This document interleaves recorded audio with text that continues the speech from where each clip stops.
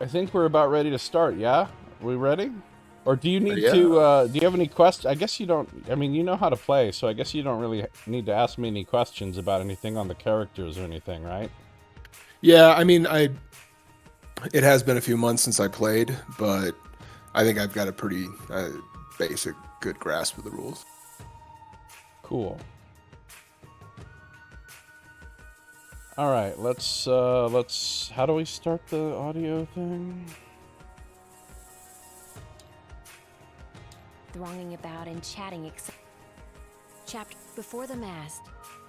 Nightingale crept almost silently through the crowd, eyes fixed on her target. There were at least 100 of her fellow students here, thronging about and chatting excitedly in their teams of 4. Her victim wasn't watching anything but the cigarette in his fingers. He didn't stand a chance. Air rushed around Nightingale as she jumped, latching onto Zeke's back with both arms like a monkey around a tree. "Zeke!" Her voice came out somewhere between a squeal and a screech, loud enough that a few nearby students turned to stare. Her friend grunted and spluttered, the cigarette tumbling away from his mouth. "You trying to kill me?" Nightingale dropped to the ground behind him. "You don't need my help for that." She extinguished the still smoldering cigarette with a well-placed step. "You've been here as long as I have. 2 years away from Earth and you're still poisoning yourself." Zeke only grinned in response. "It also makes you smell terrible," someone said from behind them.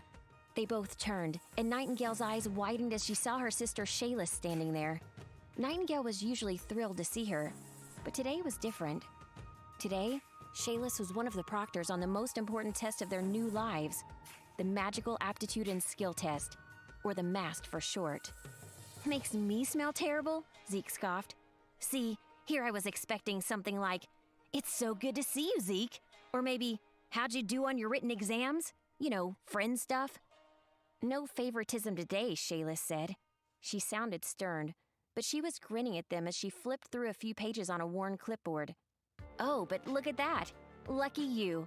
Looks like you two ended up together." "What a surprise." Nightingale smiled and shared a look with Zeke. "Consider that the only luck you get today," Shayla commented quietly. Nightingale looked around, wondering who their other partners would be. Of course, she and Zeke would be in a group together. She knew why Shayla didn't want to broadcast it, though, although students would be quick to pick up on any nepotism. While Nightingale knew each one of the students around them, the really short girl with multicolored eyes, the kid with the strange goat-like hooves The instead color of of feet, your eyes. none of them were actually friends. "Each team has 4 people," Zeke said. "Who are the other 2? "Rook, Lars, and Remy. Moretti." Shayla frowned at the clipboard for a moment, then shrugged and tucked it away under one arm. "You need me to point them out?" "Nah, we're good." Zeke rested one hand briefly on Nightingale's shoulder, pointing towards the single largest student in the room. "I see Rook there. If you're not already, get acquainted. I've only got another few teams to assign before I explain everything." Shayla walked away, vanishing effortlessly into the crowd. "Guess it makes sense. Rook's gotta be the smartest student here, and the best fighter in our class," Zeke said.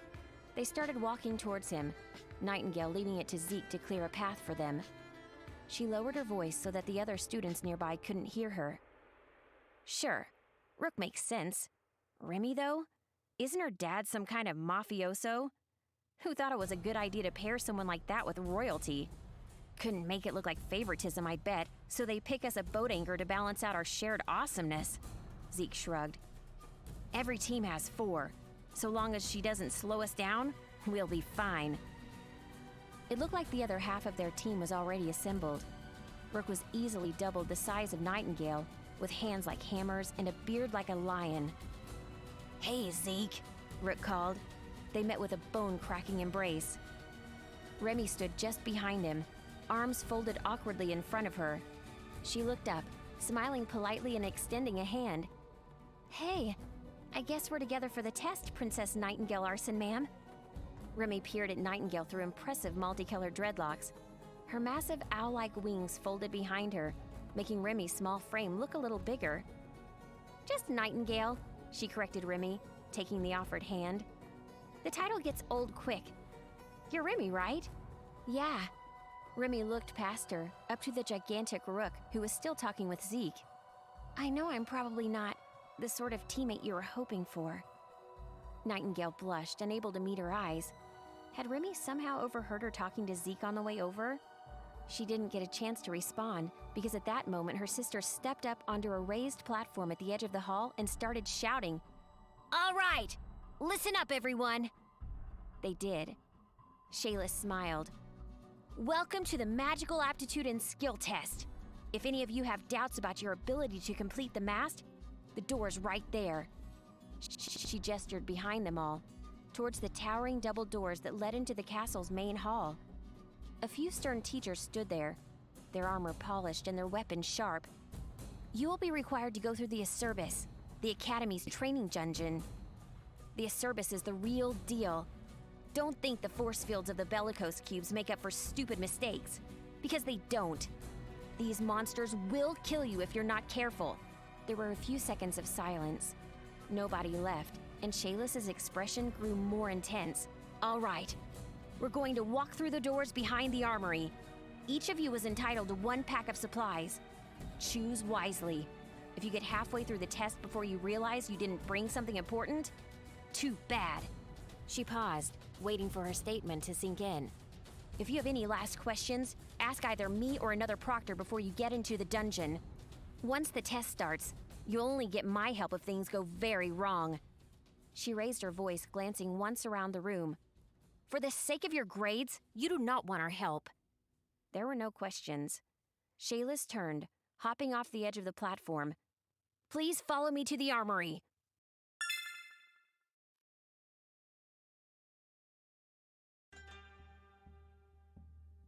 The armory was well stocked, and none of them would go into the dungeon wanting.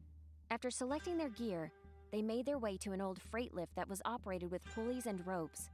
There was only enough room on the lift for the 4 of them, and no pesky safety features like rails. A burly proctor Nightingale recognized as an archery instructor stood just behind the lift. "Someone keep a hand on the rope at all times," he warned. "If you let go, the fall will kill you." "Got it," Rook answered. He was the first to climb aboard, taking hold of the control rope with one gigantic fist. The rest of them followed him aboard, and they started down. "This is gonna be awesome!"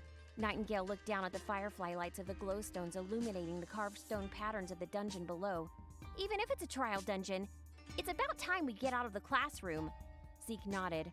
"I just can't wait to graduate. We're so close to becoming real citizens. No more lectures, no more exams." Remy shuffled near the edge of the lift, her wings twitching a little in the slight breeze. "Yeah," she said, her voice barely a squeak in the dark. Shayla was waiting at the bottom of the lift, in a cavernous room cut from rough stone. Several passages opened away in all directions. Down some of the tunnels, lights were trailing away, and voices were echoing as groups set out on their separate paths. "You ready, little sis?" Shayla gestured down a dark hallway. "That one's yours." "I'm ready." Nightingale drew her weapon and raised it enthusiastically. "Nothing down there stands a chance." "I'm sure it doesn't." Shayla smiled and reached out, wrapping one arm around Nightingale in a quick hug. Shayla's turned, meeting each of their eyes slowly. "Take care of each other. Your team shares 1 grade, so your citizenship depends on it." With a nod, she tugged on the rope, and at once the rickety elevator started to rise. "Good luck." Zeke waved at her as she disappeared. He turned and headed towards the indicated pathway. His expression wilted as he got his first look at what waited for them. Damp stone, thick cobwebs, and the smell of decay. "Let's get this over with." They left the first room behind, the sound of squeaking metal pulleys fading into the distance. The stone was thick here, too thick to hear what any of the other groups might be doing. Soon enough, they were left with nothing but their own footsteps and the light of their glowstones. They didn't have far to go before they reached the first of the bellicose cubes. It was a small relic, only about a foot across, and set into the stone wall of the cavern. Intricate carvings of cruel magic pulsed with red lights as they neared the basin at the front. "I always hate using these things, though I guess they've kept me safe in a couple of sparring matches." Remy frowned down at the cube as she approached it. "It's better than getting killed," Rook stated. "I bet the proctors put them here so that they have time to intervene if we're defeated by monsters, or if we suffer an otherwise fatal fall. Just make sure to attune yourself with it. Without putting in your blood, it won't protect you." "Attuned or not, fighting will still hurt," Zeke added. I broke an arm while learning to use a sword. Guy cheap-shotted me. Rook nodded in agreement. Zeke's right. I've broken other students' arms while learning to use a sword. He smiled at Zeke and then got serious. Seriously, though, the cube will let us survive very serious wounds, but it doesn't make us invulnerable. Don't be an idiot. Nightingale winced as she cut her hand along the blade of her weapon, just deep enough that a few drops of blood welled up in her palm. A few drops fell from her pale fingers into the bowl. One by one they struck and boiled away, and the glow of the cube grew much brighter. For just a moment, she felt as though all the blood in her body was being tugged towards the cube. The strange sensation passed, and she got out of the way. They all took their turns before they could finally advance into the encroaching gloom. Off to a rough start. Zeke's lungs burned as he ran, pounding down the cavern. It's auto-playing the next... No, spoiler alert. So, that's the beginning. Just as a bit of context, I don't know if you... They have a video on the Middara YouTube channel called the Lore Video. I don't suppose you watched that, right? No, I don't think I have. So the very basic context for this world, and what makes it strange is it's basically a fantasy world, right, with magic and all the normal shit. But in this world, no one can age, and because of even children can't age. And so, okay. But people can die, right? They die to disease, they die to being, killed. So because people can die, but, like, children can't actually grow up here, they have to port their babies to another world to grow up, and then bring them back once they become adults. And that other world is Earth. Okay. So, essentially, everyone in Middara was shipped off to Earth to a foster set of parents in the real world to grow up when they were a baby, and then brought back to this world where they then met their real parents. And so, okay. All of these characters are young adults who have essentially recently come back, which is why there's all this anachronistic stuff that you'll see that looks like things from Earth, like cigarettes and sunglasses and all that sort of stuff. The other thing is, if you want to... How do you even... I forgot how to do it. On the back of the characters, there's a little background that explains who the actual characters are. If you right-click the character and unlock it, and then you can flip it. Oh, this is cool. Yeah, so I don't know if you want to read those or not.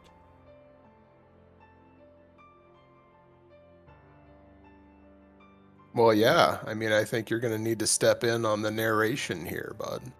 Alright, so I'll read those. That way you have a concept of who the characters actually are, which a lot of this stuff is not actually really directly explained in the main narrative, so it sort of gives more context if you care. Yeah. Alright, so I'll just go across. So, the first one is Remy, daughter of the Black Hand.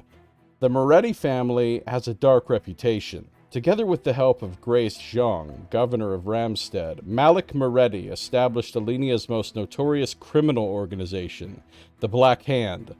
Specializing in information brokering for the aristocrats of Alenia, the group was tolerated by those in charge. With Grace's support, Malik transformed the small village of Ramstead into a bustling trade center.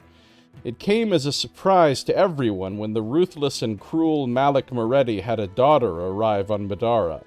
The girl was harbinged. That's what they call the people that bring the babies, or the people back and forth from Earth to Middara. They call them harbingers. Yeah, okay. The girl was harbinged from Earth through private services, circumventing the country's long wait list to have children.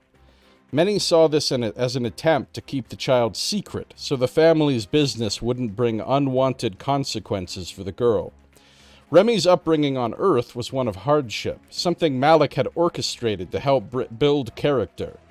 Once she arrived, Malik quickly realized that she wasn't like him. She was timid, but also kind and eager to help others. Malik embraced this and tried his hardest to keep her away from Black Hand affairs. She wasn't the heir he planned for, but she was something more than that to him now. He loved her dearly for her innocence. Remy arrived after the start of the Institute of Alenia's school year, and so she was able to enjoy Ramstead for nearly a year before being sent off to earn her citizenship. This time allowed her to pick up some skills from her father's friends, like lockpicking, sneaking, and subterfuge. She may have been kind-hearted, but she had a mischievous streak. Adjusting to life on Middara was hard at first, especially her advancement. It was terribly painful, but left her with wings which she learned to use with great enthusiasm. Oh yeah, that's the other thing. When the children come back from Earth and they arrive in Middara, a lot of times they get some kind of mutation. Just like the effect of coming to this magical world sometimes mutates them or gives them like special powers. So that's why she has wings. And that's why Rook is like so huge, because basically they got kind of mutated by coming to this magical world. Gotcha. Or, you know, certain characters will have like horns or tails or various weird things. That's the reason for it. Blah blah blah. Excuse to make weird looking characters. Right. Yeah, there have to be gnomes for some reason. Right. And they call that the advancement. Yeah, I think so. Even so, the loss of her Earth family weighed heavily on her. She had been told by Malik that they worked for him and she'd see them again, but this didn't make her miss them any less. So her dad's like a crime boss, basically. Then there's Zeke Zhang, the auspicious heir. The illustrious Zhang house of Alenia has done a much better job at producing long-living offspring than their friends, the Arsons. While the Arson family had given birth to multiple healthy children, most either left the kingdom, died, or disappointed their father enough to be ruled out as successors to the throne. As a diarchy, the kingdom of Alenia needed to unify both the Zhang and Arson houses through blood. Zeke and his cousin Tyrael were both conceived with the intent of merging these powerful households. While his cousin had been born 16 years earlier, the family didn't want to take any chances. A second child was a way of hedging their bets, with both births timed alongside an Arson child. Shortly before his death, the powerful and revered Lo Zhang and his queen Ida gave birth to Zeke. This made Zeke the first and only child of Lo Zhang, and what many in Alenia see as the true heir to the Zhang family's title. This has made him the center of attention amongst the ruling class.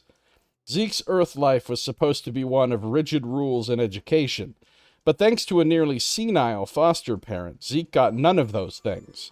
Shortly after his arrival on Middara, Ida found that her son was disobedient, lacked etiquette, and was a nuisance in his classes.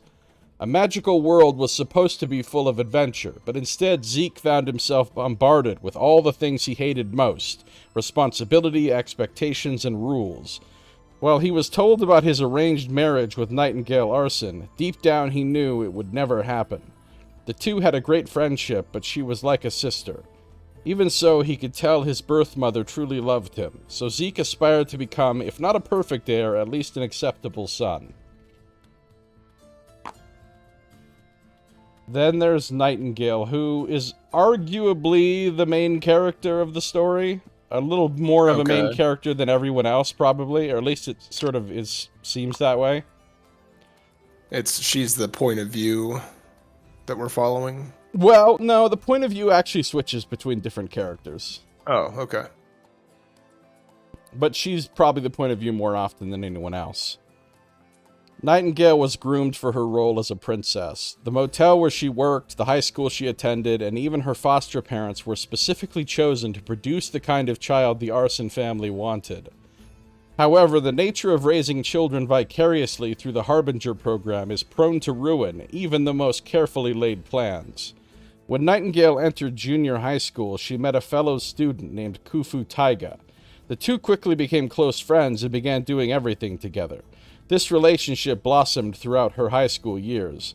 When Nightingale was finally pulled into Middara shortly after graduation, Khufu followed the Harbingers assigned to retrieve her, and he was able to find his way into Middara.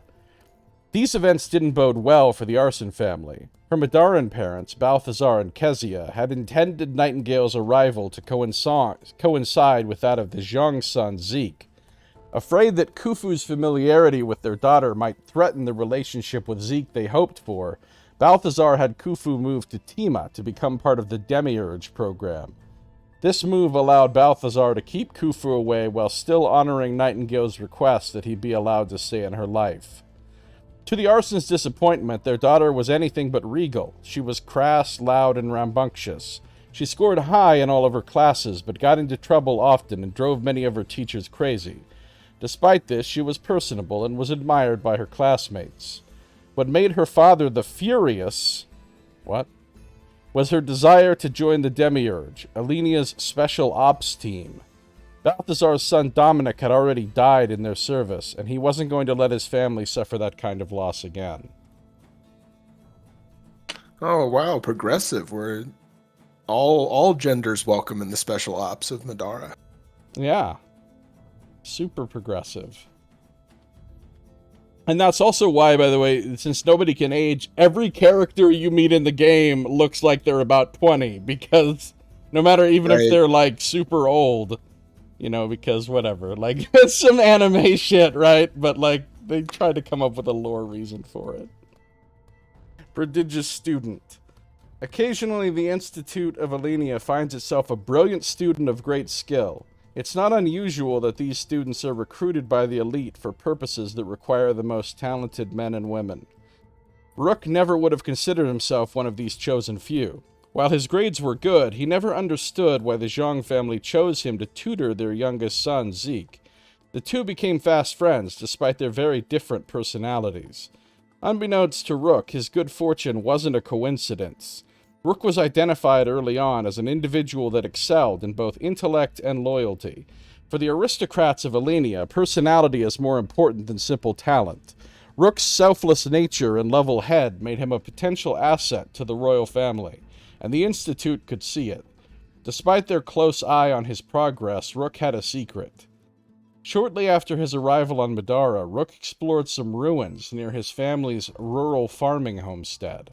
There he found an amulet left behind by an ancient civilization that once inhabited Alenia. Excited that his family might be able to use the gold that the amulet might fetch, Rook made his way back home to share the good news. As he traveled, something strange happened. The amulet began to glow, and a spectral girl appeared in the air before him. She said her name was Suri, and explained that the artifact connected her to their world. She warned that her world Arkala was forbidden from interacting with Middara, and asked that he keep the amulet a secret. Despite the danger, Suri was curious about Middara and about Rook, and they soon became friends. Since his first encounter with Suri, Rook has kept her and the true nature of the amulet a secret. Their bond grew over the years he spent at the Institute, and they learned from each other's strange lives. So, all of these stories actually come up. All of this stuff comes up quite a bit in the actual narrative, so that's why it's good to understand some of this stuff for context ahead of time. Awesome. Alright, so now we can set up the first scenario. The Masked Day 1. Where's the button that sets everything up?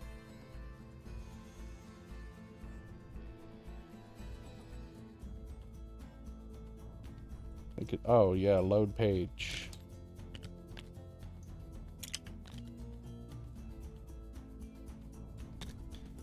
So I always kind of like to, just really quickly double check that everything was placed correctly. I just kind of glance and make sure. But it is. Because I think there's once or twice where there might have been something slightly messed up when I played this before. Out of a whole bunch of scenarios. So not very often, but for the most part, it gets it exactly right. And we've got 2 start locations there, so...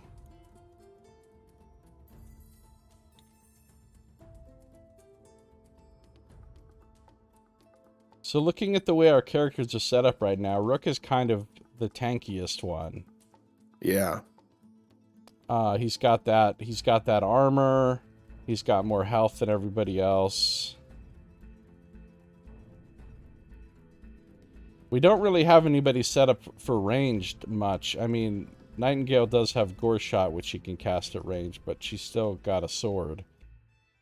So we're pretty much all melee characters for the most part. But Rook's the tankiest, definitely. And he's got a heal. Yeah, right? I was just thinking, is that... So...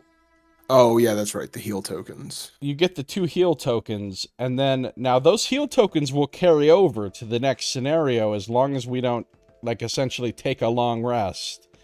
You know, it'll tell you... When you finish the scenario, it'll either tell you to just proceed, or it'll tell you to restore adventurers. Restore adventurers means you're taking a long rest and everything resets. But if it doesn't tell you to do that, then some things carry over, like those ability tokens, like those heal tokens, which means if you didn't use them in one fight, you could use them in the next fight, and you could use Mend again to get 2 more. So, but that's why it says there's a limit of 4 that you're allowed to have. So you don't necessarily have to use them up before the fight ends. If you can save them for the next one, sometimes that's beneficial.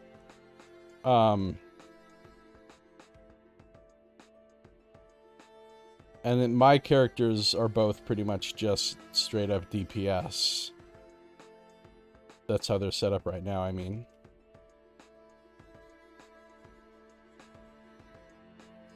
And then you also have that thing on Nightingale where once per encounter you can give everybody extra stamina points, which is a nice buff. That's the ability that's printed on her card. Yeah. You used these same characters when you were playing the crawl, though, right? Yeah. Okay. So, yeah, I don't know how we want to do this. Probably doesn't matter too much where we deploy. 2 of us have to deploy up here, and 2 of us have to deploy, you know. Oh, okay. I was just reading through these special encounter rules. Oh, yeah. So there's a movable rock. That's that red token in the middle there. Can make a strength 10 skill check. Obviously, the strongest character is also Rook. His strength is +6. Oh, we've got a bit of a golf element here. We want to get this done as quickly as possible.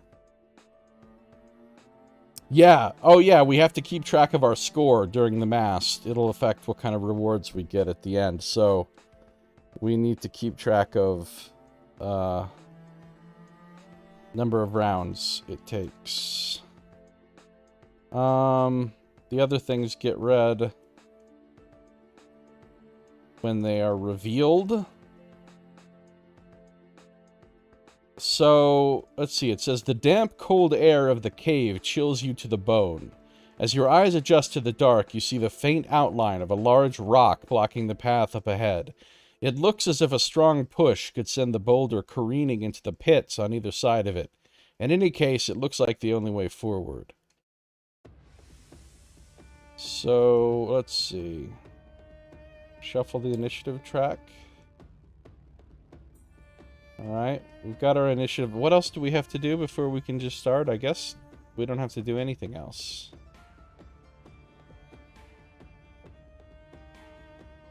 I don't have the tiles memorized very well, so I like to keep the rulebook open on that page. Oh, that's fine.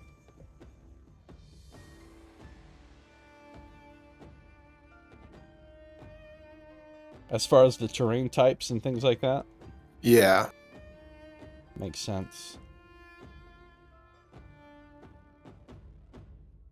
Oh, our loot deck.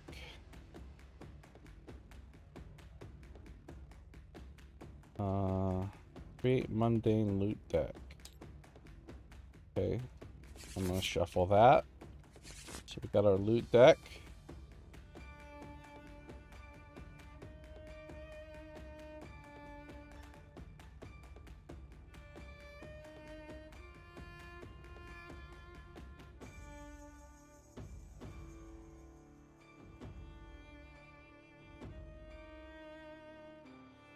Alright, well, whenever you're ready, Nightingale goes first.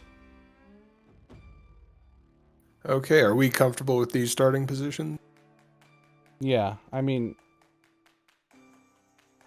you have to actually be in the squares. I'm comfortable with you starting on the board. Yeah, okay. Yeah, so however you want to proceed. All right, so the objective here is to get to the blue exit, right? So let's just begin that process. Come within line Uh, of sight of something. Correction. The objective is to get that loot, then the blue Okay. exit. Let me just make it clear. If there's loot on the board, we're getting it. Alrighty, so we'll spend a stamina point to move.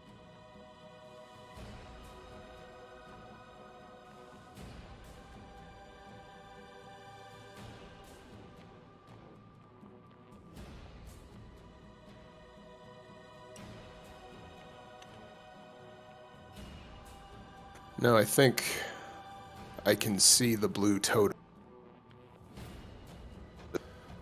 Isn't there a button that lets you draw? There's definitely a button. Yeah, there is. That lets you draw a line Yeah. of sight. Yeah, you can definitely see the blue totem.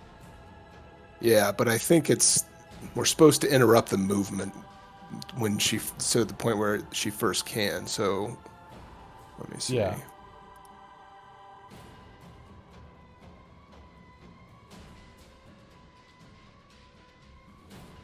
Okay, yeah, so Probably not until you get to the square you're in. You think? I think it's there. I believe line of sight is center of that square to any part of the square that I'm in. I think it's center to center. I thought it was Is center to it? center. Okay. So I think it cut off by the little bit of the wall there until you get there.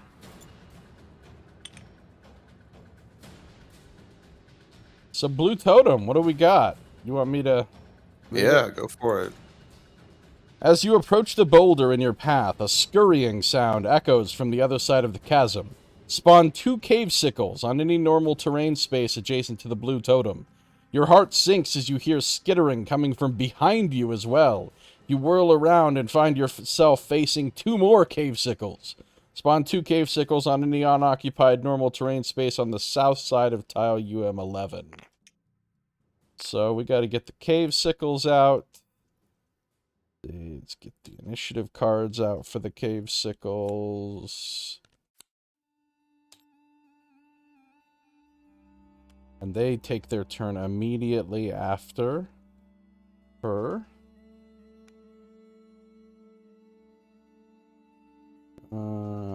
Intelligent AI tiles. The regular ass cave sickles. Oh, there's like a button that spawns them, isn't there? I Yeah, forgot it's how. on the card itself.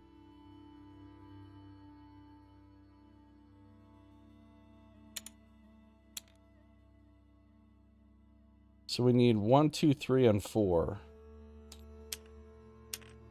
So 1 and 2 spawn next to the blue totem.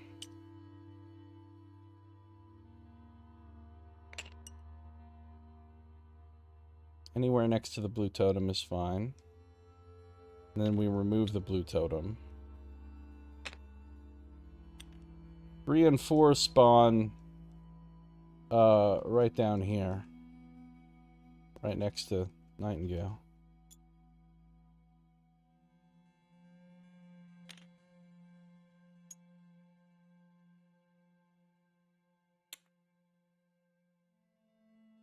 Then I guess we'll split the monsters up. I'll take 3 and 4, and you can have 1, 2, and 3.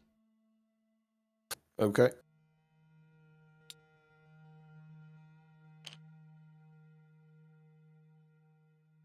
So your turn continues. All right, so I think we're just going to make an attack here with the longsword against number 3. All right. So I don't know if you've noticed, but you are forced to empower your attacks due to your magic talisman. Okay. So basically, you always roll a black die, and you don't have to spend an extra stamina point to do so. It's a bit of a mixed blessing, since it can make you miss, but in general, it's good.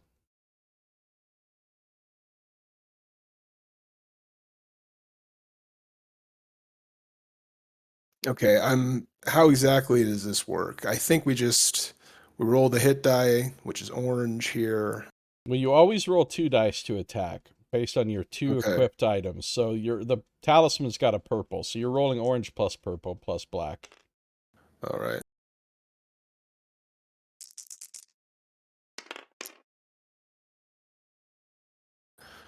Okay, so it's a 9 and it's versus their defense of 8, so that's a hit, right? Yeah. So you hit by 1, and then whatever symbols you can spend to add to the damage. And you can spend symbols off of either one of those cards. Yeah, so it looks like I can get 3 more damage, right, with 6 books. Yep. So it looks like you did 4 damage. To number 3.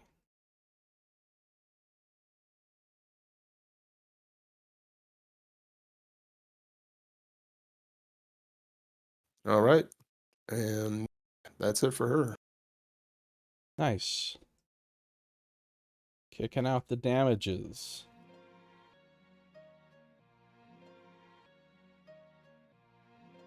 And did you have any SP left over, or did you spend it all? No, yeah, I spent it all. No, I'm just messing around. I don't even... You didn't save an SP? Oh my god, it was this noob. No, I'm just kidding. Although, I think this is a good, before my turn ends here, this is probably a good use of Ambitious for a first round. Yeah, might as well. Go for it. So yeah, everybody gets stamina. And you get 2. You can actually use it before your turn ends, if you want to spend those 2.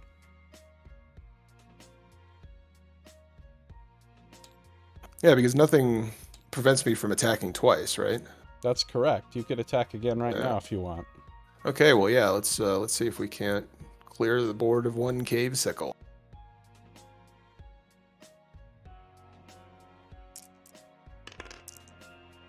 Oh, you definitely cleared the board. Yeah, on numbers alone, that one does it.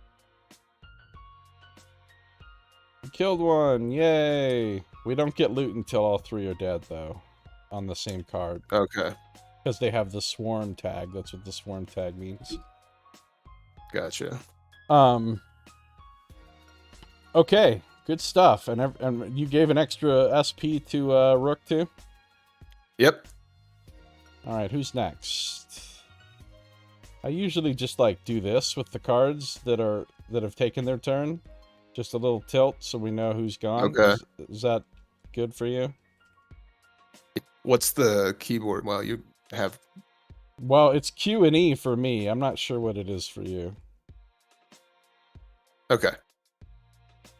Okay, so Cave Sickles 1 through 3, those are yours, so they get to go now. All right. Let's see what we're doing here with our AI steps. Is there an opponent adjacent? No. Is there an opponent within range 4? No. Can it move and attack an opponent within range 4? Yes. So It's move gonna to have be... jump the pit. Okay.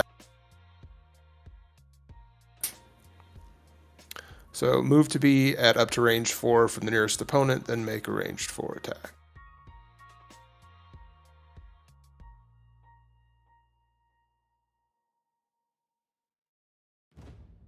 All right, so talk me through the roll to jump the pit. It just rolls the black die, and if it gets a skull, it fails. Anything else, it succeeds. Yeah, it's fine then.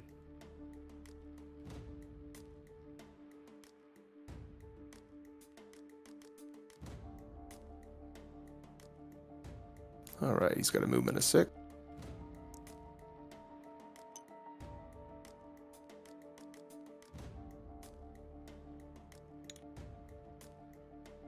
And I think with that phrasing, right, move to be it up, you want to be as close to 4 as you can. Yeah, he wants to be at the max distance if possible, right? And this is within range, right? Range is line of sight. Yeah. Although he's attacking through green squares, so you get +1 to your defense. Or he gets -1 to hit, technically. Okay. And I'm not Yeah. seeing any place where he could move that would not be the case. No. And enemies won't specifically move to avoid that unless, you know, like they won't disobey any of their other directives, like staying at max distance for something like that. Okay. Are you going to dodge? You've got a couple of dodge items. Yeah, I think I am.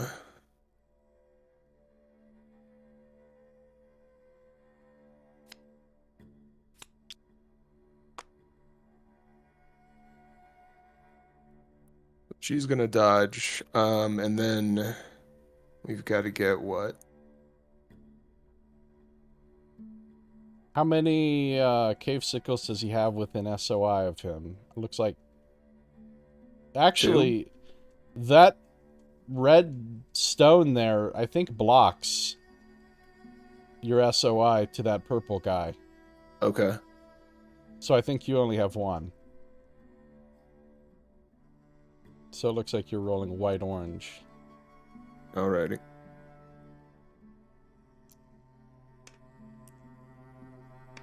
And they don't ever empower unless it specifically tells them to, right? Right. Alright. 10, which is a tie, so it hits, but no But damage. you I did dodge, so you can roll your black for that. Ugh. Okay, so... But you do have that passive on your shirt. When you since you made a dodge and you didn't roll the skull, you get 1 defense for free. Okay, yep. And you've got 1 defense from your defensive core, so your defense is actually 11 right now. So it's a miss. Oh, okay. Oh, wait, you rolled a 7 and a 5. Or what did you originally roll? No, yeah, it was originally a 7 and a 3.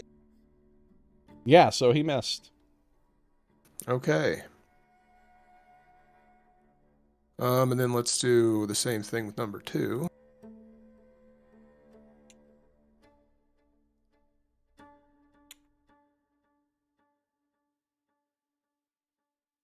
So he needs to roll to jump first. See if he falls in the pit. He didn't. Now he actually has 2 cave sickles, so... Yeah, so are you going to dodge this one too? I thought you could only dodge once. You can dodge as many times as you have abilities that let you dodge. So if you have multiple items with an exhaust dodge on them, you can dodge with those multiple times. And if you have stamina points, you can dodge as many times as you want as you spend stamina points. Well, yeah, I'm going to dodge.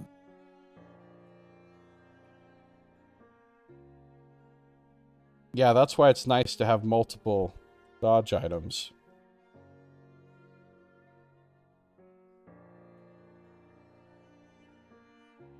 So...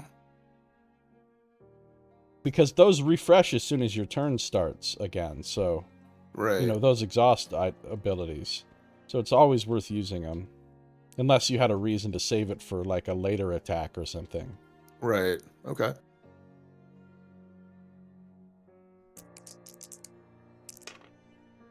Seven and 9 is miss. Big old bunch of myths. I cannot counter. I don't have any ranged. Or you can't counter with spells, right? You can't counter with spells. You could counter with your sword if he was next to you. But yeah, you can't counter at a distance with the sword. If you had a ranged weapon, you could counter with it, though. Okay.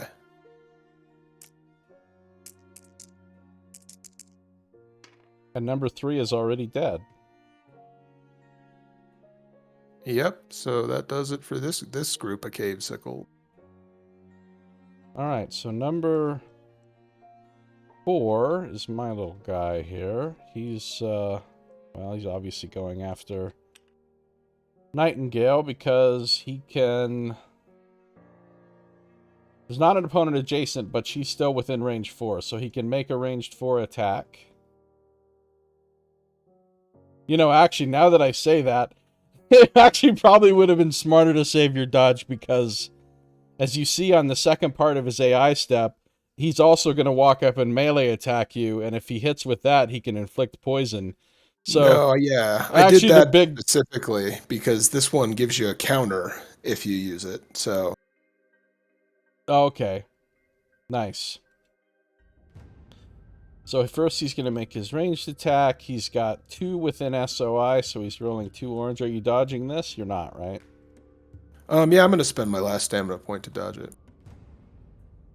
Oh, wait. What stamina point? I didn't think you had any stamina. Oh, no, you're right. I didn't. Because you attacked again. Yes. So you don't have any stamina. Yeah, and I will go ahead then and exhaust this to account for the last dodge that I had.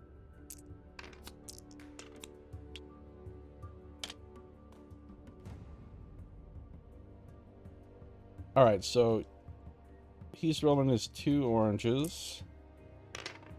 Uh-oh. So your That's a defense hit. is actually a 10, because again, you get +1 from your defensive core there. I think we all have a 10 defense to start. Right. Makes it easy to remember. So he hits you for 1 plus...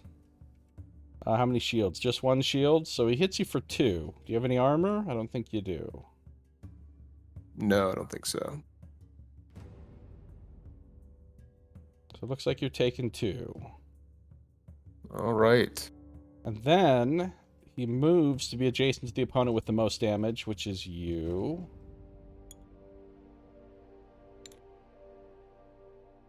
And he makes another attack, a melee attack.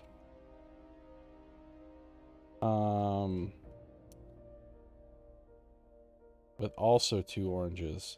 See, this is actually the attack that probably would have been the smartest to have a dodge for, because this is the one that can poison, but we didn't think of that.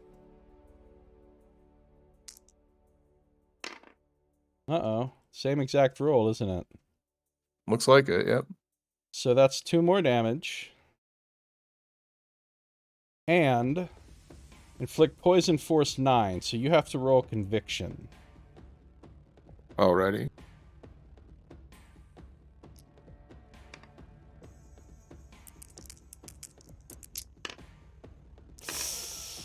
Okay. Not great. It's not great. We're already getting owned. Well, there's poison for you. Let me grab a poison token. Poison. Where is it? Here it is.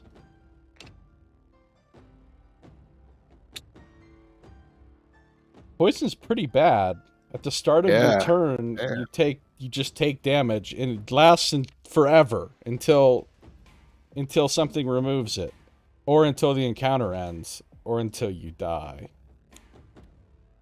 Does anybody have a balm? Oh, Rook does. Yeah. So that's one way you could get rid of it. And items can basically be used any time that you want, right? Well, it depends. That's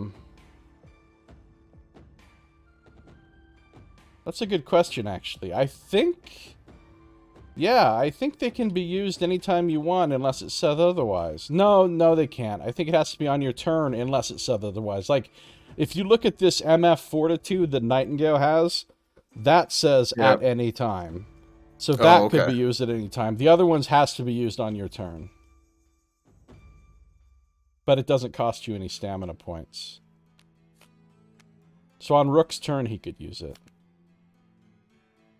So that sickle is done, which makes it Zeke's turn.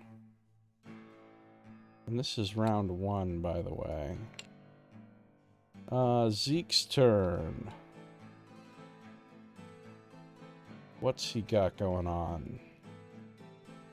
He's got short swords. He's got... Oh, he's got the utility core. Nice. Lets him get a free consumable after each battle. I love those. And he's got blade works. He's got the jacket. Juice box, throwing knives. I didn't even really look at the... And 2 juice boxes. And movement of 6. Alright, he's coming in.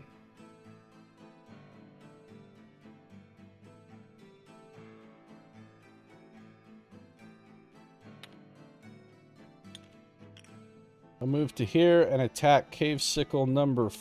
Actually, can he get... He can't get to flanking without provoking a break attack, unfortunately. I don't think you can move diagonally. Is that right? Oh, that's right. I keep forgetting. I mean, he actually does have something he can use to move diagonally, but I forgot that you can't just do it.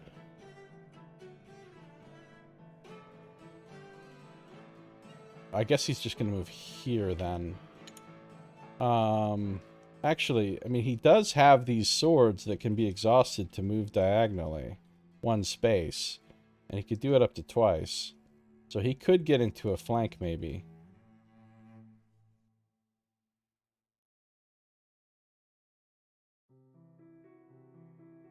Yeah.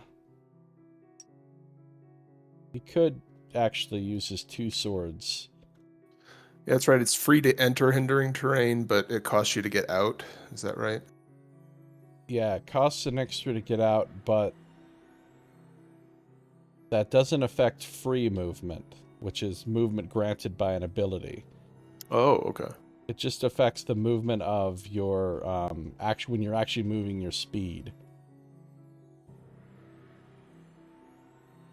I mean, like an official move action. Like, an ability might give you a move action, in which case it would, it would say the word move in all caps. Whereas if it just says move 1 space or move 3 spaces, that's called free movement, and it doesn't, it's not affected by the terrain. So, he's going to go there. He gets a +2 to hit because of the flanking.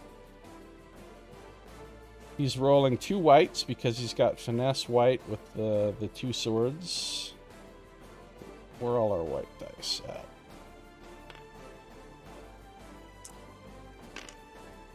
So he's got a total of 12. What's this guy's defense go? No, not yet. There's not enough cave sickles for his defense to go up. So that's a hit of 4 plus 2 books, 2 shields. It's a hit of 6. That's enough to kill it. Good job, Zeke. So we can take another one out. And since that's the only one on his card, we do get to draw a loot card for that one. Oh, we start right out with some item loot. Roll 2 white dice. See what we got. I'm already cheating. 6. We got an armor. So we've got the mundane armors here. Just shuffling. There's only 2. There's only 2 cards there, so I can see which one is on top. I'm gonna close my eyes and just press the button a few times, and then there we go. So we got another badass leather jacket, which is what he's already wearing, but that will go into his pack. And if somebody else wants that, he could trade it to him or whatever. Afterwards, or even technically, somebody could trade for it with a re-equip action during the battle, but anyway, found an item. Item loot card goes into this card, which I just throw up there because I don't know where else to put it. And these cave sickles are done. That group of cave sickles, rather. Which means Zeke's turn. Oh, I didn't spend any stamina. I need to spend his stamina. You spent 1 to move. You spent 2 to Yeah, but you were just attack. finishing up Zeke's turn. You were what? You were just finishing up Zeke's turn. It wasn't the cave sickle that was going. Yeah, I know. I'm just flipping him over since none of those cave sickles are alive anymore. Okay.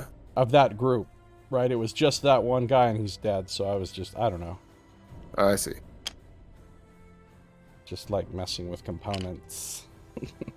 Oh yeah, I'm So- fidgety as hell on Tabletop Simulator. So, oh, he could actually make another attack, but he doesn't have any enemies left to attack. He wept, for there were no more cave sickles to conquer. Except there were. There's 2 of them right there, but they're too far away. That was actually not a well-planned turn. I could have probably done something slightly better and gotten another attack off, but that's okay. He's done. Just shaking off the rust. Shaking off the rust. All right, Rook's turn. Well, I think he really can't get anywhere, but let's see. Well, the first thing we're going to do is get some heal token. It's good. Costs you nothing to get the tokens out. Then we're going to discard the magic balm. I think you have to get closer to her before you can use it, but you're going to, I'm sure, so it's not going to matter, but... Well, I'll do things in order then.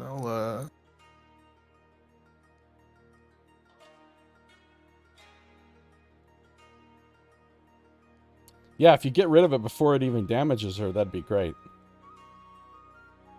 And then when the encounter ends, I'll use Zeke's utility core to just get a new magic bomb, so we'll have another one. Okay.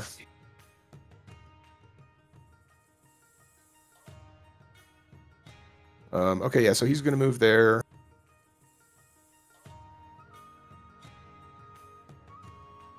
I mean, he doesn't have to be right next to her. He just has to be within SOI. No, yeah, I can't get him to the cave sickles in any way that I've found, so... Well, you know you can move extra by spending more stamina, right?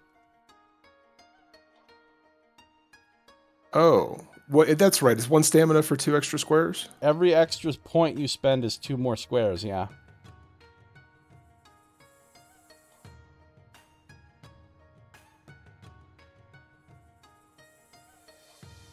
Although it does cost 2 squares to move out of the green. Yeah.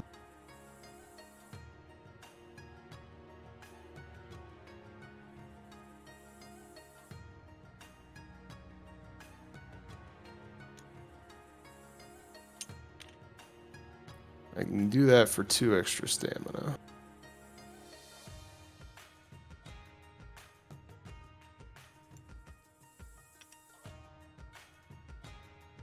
So you got rid of the poison, that's Get good. rid of the poison. And then I think I'm going to hold on to his last point. I'm not going to do anything. That's good. You could use that point to dodge since he doesn't have Yeah. any dodge abilities. Or just save it for your next turn. Whichever. Okay. But now So yeah, he's in tanking position. That's what we like to see. right. Oh, have we activated any more totems? No, not yet. Okay. So that was Rook, so it's Remy's turn at the last of the round. Remy.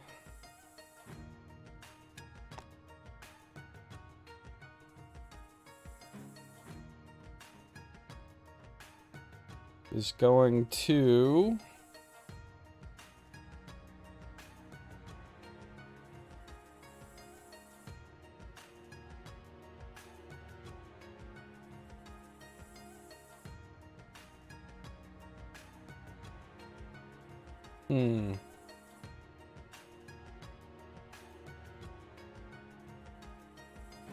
She can't actually get into attack position. Even if you Hold use flight to avoid the... Yeah, if I terrain. spend 2 to fly, I can go 1, 2, 3, 4, 5, 6. Spend 1 more to go 1. But then I can't actually move diagonally, so I'd have to go into Zeke 2 and spend 1 more, at which point I've now spent 3 out of 4 stamina. Oh, yeah. And have 1 left. Which is, I guess, still probably the best thing to do. So she's gonna spend 3 to fly 10 squares. 1, 2, 3, 4, 5, 6, 7, 8, 9, 10. She'll move to here and call it a day. So that's the end of the round. We shuffle the initiative cards back. Oh, we take this initiative card out since that group is dead. So we'll shuffle the initiative again. And it's a new round, round 2. Cave Sickles start. All right, so our Cave Sickle number 1's going to attack Rook. Christ. These follow-up attacks. Yeah, it can get pretty ugly. Especially when you have enough Cave Sickles that they get the 4-piece bonus. They can tear your ass up. All right, I am going to spend Rook's last stamina point here to dodge. So we're Great. at 11.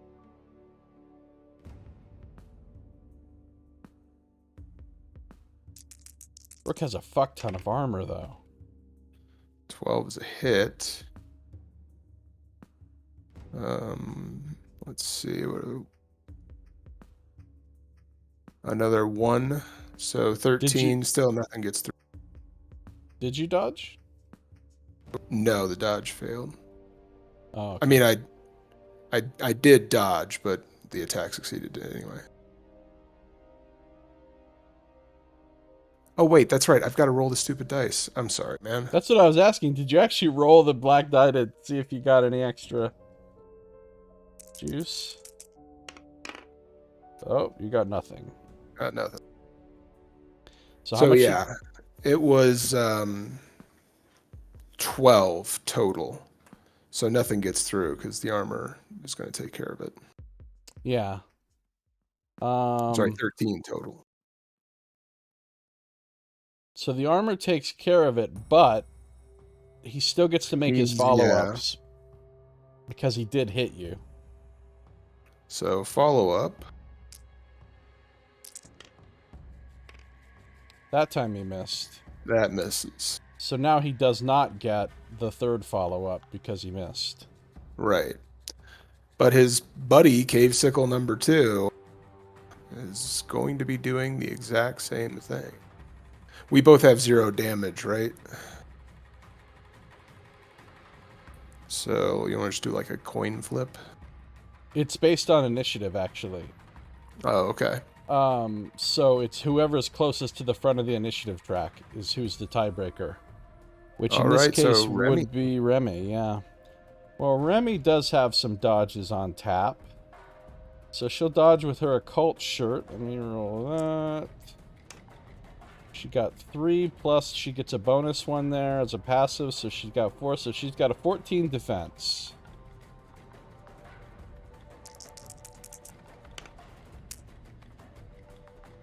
So the 12 is going to miss. And because it missed, if you successfully dodge the attack, I get a free counter. So she gets to counterattack with her 2 white dice. She's going to exhaust her war axe to get books as extra damage with this attack. So 2 white. 11. Big hit. Hit for 3, plus I think she gets every symbol as another point with that weapon. 2, 3, 4, 5. Yep. So 8 damage. 9 damage with Hammer Helm passive, so 9 damage, more than enough to kill the Cave Sickle on his own turn. Always feels good. No, yeah. I got it. Oh, that was the wrong one. I'm getting too overzealous. Taking the wrong one off the board. Trying to cheat. So we don't get a loot card yet until that last one goes away. Yeah. So that was the Cave Sickle's turn. Which That means it it's was. Nightingale's turn.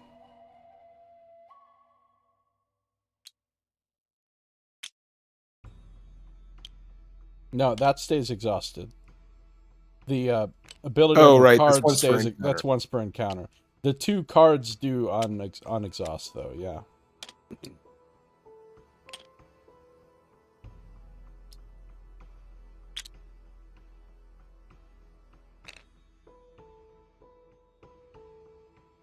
And at the start of her turn, she gets her 3 stamina points back. All right.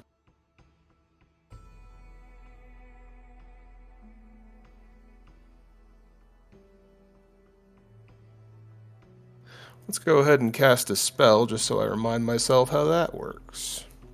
Yay, spell casting. Remember that you also have to empower that due to your magic talisman. Okay. So I don't think you have any casting upgrade on your equipment, so you're just rolling your base casting dice. All right. Which is a d6 plus a black plus 6, because it says a spell 6, so that's what you add to your casting die. Okay. Oh, nice. Each book on the so- black die gives you an extra 1, but not the symbols on your casting die. Those don't do anything. Okay.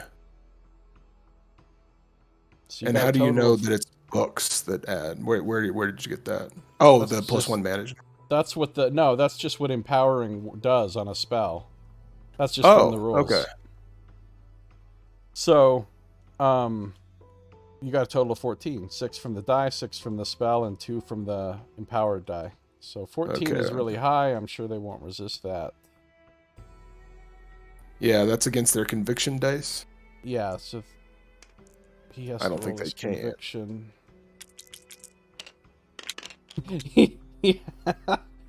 I rolled her Everything. character. I need to remember to save the game, by the way. In case anything bad happens. I thought there was a quick save. Now I've forgotten how to save.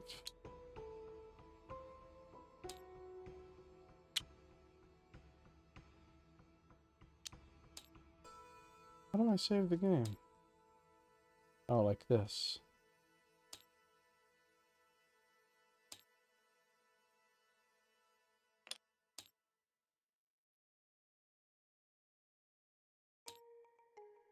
Maybe there's not a quick save.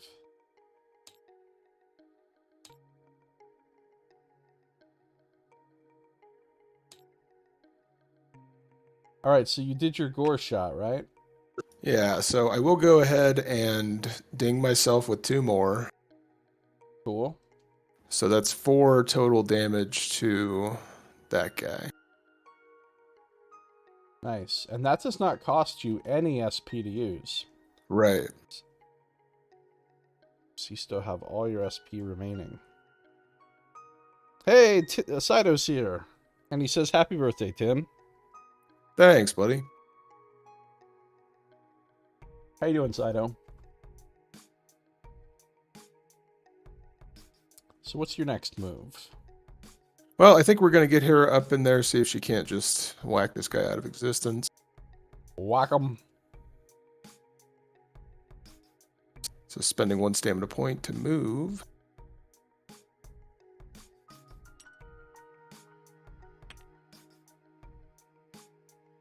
And 2 to attack.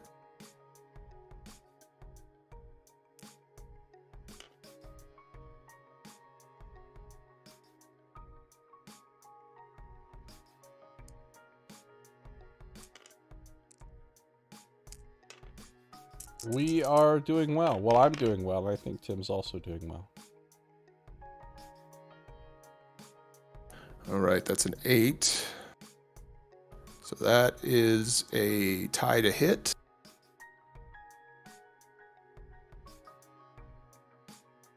But I don't have a way to actually add any damage to that, I don't think.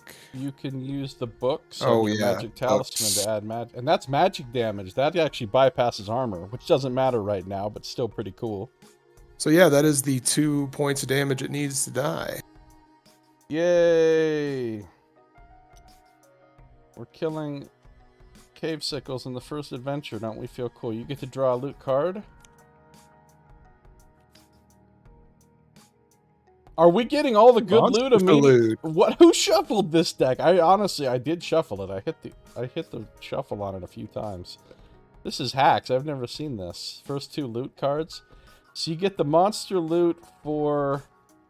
so I gotta go in here to the deck. There's multiple monster loots for cave sickles. There's not a great way to do this other than just look through, find the monster loots for cave sickles, and pull them out. Okay. I think there's 3. And then you have to shuffle between those 3 cards.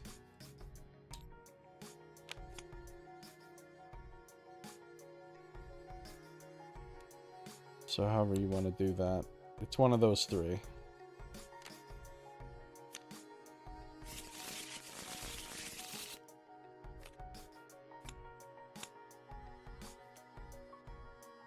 Okay.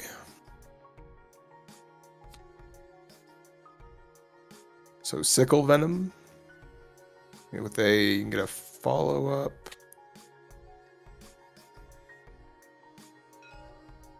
The hell is wrong with my mouse cursor? I'm on some sort of flick mode with my mouse cursor, and I don't like it. I don't know what I did. I don't know what button I pushed.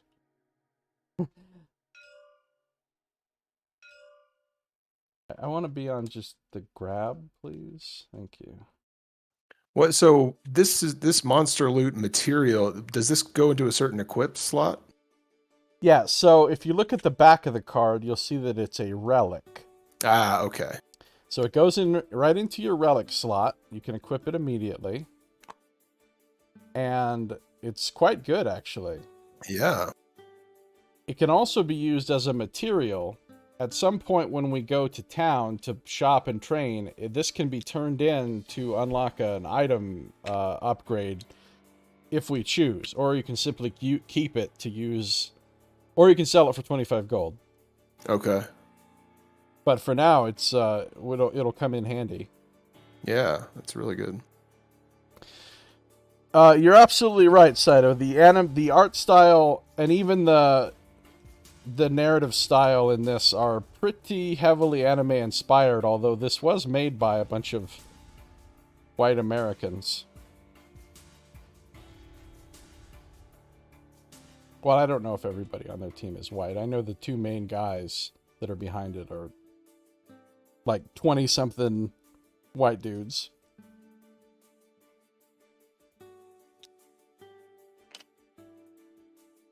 Okay, that exhausts her stamina, and that's the end of her turn. Okay. Nice. Good job. So, no more enemies on the board. Whose turn is it? Zeke's. Zeke. Well, I don't know if Zeke can move that rock, but it's not going to cost him anything to try, I guess. So he gets his 3 stamina back.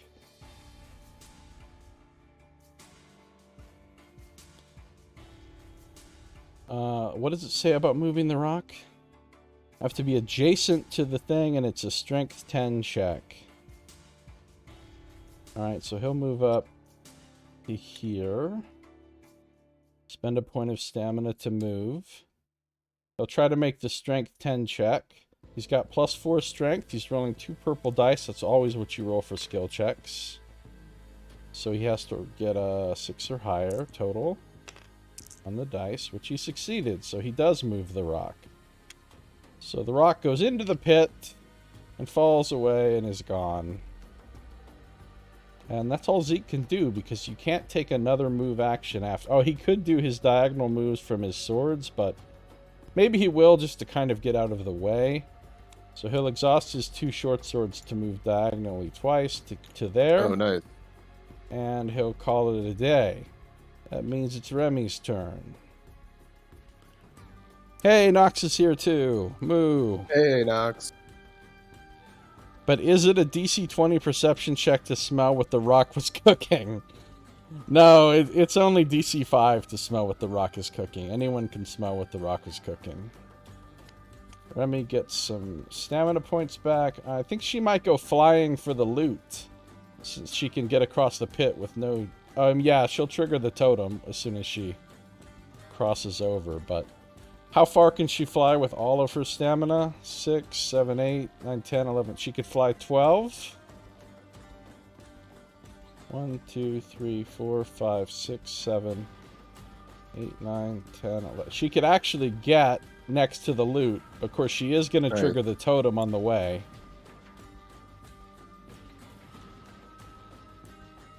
So as soon as she gets here, she's moved 7, the totem is triggered. So the red totem. As you peer around the corner, you see a handful of, surprise, surprise, cave sickles skittering about. They spring into action when they notice you. The cave sickles are blocking the path that leads deeper into the caves. Spawn 2 cave sickles adjacent to the space this totem occupied. So number 1 and 2 are coming back on the board next to the red totem. And across the gap, you see another cave sickle emerge near a small box. Spawn 1 more cave sickle adjacent to the blue loot token. That may change what she's going to do. So number 3 will come out next to the blue loot token, wherever you want to put them. And that's all it says for that totem. So... their cards go back... oh, that card would have come off because they died. But now their card goes right back in immediately after Remy. So she's moved 7 so far. 8. 9. 10. She moves 10. That cost her 3 of her stamina. That 1 stamina is not enough to attack. So I guess she'll keep moving. She does not provoke break attacks because she is flying. So she can go ahead and get into the position she wants to be in. But she can't attack and she can't pick up the loot yet because she doesn't have the stamina to do it. So that's the end of her turn. Cave sickles go. All right. Cave sickle 1. Just escaped from the work demons. Glad to hear it. Glad to hear it. Tim's birthday was actually yesterday, but we're celebrating today.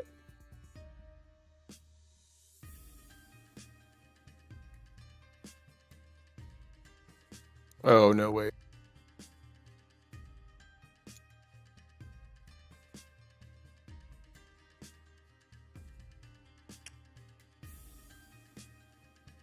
So make an arranged 4 attack against Zeke.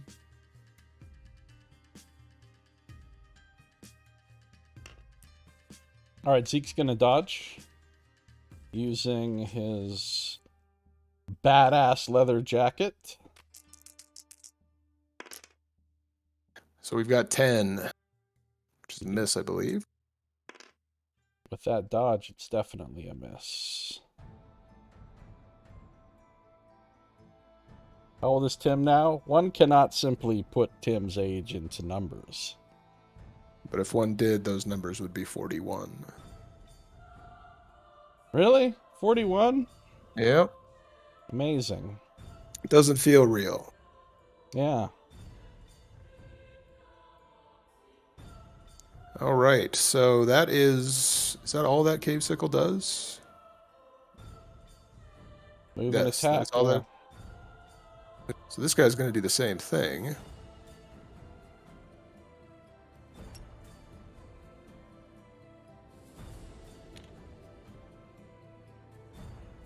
Zeke... How come Zeke has 3 stamina? Oh yeah, because he didn't really do any... Oh, he had to do it. He had to spend 1 to move the rock. He'll spend 1 to dodge. Oof. Oof. 15. Alright, fortunately for all of us, Zeke has an ability called Nimble Fighter, which allows him to reroll his dodge roll once per turn. So he's going to reroll that skull. Yeah, 4 shields! Nice. So in actuality, he's got a defense of 14 right now. Okay, so 15 hits with 1. And looks like 2 more, so for a total of 3. Alright, a total of 3. He has 1 point of armor.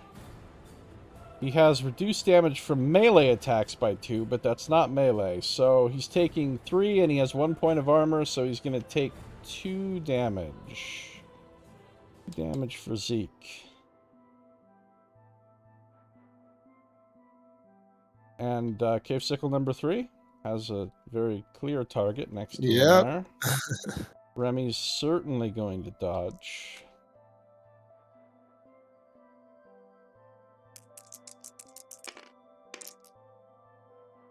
Okay, 14. Ooh, I got 12 defense over here. Okay, so 2 plus 2 more from the shields, 4 damage, and a follow-up attack. Alright, hold on. Before... Oh, I didn't successfully dodge the attack because I didn't make it miss, so I don't get the free counter. So you said 4 damage? 4 damage, yep. She has no armor, so she's taking all 4 of that. And yeah, follow-up attack, she cannot dodge. She doesn't have any way to do it this time. Okay, that's 10. 10 is a hit of 0. Okay, so 1 point of damage. Okay. And the final follow-up attack. 6, so that's a miss. Okay, sweet. That's it for the cave sickles. We're getting hammered. Well, we're okay. We're getting a little bit hammered, though. Alright, so at the beginning of Rook's turn, we get 3 stamina back. It's a shirt, yes! It's an occult shirt. You can tell how occult it is by the fact that it's got, you know, symbols and such.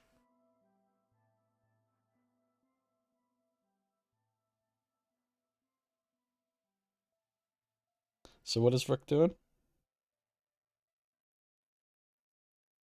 Well, let's count out what he's got as far as movement. Okay, yeah, so for just a single move action, he can get into range.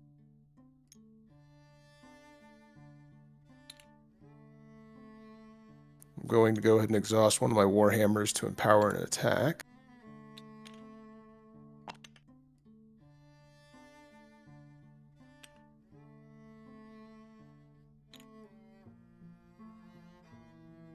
Ooh, empower.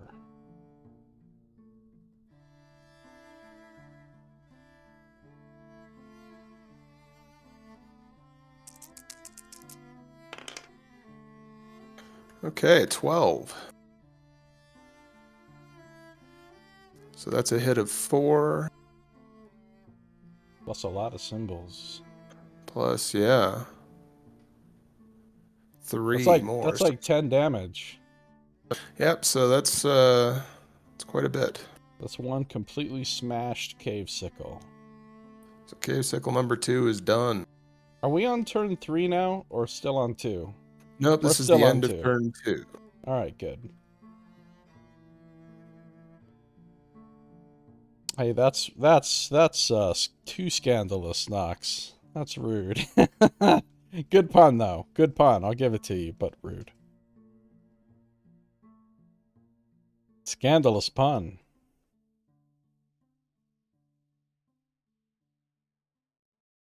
Okay. Yeah, that's it. That's it for him. Alrighty. Is he gonna... Does he need to heal anyone? I think Nightingale needs it the most, and she's pretty far away. So, how do you determine your character's sphere of influence? It's just 4 away from you. And it can't be blocked by, like, hard terrain or anything. But there are things that can improve it, right? Like, you could have a piece of gear that makes it bigger, but by default, it's 4 for everyone. Okay, okay. So yeah, no, I think she's outside of range, because you said this white tile will block it. No, only, like, red line terrain, like the actual walls will block it. So Well, the yeah, pit then it's- doesn't block it. He could hypothetically heal Remy if you want to. Yeah, I got heal tokens. What do you need? Oh my gosh, 8. Actually, hold on though. Because you have to Oh no, I spend an don't. SP Yeah. to use it, but then you get the SP back if you use it to heal someone other than yourself. That's what it says on the mend card. Right. Okay, so I'm 2 ways you can want to play this. We can either do this because the math would have worked out, Yeah, and I because you will could try have and done keep that it. in mind in the future. Yeah. You just could have done it before you attacked. It's fine.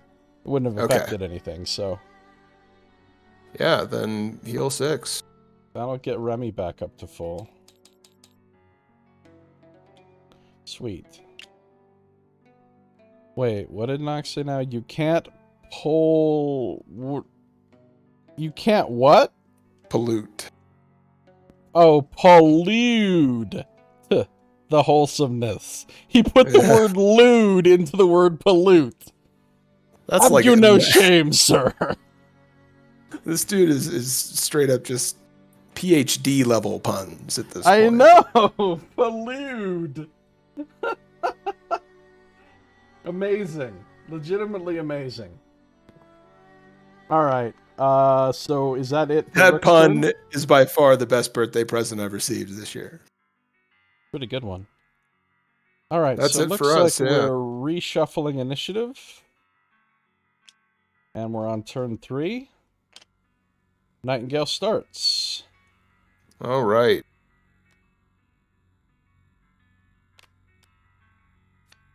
We haven't gotten any gold yet.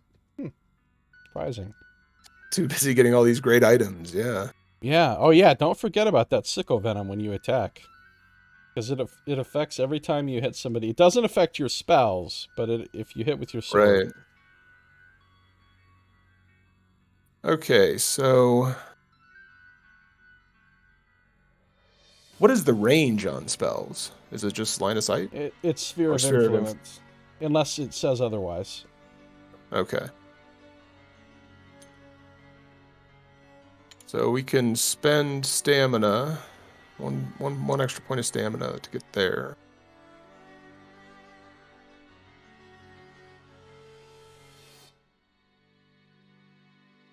And then let's discard my MF Fortitude drink here to gain a point of stamina back to attack. What did you do? So I've got this Oh. consumable that gives me a stamina point. Gives you a stamina point. Nice.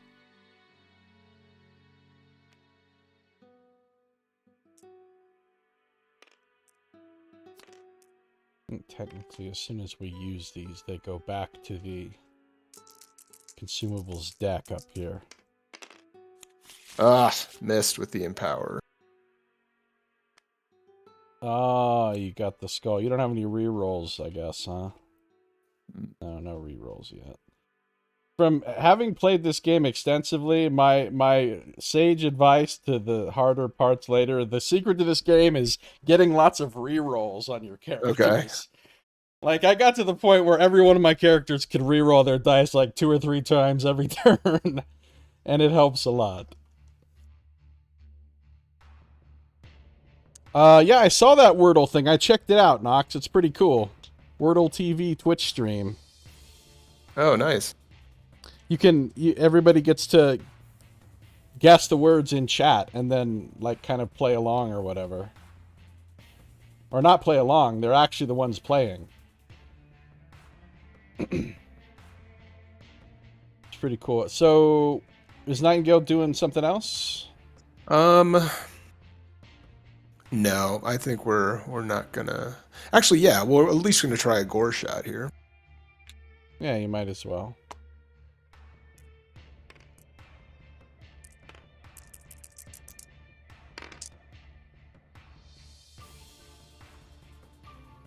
That's a pretty good roll, actually, because those are all books. They all add.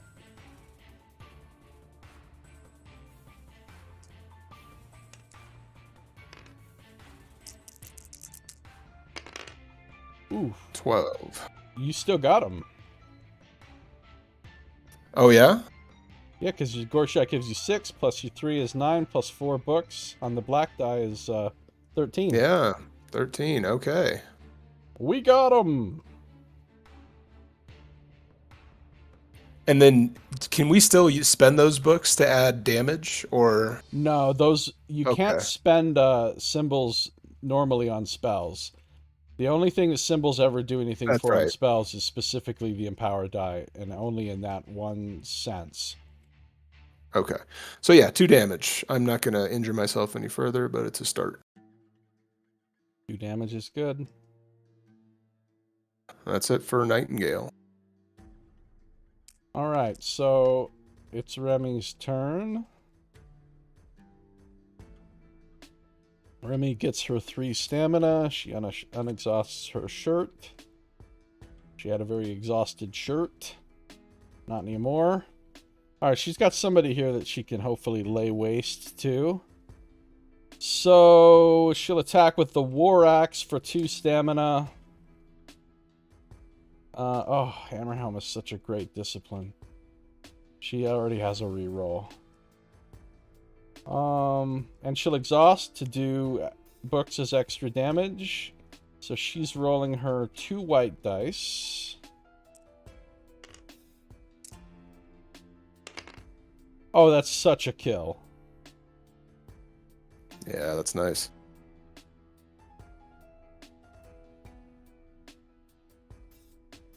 That's 15 damage. 15 damage, I'll take it. I remember that about her. She is kind of a cannon. Yeah, and once you get, if you do a character with hammer, helm, and 2-handed weapons, and then you get the Giga Script discipline that lets you wield 2 2-handed weapons, it gets so sick. It gets so sick. Alright, so 15 damage, that's going to completely obliterate Cave Sickle number 3.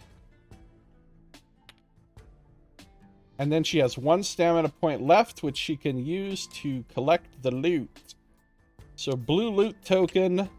What do we have? You find a pile of treasure. Gain 2 random consumables. In addition, finding this box will look good when getting graded. Gain 2 bonus points. So we're going to keep track of our score. Oh, let's see. Where's the adventure sheet? Just going to keep track of our score down here. So far we have 2 points. I'm just going to like add in each. Do we, when it says we get points for each cave sickle defeated, is that? Oh yeah, is that the same as loot, where you only get the point? No, we get those points as we go too. So we get 2 points. How many? We've defeated what? 4, 5, 6 so far. I believe it's 6. Yes. So that's 12 points for defeating cave sickles. I mean, we're gonna defeat the last one, so that'll be 14. But anyway, 2 random consumables. So let me shuffle the consumables deck, and we've got a plank. That's the best consumable. Yeah, planks are awesome. So we've got a plank. Unfortunately, she's already got 3 consumables, and she's not Rook, so she has to put those into her pack. She can't. Oh yeah, you get a free re-equip item when you. Oh, she's got throwing knives. Alright, she's going to keep the plank as one of her 3 equipped items and put these other things in her pack. I'm going to have her give the plank to Rook once we get out of combat, because Rook's the best person, in my opinion, to carry a plank, both because A, he can carry 4 consumables, and B, because he has the lowest agility, which means if anybody has to jump over a pit, he's the one that has the lowest chance of doing it, so him having a plank just makes sense. Yeah. Okay. That's all Remy can do. Rook's turn. Okay, we're going to regain some stamina and attack. Exhaust the same Warhammer to empower it. Actually, no, I'm not going to. I'm going to do 4 points of damage, and that empower die doesn't like me.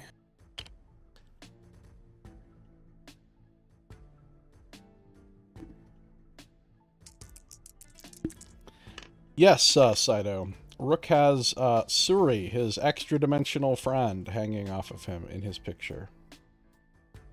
She's actually a lot like, she reminds me of whenever I read about her in the story. She's a lot like your character from your Dark Sun game that Jomo had. What was her name? Yeah, She's a lot like that.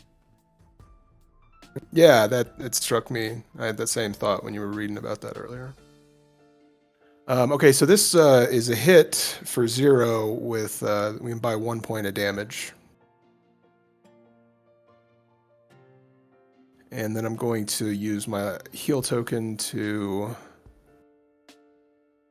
Actually, this is it, right? Wait, how does healing work between encounters?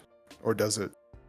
So if we don't get told to restore adventurers, we don't get any healing between encounters unless someone is dead or below half health. If you're below half health, you get healed back up to half health.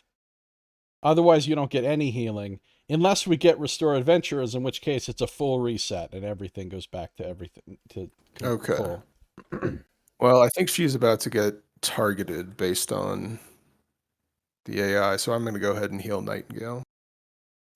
Good idea. Oh, that's what I would have done too.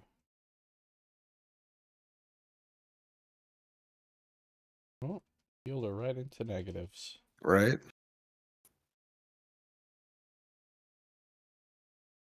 Yep, that's it for Rook.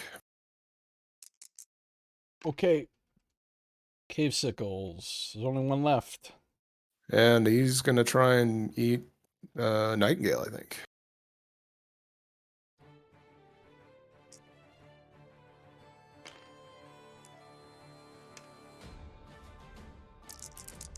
Is Nightingale going to dodge? Yeah, I'm going to go ahead and exhaust the shirt. So that was a 6 and a 2 before, so it's not going to hit. The dodge was successful. Is the dodge still considered successful even if they wouldn't have hit without the dodge? Yeah, if you opt to dodge and they don't hit you, that's considered a successful dodge. Even if you didn't, Alright. even if you rolled badly on the dodge die or whatever. So then I will counter. Yay, free counter.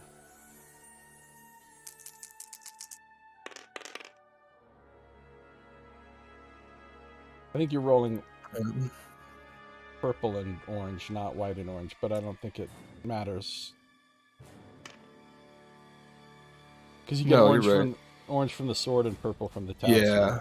Yeah. So I'll keep that orange die and reroll purple here.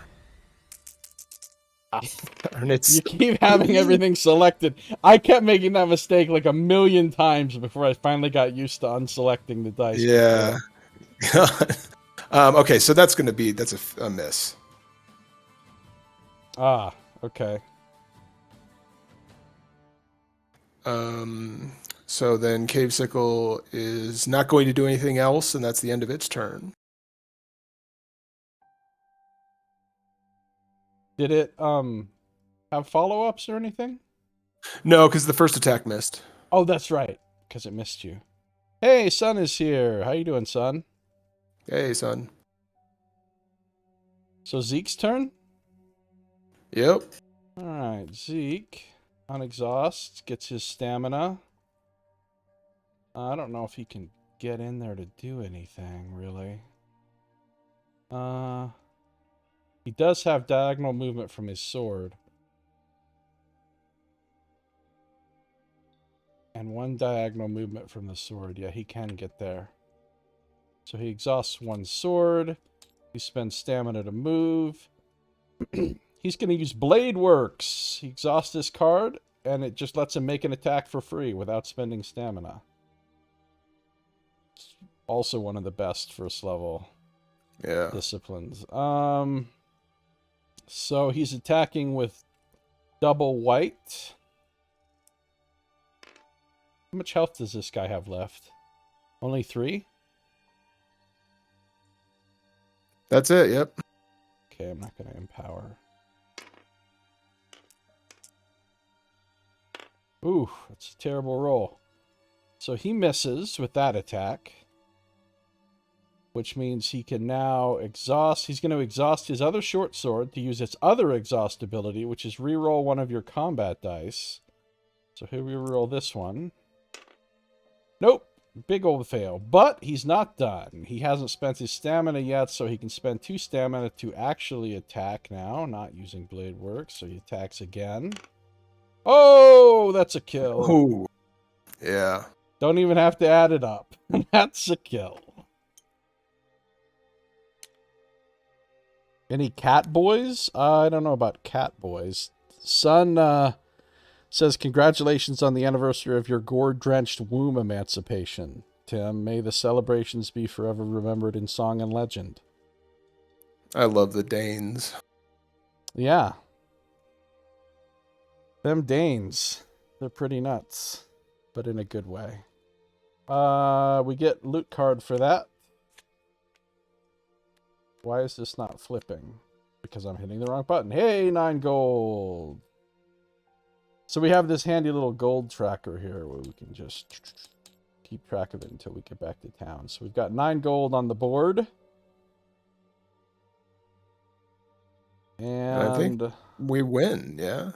Well, we have to get to the blue exit technically, but nothing's going to stop us from getting to the blue exit. Right. So we could end the scenario now since it's impossible for us to fail at this point. Yeah, well, and I was just thinking, had Zeke already moved? He did already move, yeah. Oh, okay. Yeah, so yeah, whoever went first in the next round and we're good. Which will put us on 4 rounds, but that's Right. okay because that puts us in the bracket for the best time, right? For the best points. So what's that, 26 total? So we get 2 more points for the last cave sickle we defeated and 12 points for completing in 5 rounds or less. So put another 2 here, plus another 12. I'm just keeping a tally down here. 28. Wow. Pretty good so far. I mean, it's the expected amount. Like, I've played this scenario like 3 times before on my own, and I've never not gotten that many points. It would be hard to not get that many points. You would have to you'd have to really fuck up. Okay, unexhaust everything. At the end of an encounter, we basically... So, what happens normally is... Actually, technically, we're not supposed to mess with anything until we read the final thing, because sometimes an encounter isn't actually over when it says it's over. Like, in this case, it's going to be, but sometimes... Right. When you read the reward hidden text, more stuff happens. So yeah, we're technically not supposed to adjust anything on our characters or the board until after we've read that. So this time we read it, it just says restore adventurers. So we reset everything to full. Everything that was exhausted gets unexhausted, all health goes to full, stamina resets back to 3 points on everybody. We can also trade items at this time. So, does anybody want this badass leather jacket, or are you happy with your current armors?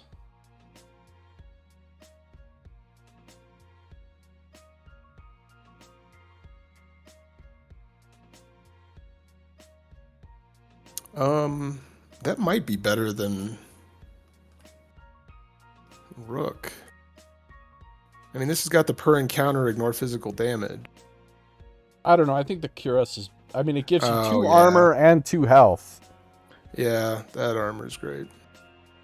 But it's up to you. Whichever you think is better. No, I'm good. But yeah, if you want to throw the plank on him.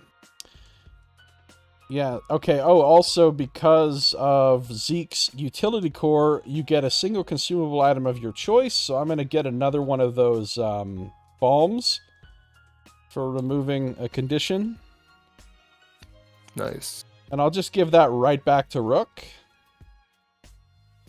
So there's a balm, and I'm going to give you this plank as well. Oops, he doesn't have the plank. She has the plank. So I'll give you those things. Do we need to trade any other nope, but around? I'm going to take the dog out before we go on. All right, cool. Yeah, go ahead. And check your phone, and then, proceed accordingly. Check your phone. Uh-oh. It usually doesn't... Well, sometimes it rewards speed, yeah.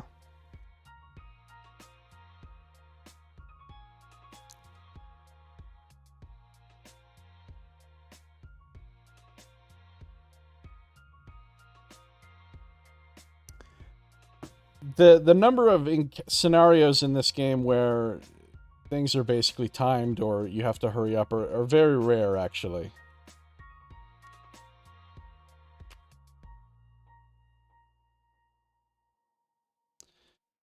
Very rare.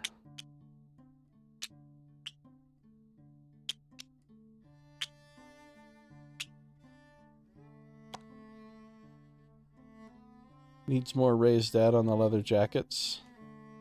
Wait, raised dead on the leather jackets. What is that a reference to?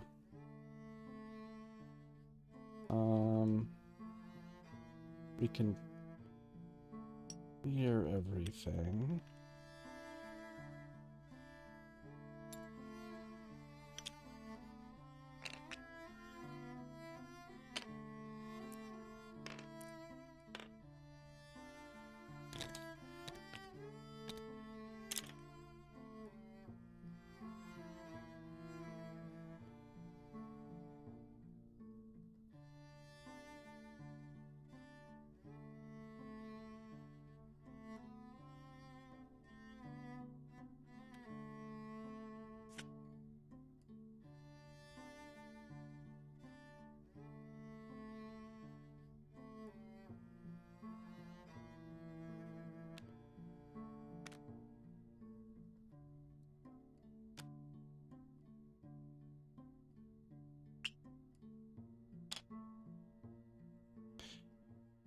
Let's see. Hold on.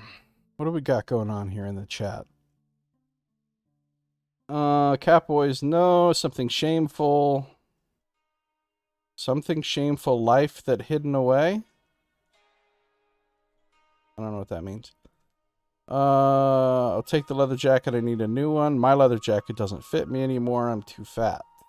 I have a nice leather jacket, but I don't wear it anymore because it doesn't fit. Not deign to have the flesh of ignobly tanned cow upon my form. That's a good point. Can't wear enough leather jackets to memorialize all the senselessly slaughtered bovines of the world, but at least I do what I can. Ah, we're memorializing them. Oh, raise dead on the leather jackets. Now I get that comment, because we're talking about dead cows. The poor cows who gave their life so that some guy with way too much hair gel can doo-wop, or whatever leather wearers do. Way too much hair gel. The same exact problem, Josiah? Yeah.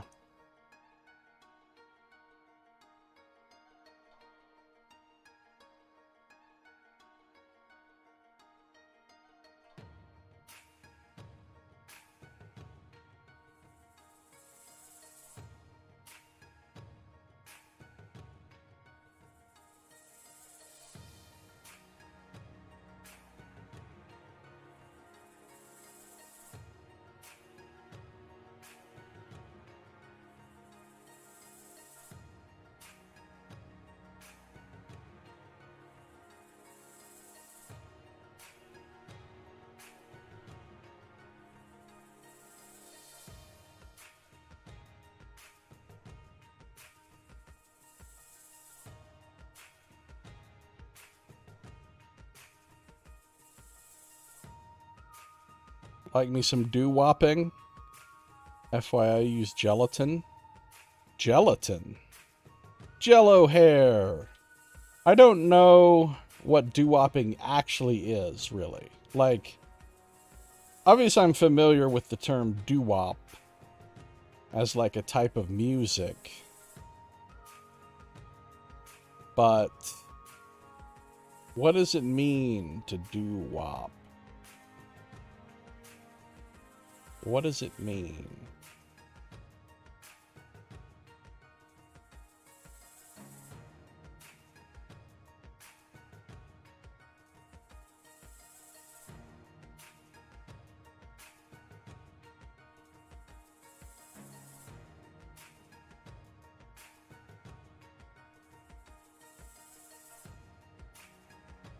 Don't eat your hair?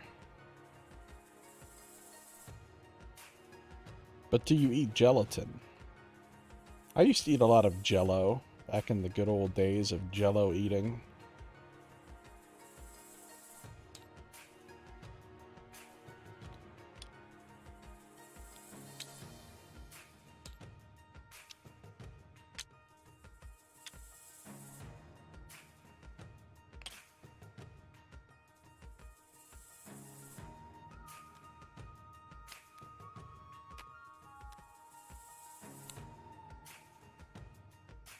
Having watched Grease, I'm pretty sure it's where you get together with your friends and plan sexual predations upon women.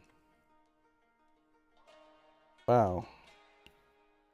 I don't know if I've seen Grease, to be honest with you. Don't know if I've seen it.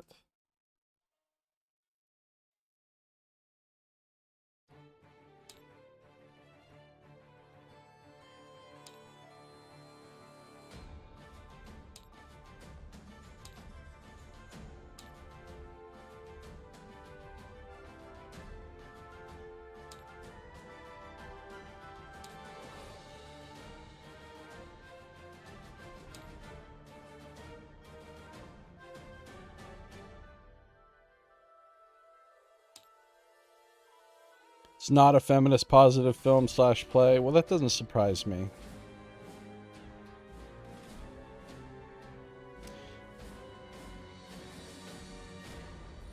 I do know that I did a high school performance of The Outsiders when I was a teen.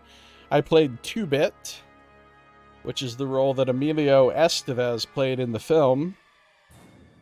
And I was one of the greasers, so I had to grease my hair with Brill Cream, and it was some nasty shit. Just gets all over everything. It's so gross, you can't touch your head at all because you'll get sliggins everywhere. So I don't know why people ever use that crap to grease their fucking heads, because it's not a pleasant experience.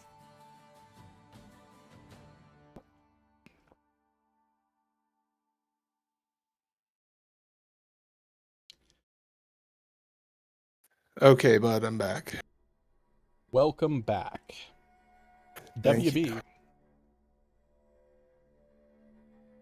I gave Nightingale some throwing knives. Because I had more. Oh, great. I had more items over here than I could equip. Okay. And I cleared the board. And whenever you're ready, we're ready to go on to the next little story bit.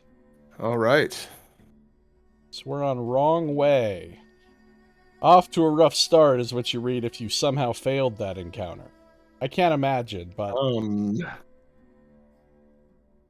Maybe every one of your characters just decided to try and jump over yeah, everybody caverns. just jumps in the pit. Yeah.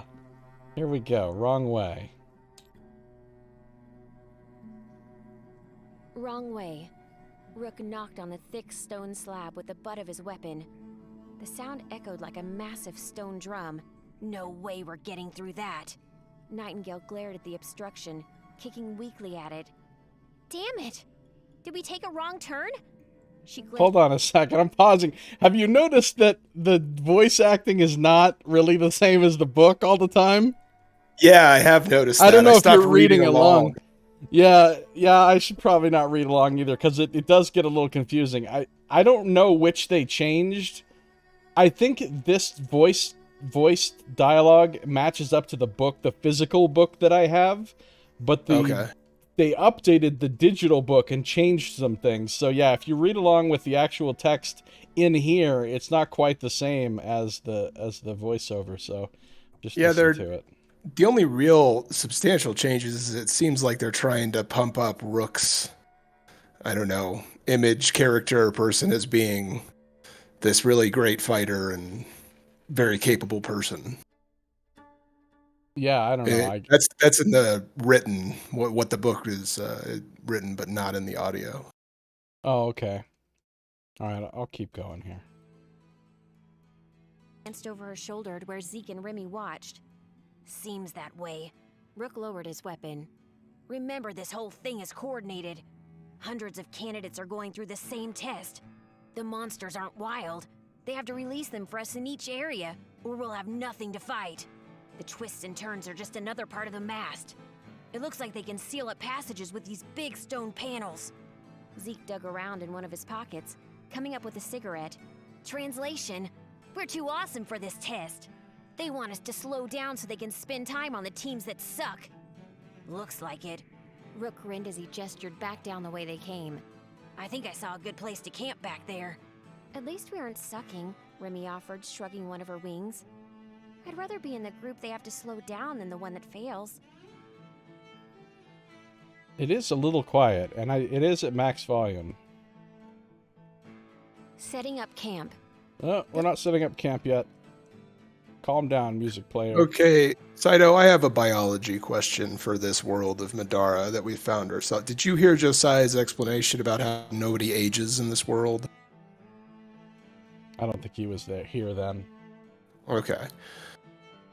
So yeah, just that's the thing. Nobody grows old. So no death from natural causes, right? So my thinking is that it wouldn't everybody eventually die of cancer in such a scenario?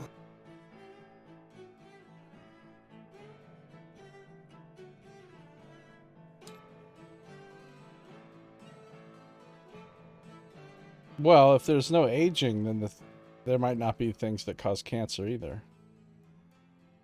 There is disease in this world, though. That has been established in the lore. Okay. But whether or not there's cancer is another question. But there's also healing magic, too. So that's why, like, a lot of the royal people and stuff are, like, really, really old. Even though, of course, they still look like they're 20 or whatever because they came back from Earth at that age and never aged again. But, you know, the well-off or whatever, the people that can afford healing magic and that sort of thing can basically live forever. Unless they get killed. Of course, the world's also full of monsters, so people get killed quite a bit, too. It occurs to me that this is a fantasy version of Altered Carbon. It kind of is, huh? Okay, I guess we are continuing on to setting up camp. Okay. So we're setting up camp. This looks like a good spot. Remy tried to sound enthusiastic.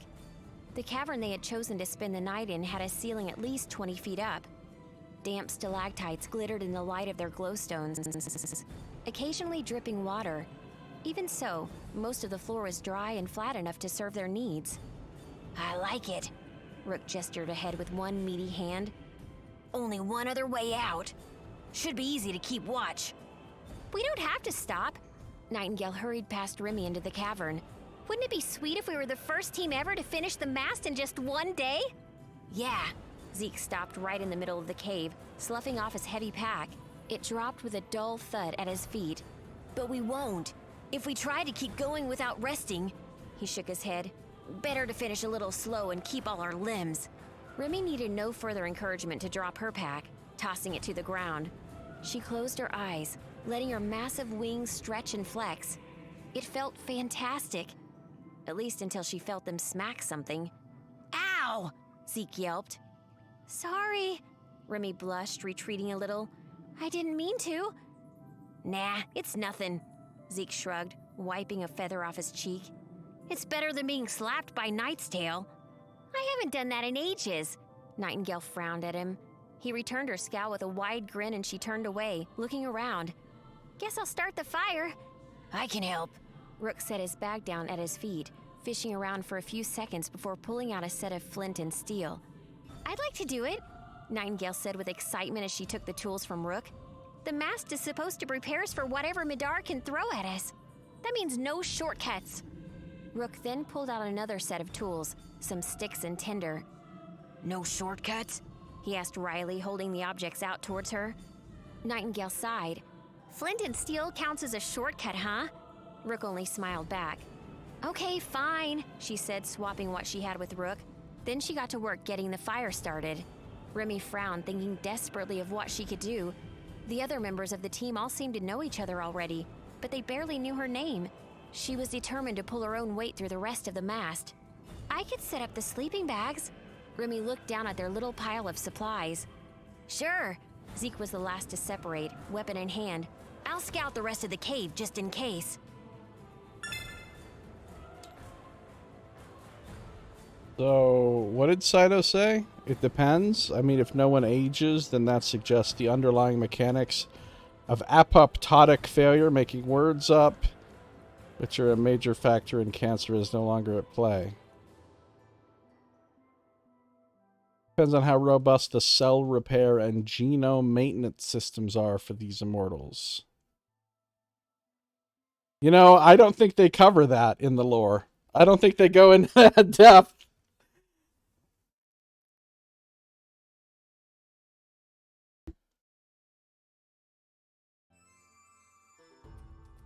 Are you still here, Tim?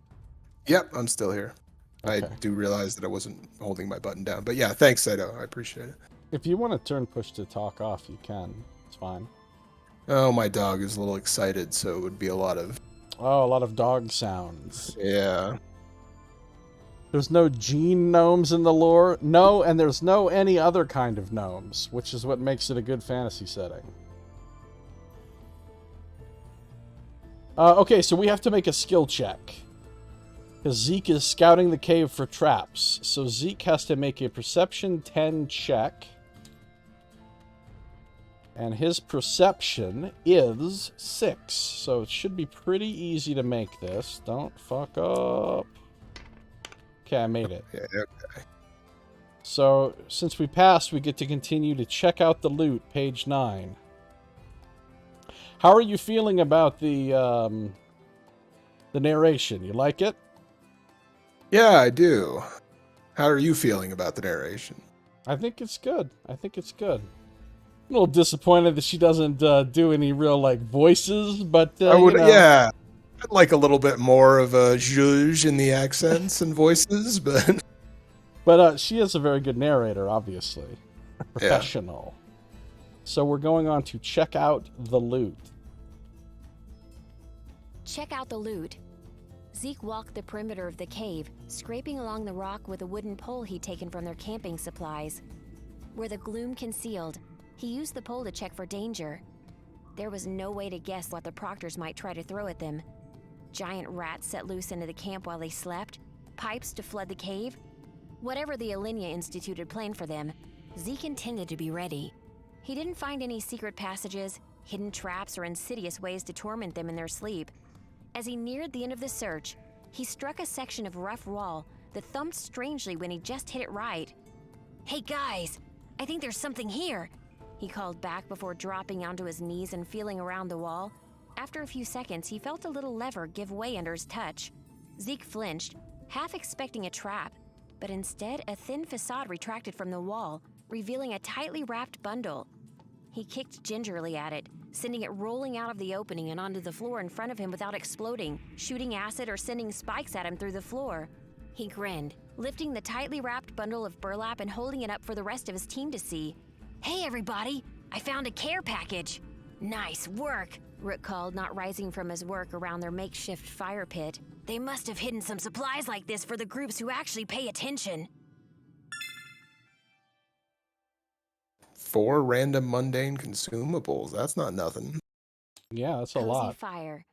No, hey, Remy worked calm diligently down, to Cozy strategy and Fire. not bothering. We're not cozy yet. We gotta collect some loot.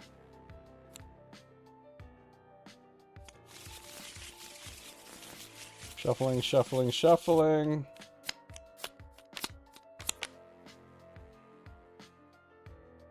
Oh, these smoke bombs are fun.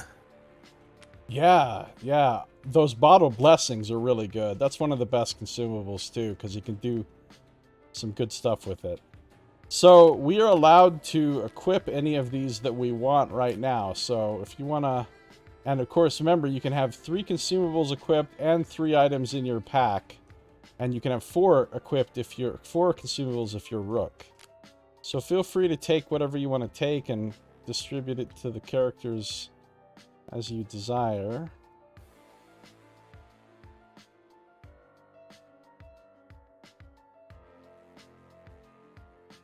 Well, what do you think? I mean, Rook's got the balm already. So do you generally try and keep all of those kind of, keep these items, break glass in case of emergency items? Do you keep them with one character and then rely on them to move around? Or do you try and spread those items out? I try to spread them out. Okay. I can tell you that we can use consumables liberally because you get so many of them in both times I played through part of this campaign, I ended up with the entire consumable deck in my possession. Where it would, like, I literally couldn't get more consumables because I already had them all. So, don't feel bad about using them. Alright, well, I'll toss the Blessing on Nightingale and the Smoke Bomb on Rook. Alright, sounds good. Unless you have strong feelings about either of those. No strong feelings. I'll take the, what do we have here? Throwing knives. Oh, we can also move items to our party stash, which is essentially an extra dimensional space that holds infinite things. But once we put something in our party stash, we can't take it back out until we get to a story round. And a story round is basically like going to town to shop kind of thing. So I'm going to put this... I always just kind of keep all the stash stuff over here on the side. I'm going to put this badass leather jacket into our party stash so that I have extra room in my backpack.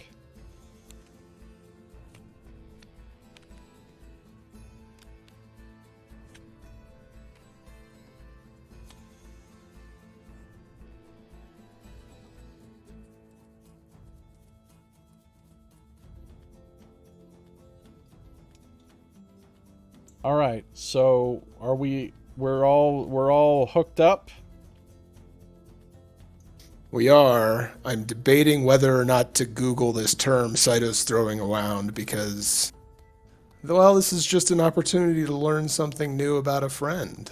Oh no, he's busting out Japanese terms. Guys, we're supposed to love manic pixie girls. I love manic pixie girls. The more manic, the better, really. I'm only go for yandere. I don't know how you pronounce it. Yandere, something like that. And I don't even know what it means. I've seen the term used before, but I don't know what it means. Basically, insane partners who are dangerously codependent / possessive to the point that they often harm / kill. Oh, yeah, that is good. That's my type. Oh, that's good. Look, if I don't... It's true. It's funny because it's true. Look, if I don't have to be afraid that you might stab me at some point, our relationship's not going to work out. I get bored if there's no physical peril. Alright, so we're continuing on to Cozy Fire. Wall of text. Yeah, there's a lot. There's a... Yeah, like I told you, this storybook... I'm going to take a picture of the actual book so you can see how ludicrously huge it is. But it is massive. And then, of course, we go on to the next encounter. So... I think, having followed along the last couple of sections, my bet would be that the this digital stuff is heavily edited version of the audio. Not heavily, but... like, there's a lot of cleanups and edits and things that... yeah, I think they've edited... Weight. Yeah, they've edited it down, I think, right? Since the original version of the book, they've actually reduced the amount of text slightly by taking out a lot of extra adjectives and descriptions and such, right? Yeah, exactly. And so the voice acting is actually from the updated version. This text we have here... or wait, is it... no, it's the other way around. I think it's reversed, yeah. The voice acting is from the original version. This text is the updated text, right? So, anyway. That would be my bet, yeah. Here we go with Cozy Fire. So this is our characters resting. Wait, hold on, what? Mild Peril. Oh yeah, the wedding dream. We don't talk about that dream. That was a good dream. I don't know if Tim was in the email list when the dream email got sent out. I gotta make sure Tim gets that. So he can be... I'm not familiar with the wedding dream. Oh, it was quite a thing. Remy worked diligently, not bothering to keep her wings folded behind her as she laid out the sleeping mats and put the bedrolls atop them. The others were all relaxing now after their intense day. But Remy hadn't complained. She would show them how useful she could be without the shelter of a tent.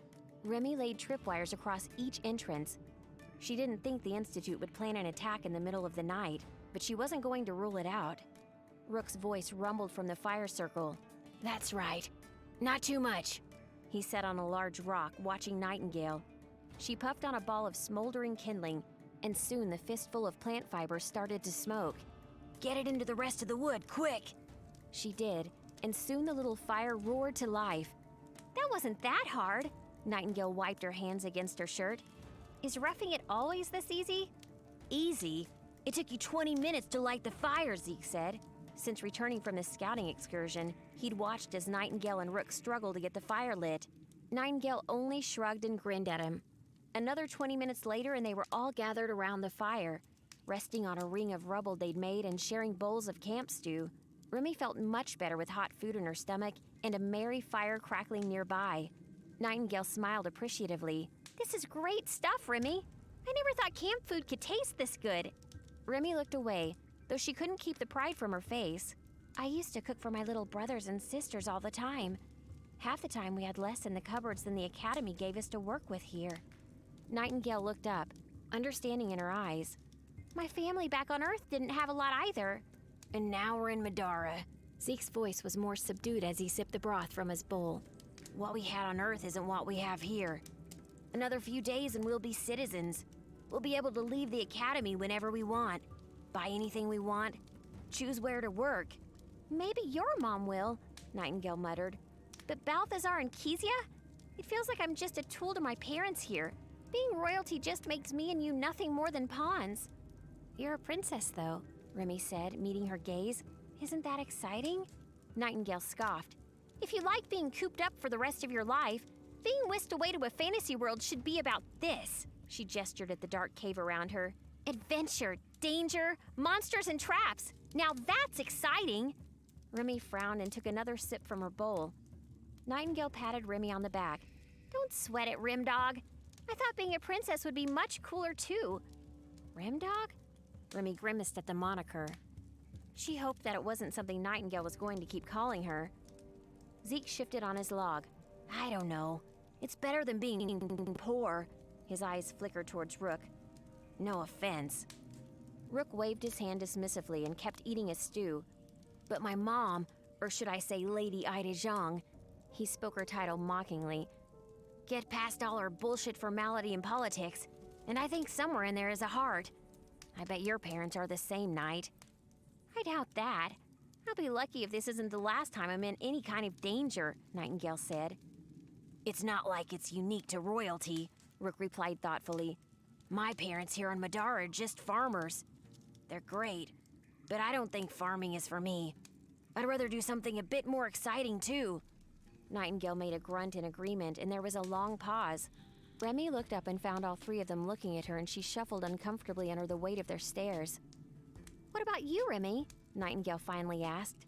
I've heard Zeke complain about his mom 1,000 times, but I've never really talked to you. Remy hesitated but took a breath. Well, all I have here is my father, and he's... She looked away. I'm not really sure what kind of person he is. Nightingale raised an eyebrow, but Remy didn't continue. She didn't want them to think less of her. Rook saved her from having to elaborate. We should rest. He set the pot down beside the fire, completely empty. We'll need our strength for tomorrow. Remy slept uneasily in the dark cave, tossing and turning on the uneven stone. The school hadn't given them tents, and the sleeping bags they'd been given were threadbare and offered little insulation. From the occasional shifting or grunt she heard in the dark, Remy was fairly sure her new friends were all equally uncomfortable. The next morning, Rook woke her with a gentle nudge and the smell of hot oatmeal. A quick breakfast and a little time to clean up their camp, and they started moving again. I've got a great feeling about today, Nightingale called from the front of the group. She sounded far more awake than Remy felt. So maybe we didn't finish early. That doesn't mean we can't totally own it. I'm sure we will. Zeke walked along beside Nightingale. This left Remy at the rear with Rook, though the corridor was only just wide enough for them to walk abreast. At least the way was mostly straight. She supposed far fewer students would make it through the mast, if they were constantly getting lost. They didn't have far to go before the path widened, running along the edge of a dank pond. Remy reached out with one boot, touching the side. Water splashed and ripples echoed across the dark surface. They weren't alone. They weren't alone. We weren't alone. Super not alone. No, we're not scrambling away. We're busy being not alone. All right. Next encounter.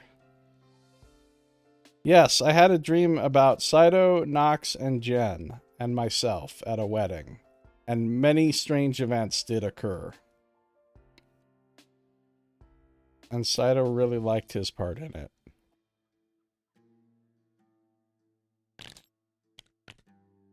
Loading the stuff. Double checking to make sure everything is placed correctly.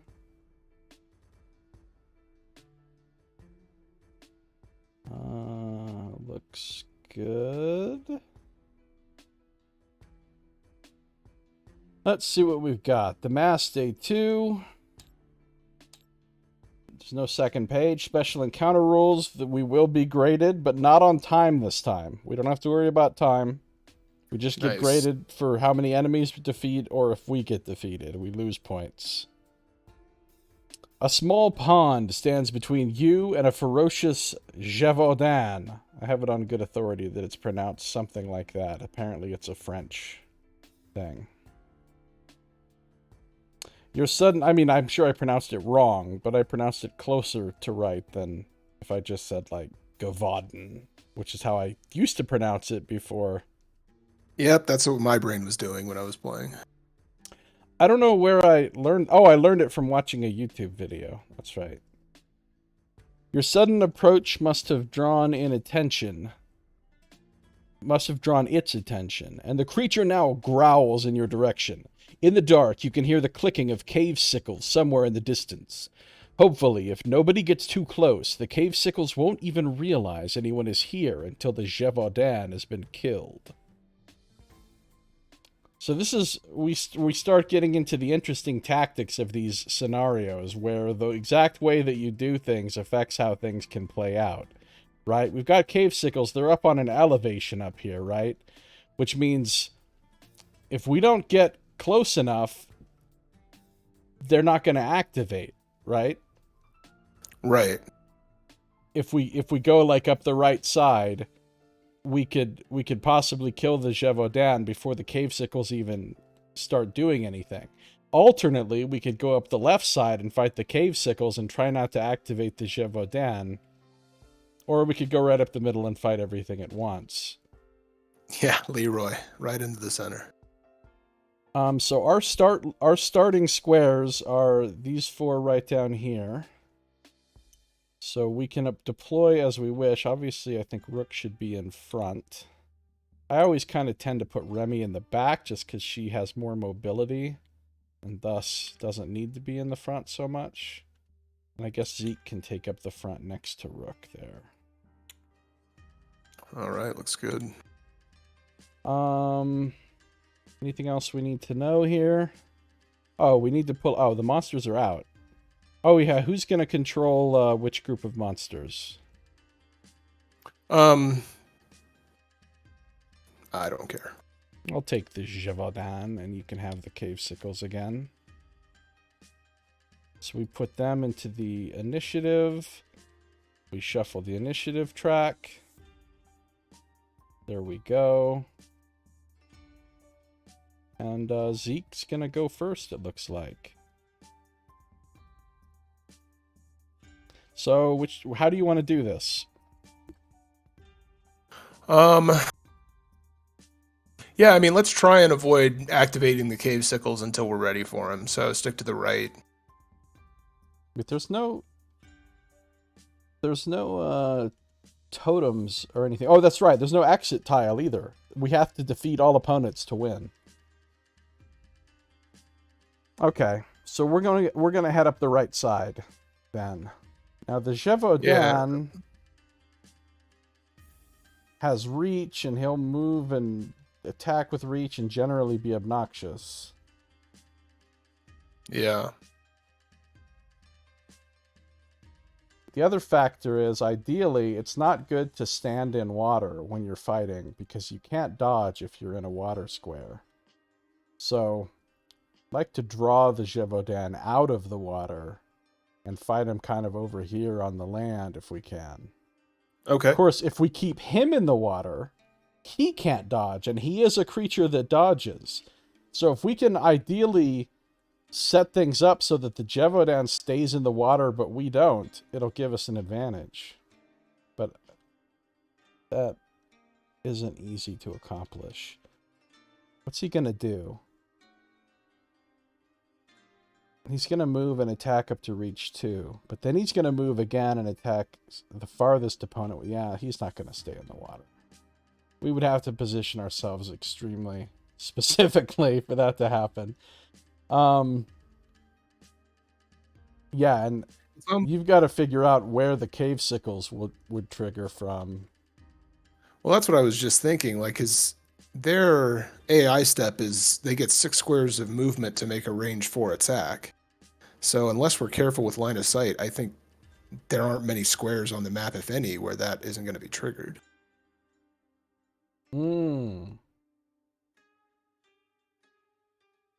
Although I guess with that, if that's elevation 3, then that means moving.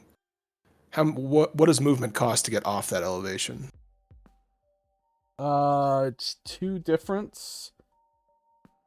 You can move down from 3 to 1 for no cost of anything, but you can't move back up. So nobody can move up there, including the sickles. Remy can fly up there, but nobody else can get up there. Once they come down, they can't go back up. But it doesn't cost them anything extra to go down. Okay. Oh, you're right, because they can move their full 6, huh? And then be within range 4. So you would think they'd be able to get to attack anywhere, right? Yeah. 1, 2, 3, 4, 5, 6. 1, 2, 3, 4. Well, they can't get past this line. If we're over in these 3 squares, we should be good.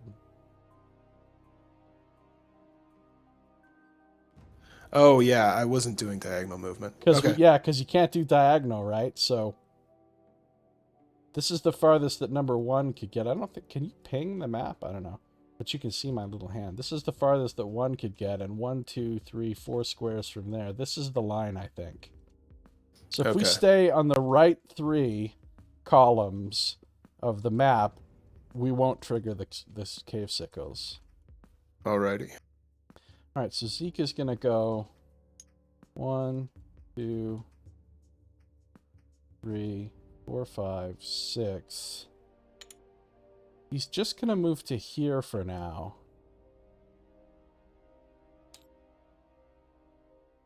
Does he want to use his short swords to move diagonal at all?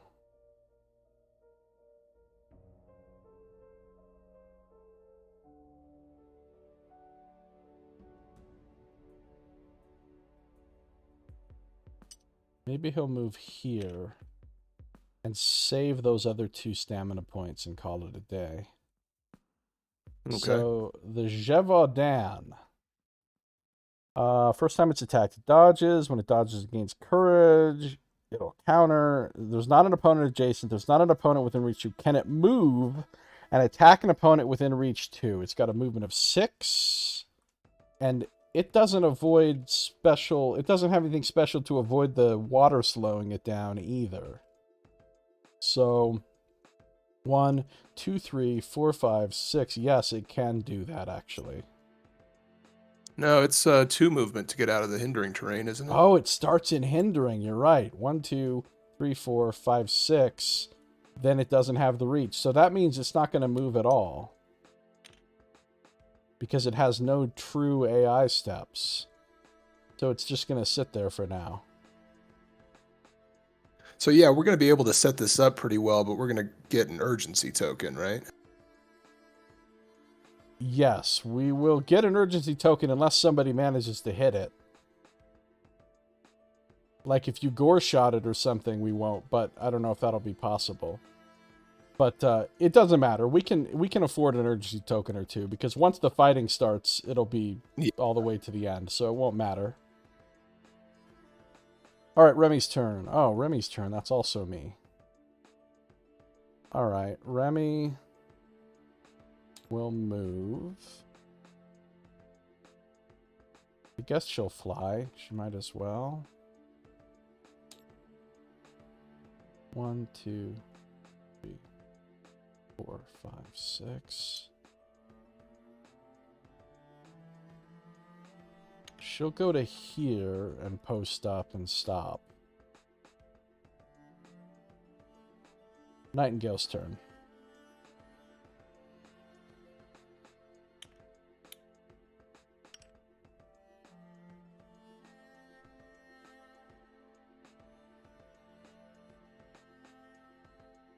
Moving through an ally also costs... Moving out of a square with an ally also costs 2, just like the green terrain. Okay.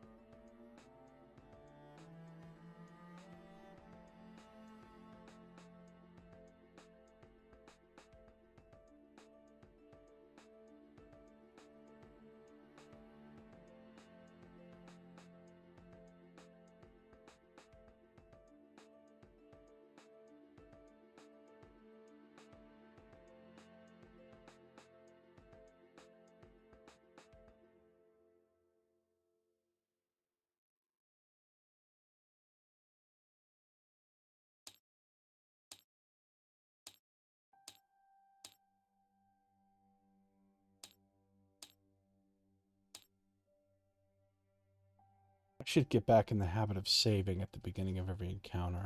I haven't been saving much, in case something happens.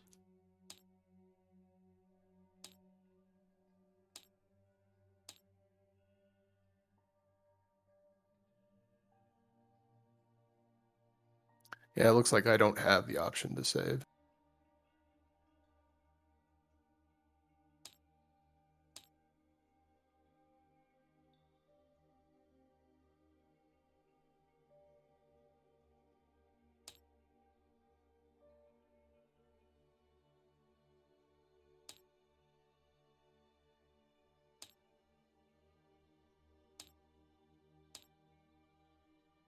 There is a flip the table option, yes. And it sends things flying everywhere.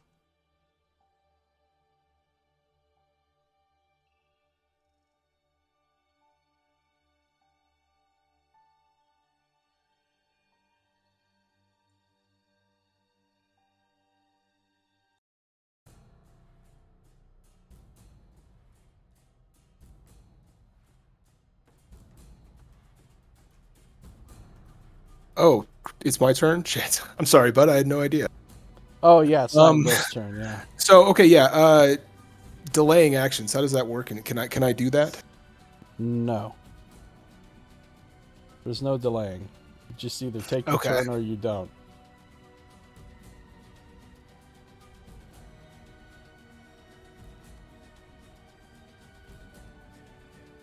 Okay, yeah. So Nightingale is going to move.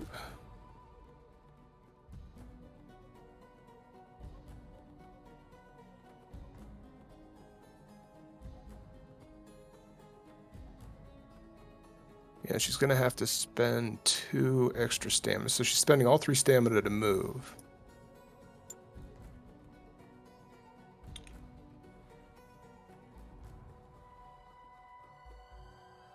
And then we'll do a gore shot. The nice thing about that position is when he moves up to attack with reach 2, he will still be in the water. Mm-hmm.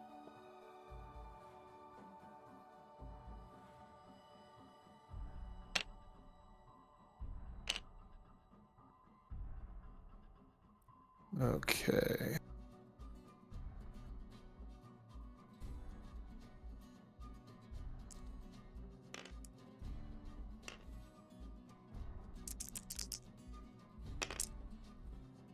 So 9 versus conviction. His conviction is 2 white dice. He fails. So he takes 2 damage, or are you going to do or are you going to do the bigger damage? Yeah, I'll double it up. So 4 damage. 4 damage out of his 12. Good job. And then I will also discard throwing knives to see what we can do. Oh, nice. It's a purple die. Does not require an attack roll. It just automatically does damage. 7 points of damage. 7! Nice. And that is... He has no armor. That would block it, but he doesn't have any. So he actually goes... He's got 1 hit point left. Good job. Okay. Good job. And we don't get an urgency token. Yeah. Is she done? Yep, she's done. I'm just counting out Rook.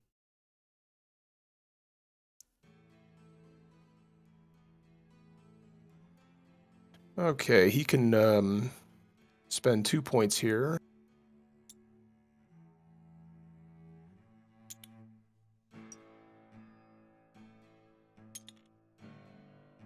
Oh my god, would you fix that miniature for me? I gotta go get my dog just a sec. All right, no problem.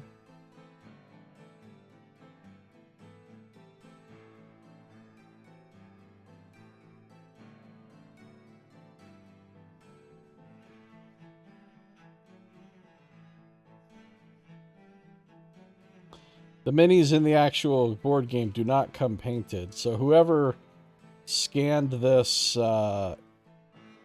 as you can see, the monster ones aren't painted. Whoever scanned this into Tabletop Sim or whatever did the paint jobs. Okay, back. Welcome back.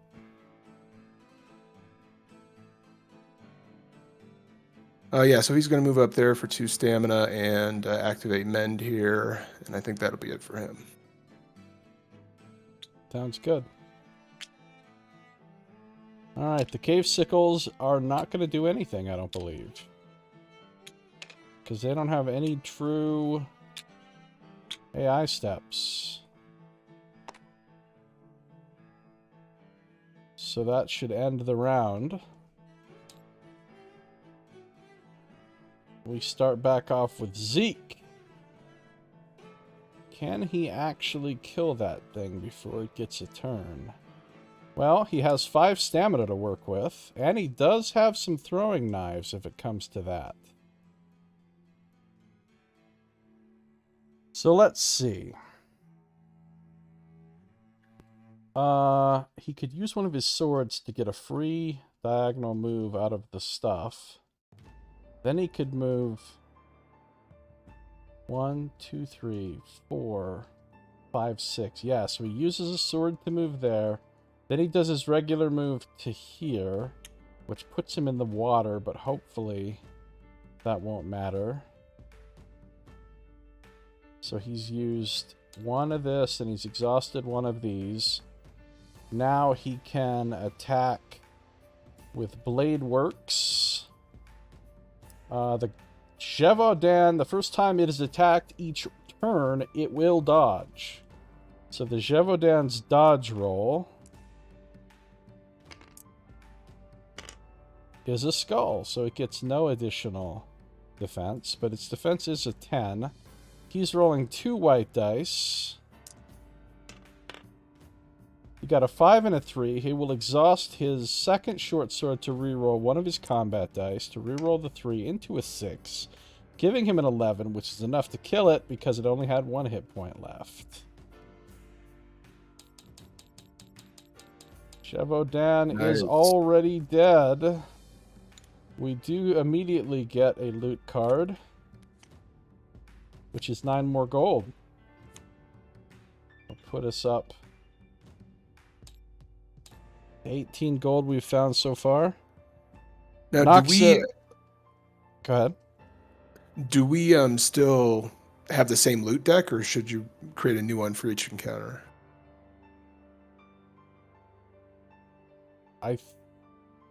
when you restore adventurers, do you redo the loot deck, or not until you go to a story round? I can't remember. Let me check real quick.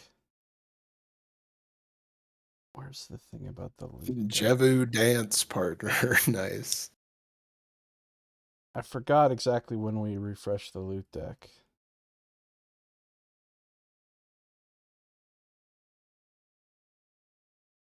Unfortunately, this PDF of the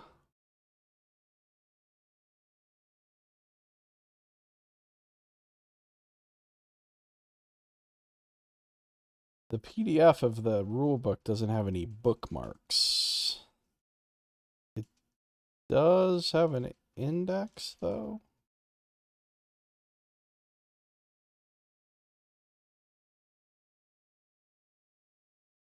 Loot, page 17, maybe?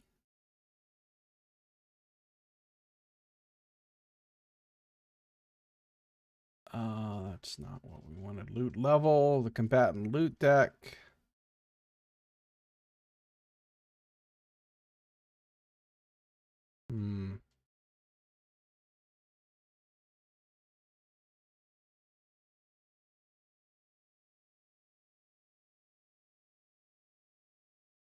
Combatant loot deck, page 57.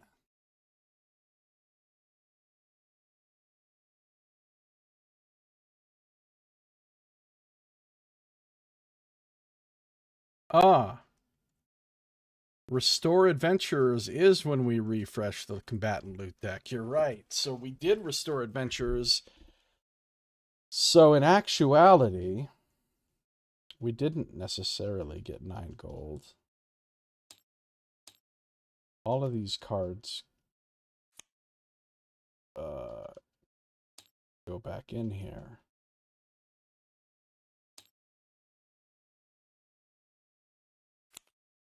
Wait, what have I done?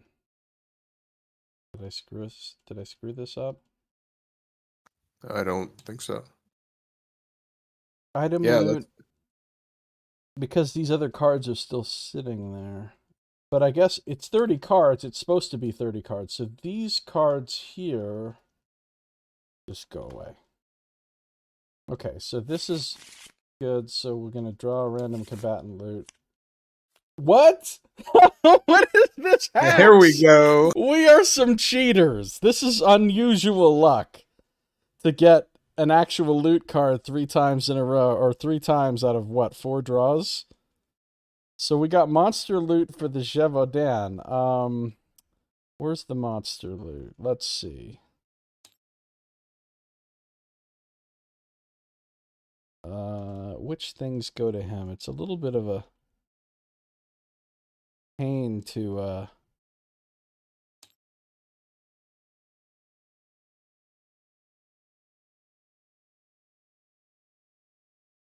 I forgot. How do I look at the backside of these without... There we go. I have to look at the backside to see which ones go to the... Yeah.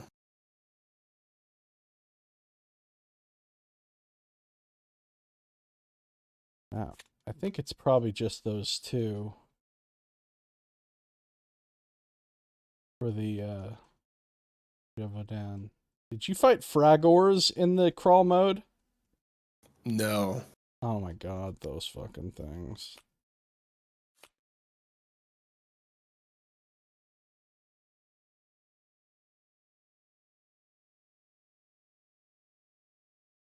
I'm just turning them all over to the side that shows what monster they go for, so that when we're searching for the next ones, it'll be easier. Okay, it's just these 2. So I'm going to close my eyes and just hit R a bunch of times. Okay, what did we get? We got an adrenal gland. That's a lovely item to just casually find. Nice. So apparently Zeke took the time to casually cut this thing's adrenal gland out while we were in the middle of this battle. As one does. It counts as a relic. It gives you a free counter. I'll take it. Put that in my relic slot. He still has a shit ton of stamina. Because that was with Blade Works. He didn't even use stamina for that attack. Oh, nice. Unfortunately, he can't move anymore because you can't move again after you've already done your one move action. I mean, you can't take another move action. You could use free movement, but which means he can't really do anything with all that stamina other than stand around and celebrate. So he stands around and celebrates. Jevodan's card comes out of the initiative. Zeke's turn is over. The cave sickles aren't going to do anything yet, right? Right. Nope. So that makes it Nightingale.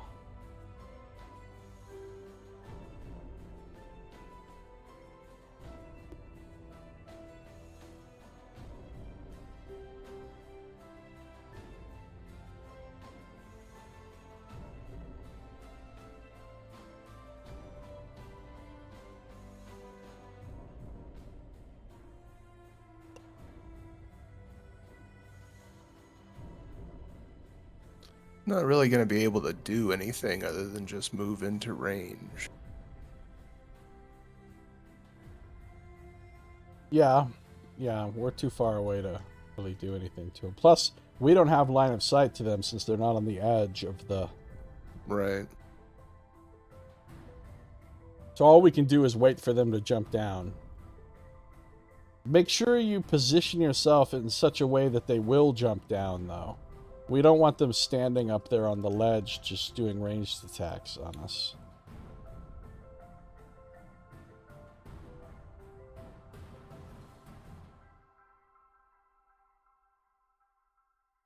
Yeah, that's too close.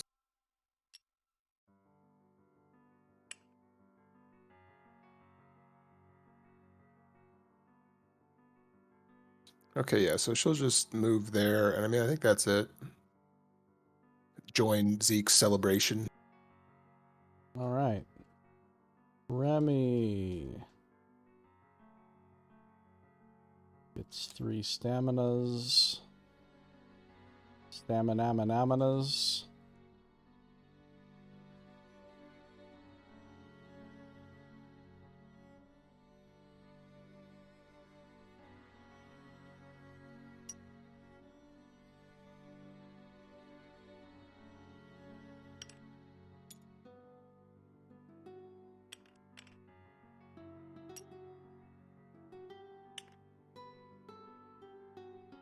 She'll just move to there and save a stamina point and call it a day.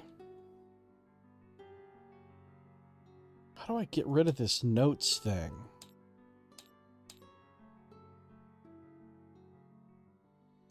What do you mean? You know, do you have a thing in the lower right-hand corner of your TTS that has, like, text? Yeah. It says edit note. There's got to be a way to get rid of that. I thought I used to you get just rid of it delete all the somehow. text in the note.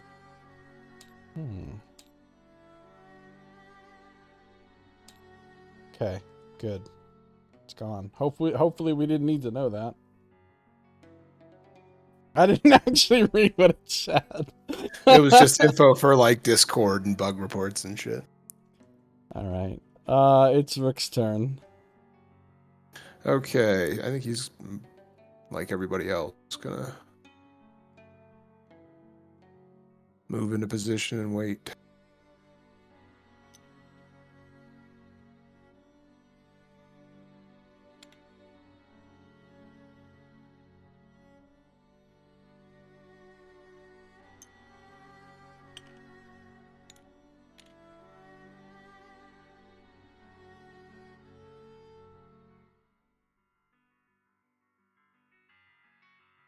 Okay, that's it. New round. We start with Remy. Well, that sucks. I mean, I'm not going to have her fly up there.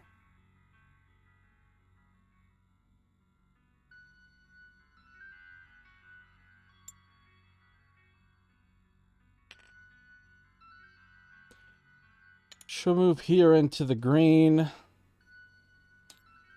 And that's it. Son Rook. Hurry up, Cave Sickles. We're all waiting on you. Right. Rook's done.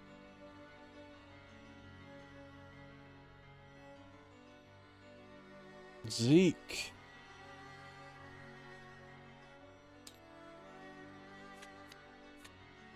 Zeke will get out of the friggin' water.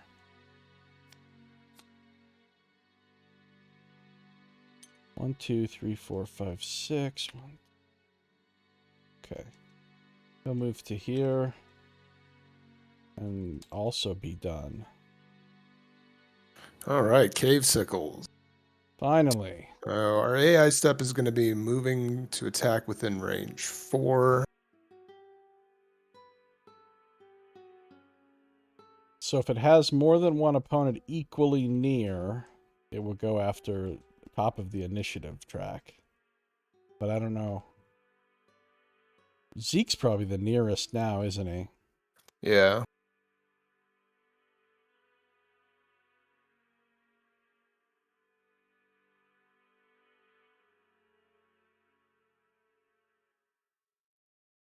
All right, so we're going to move.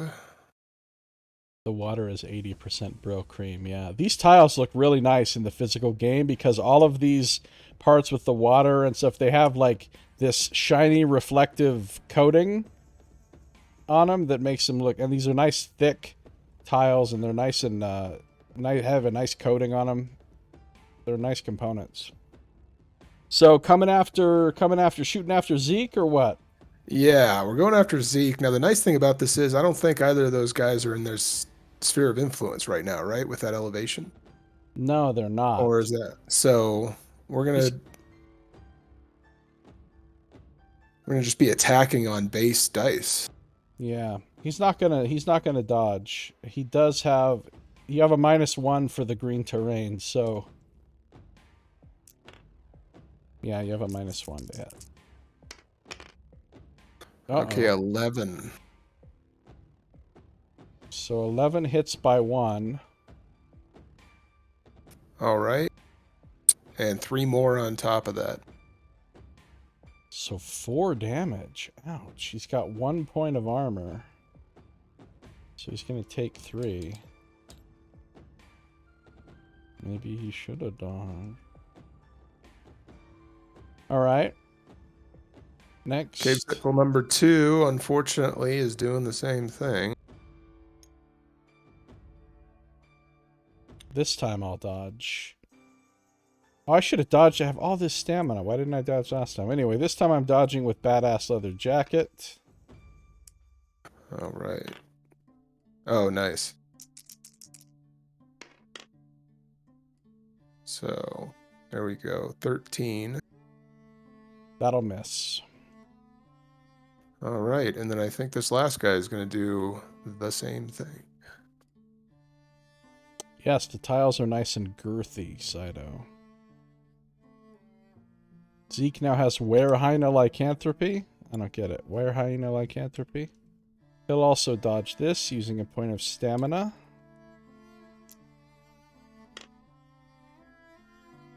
So All right. This attack will be empowered. Empowered? What? Oh, no, he's only got 2 other Cave Sickles. Oh, within 2 SI. others. Sorry, I'm trying to kill Zeke. Yeah, it's just 2 orange.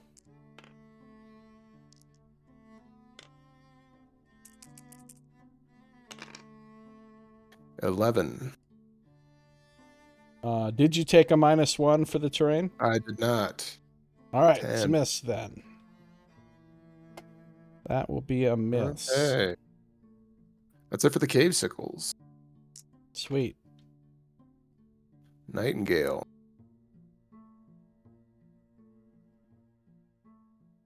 Target-rich environment. Yeah.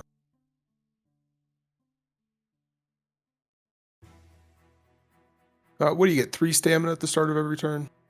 Yeah, you get 3 at the start of your turn, yeah.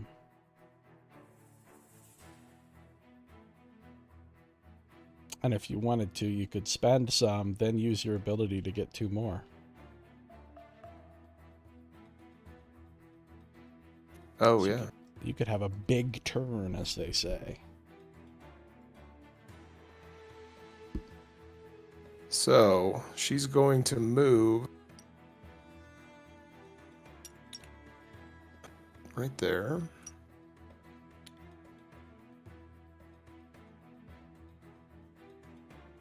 And then give me a second just to figure out exactly how best to go about this. No problem. While you're doing that, I'm going to take a super fast 2-minute break. Stick around, stay tuned, don't touch that dial. We'll be right back in just 2 minutes. Hashtag super fast.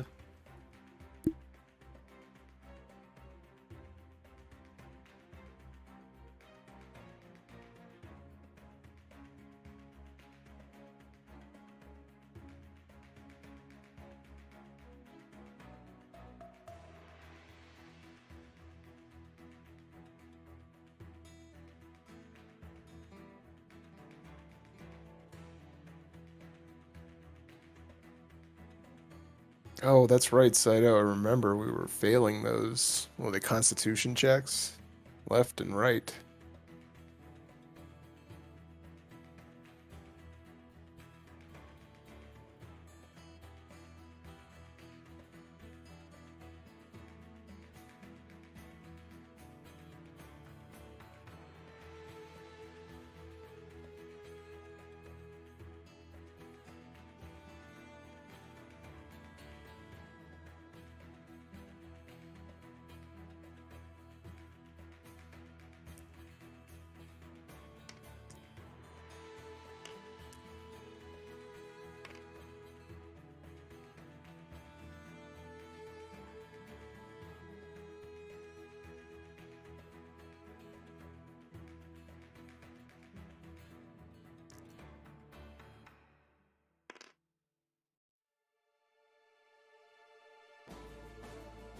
Hello, hello, hello. Welcome back. Hashtag super fast. Wait, what are you talking about? The whole party has were hyena lycanthropy. What is he talking about? Last thing we did was fight a bunch of wares and got hit a bunch and failed a bunch of con saves. I don't remember that. I don't remember us. I do vaguely remember fighting wares, but I don't remember us all failing a bunch of saves.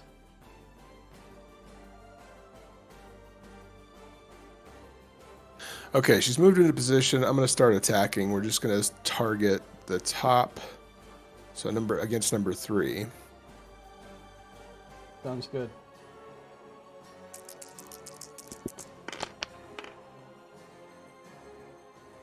Ugh, 6. That's a miss.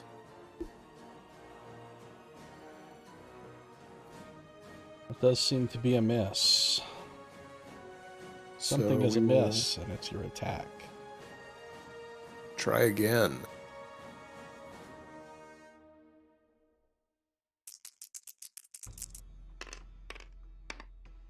Oh, gosh. Well, then we're gonna well, I guess this is an okay time to use the encounter power. So yeah, everybody gets some stamina. Might as well. And I'll try the attack one more time.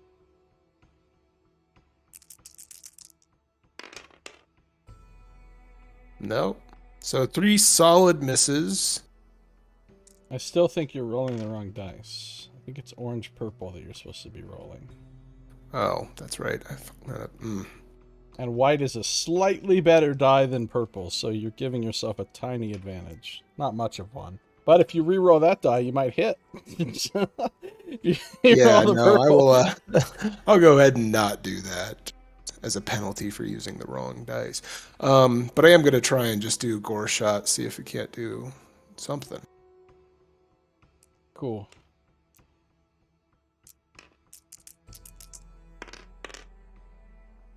That's a good roll. 9 plus What? Each of those is a +1 for the empowered. Mm-hmm.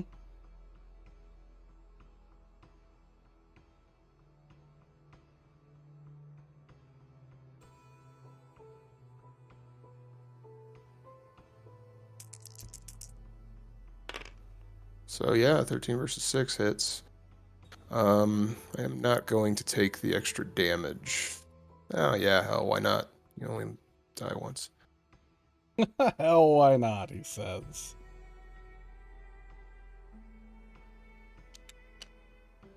Which one did you hit? Number 3? Number 3 for 4 points. Oh, are we doing... So 6 of 6 means they're at full health. Right? I was always using these as damage counters. So 0 of 6 was full. That way you didn't have to start every group by putting them all up to max, but I'm fine with whatever. Well, wait. So I don't understand. Either 2 of these guys are dead and one of them has 4 damage, or 2 of them are unharmed and one of them has 2 damage. Is it the latter? I thought they were all set to 0 there. So yeah, okay. I mean, do it however you want. I just wasn't sure how you were doing it. When the cards first come out, do they start at 0 or do they start at max? I thought they did, but I wasn't paying attention. Yeah, I wasn't either. Okay. So you did some damage, and you Yeah. did your little buff thing. And I'll discard my vitality juice box, get some of this damage back. Okay.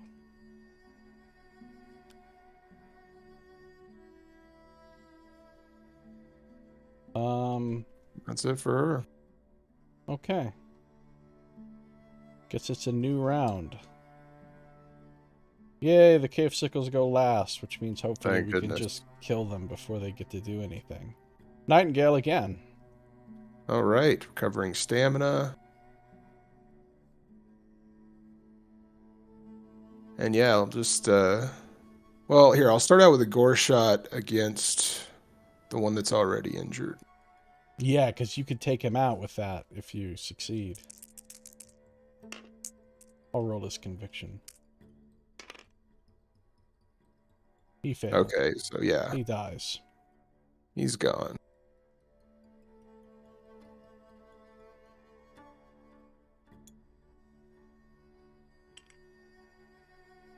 Now I'll attack number 2. Look at you just clearing the board. Not so much. Ooh, that's a bad roll. Not a good roll. Minimum roll, I think. Okay, you're supposed to roll white and orange. No, I'm just fucking with you. Oh God! You're like, wait a minute. Every time, no matter what you roll, Son of a it's gonna... No, You're always you, wrong. You finally did it right. I'm fucking with you. Sorry. All right. Is that all Nightingale's doing? Yeah, that's it for her. She's done. Guess she's out of juice, as they say. I don't think they say that. Oh yeah, it's Rook's turn.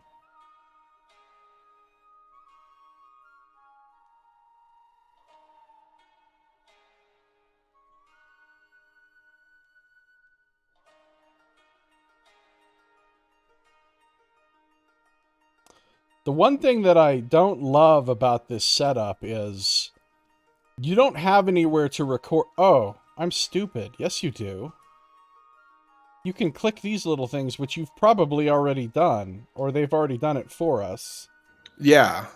Yeah, they set it up for your initial gear for you. So it does keep track of how much armor and health we're supposed to have and defense with all of our equipped items. Right. For some reason, I was just doing it in my head and not noticing those little... And those are clickable so that they can be adjusted. All right, never mind. I'm dumb. This setup is perfect. All right, Rook's going to move up here.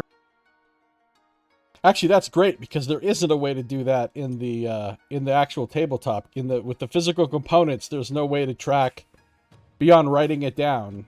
There's no way to track your. Already in that box, so many damn counters. Yeah.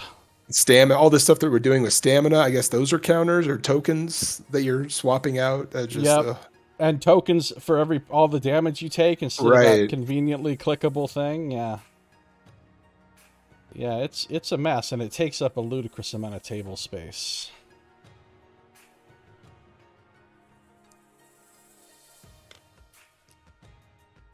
So Rook is empowering. Yeah, we're going to exhaust one of the Warhammers to empower an attack against number 2 there. Crush 'em. Oh, that's a kill. That's a good one, yeah. So it's 12-4. Oh, yeah, dead. Good job.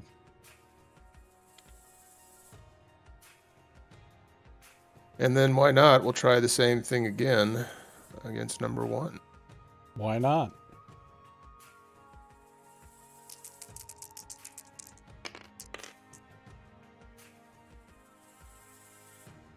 That's a hit.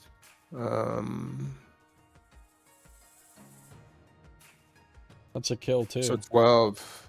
I think it's just 4 damage. Well, hold on. Isn't it? They have a defensive 8, right? So you hit by 1. Yeah. Then you've got 6 shields. Oh, the shields are 2 physical damage. I thought it was 2 you get for 1. two damage for 2 shields. So that's that's so another that's kill. dead. So you did clear the board. Good job. Nice. Can draw a loot card.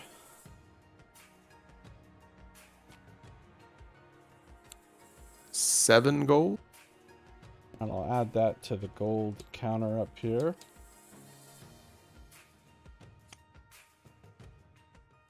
And we win.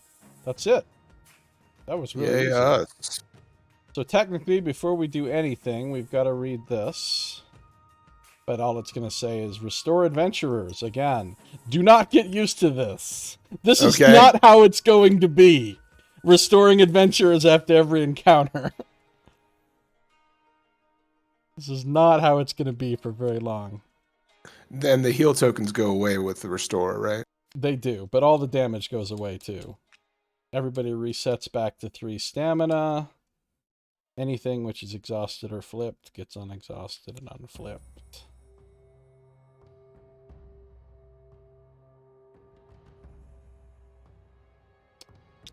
And I get a free consumable for my core. So let's see. What do we want here? We can get another plank, another magic balm, or another bottled blessing. Those are probably the best options. Probably another... I like to have a good amount of magic balms just because sometimes the conditions can be really bad. Yeah. So I'll get another magic balm. One of your characters have space for this? Yeah, Nightingale. Alright, so Nightingale can have that.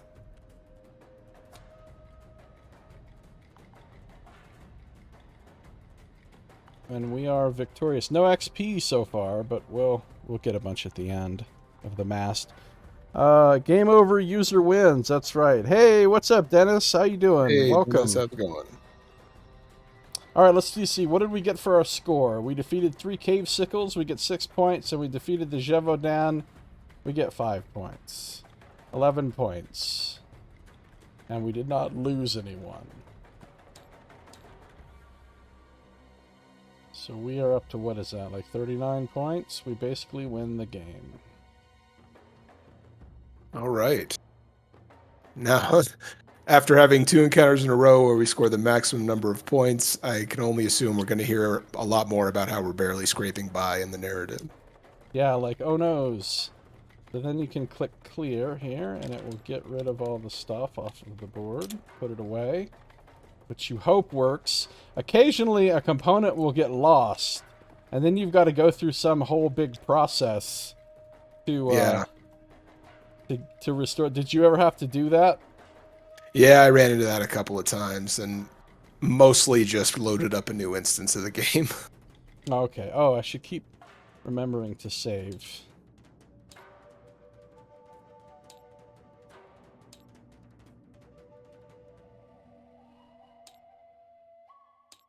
All right. We win. Continue to Poor Doggy, page 12. Poor Doggy.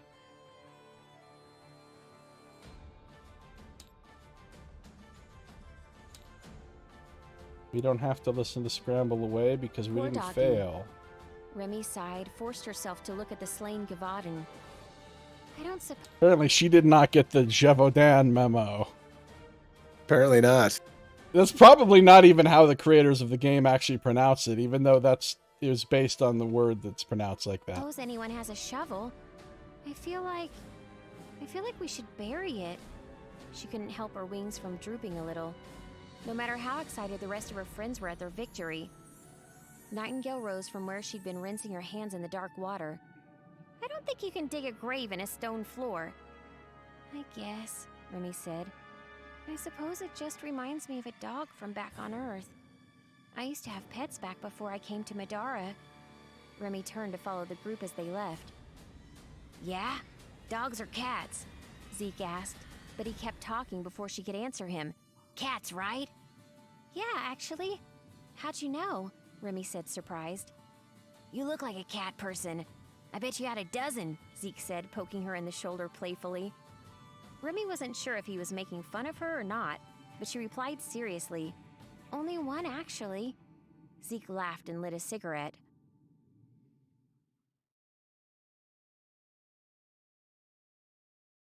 The second night. The second night. It's not a deck builder, Dennis. It's more like, I mean, you have cards, but you don't have a deck of cards.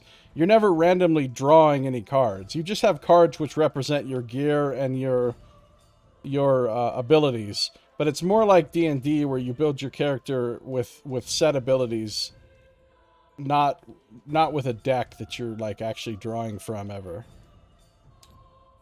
And thank you for the birthday wishes, Dennis. I appreciate it. Are you ready for the second night? Yeah, let's do it. Tonight they had chosen a much smaller chamber off of what they took for the main passageway. It was far smaller than the room they'd chosen the night before, but it only had one entrance, so at least it would be easy to keep watch.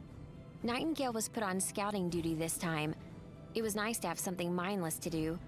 It was like all the housekeeping she'd done back in her family's little motel on Earth, rocking from room to room with an MP3 player. Pity she hadn't been able to bring it when she had come to Middara. Nightingale happened to be passing by the entrance of a nearby chamber when she caught a flicker of light from beyond the passageway. Hold on! She said out loud to herself, waved, and stepped out into the central hallway.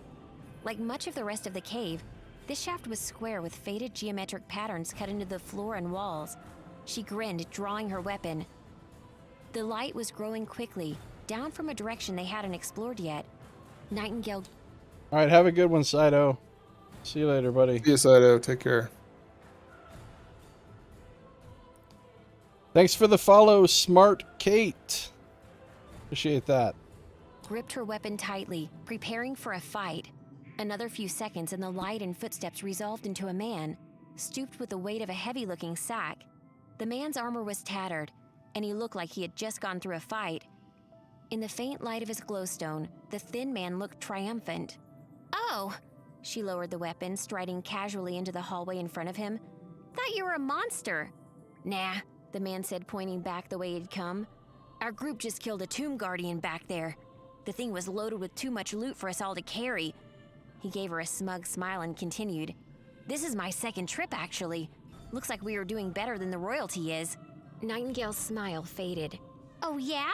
she said, considering her options. Nightingale must make a decision. Are you going to extort the man for his extra loot? He was rude and he also doesn't need it? Or are you going to let the man pass unharassed? After all, he earned it.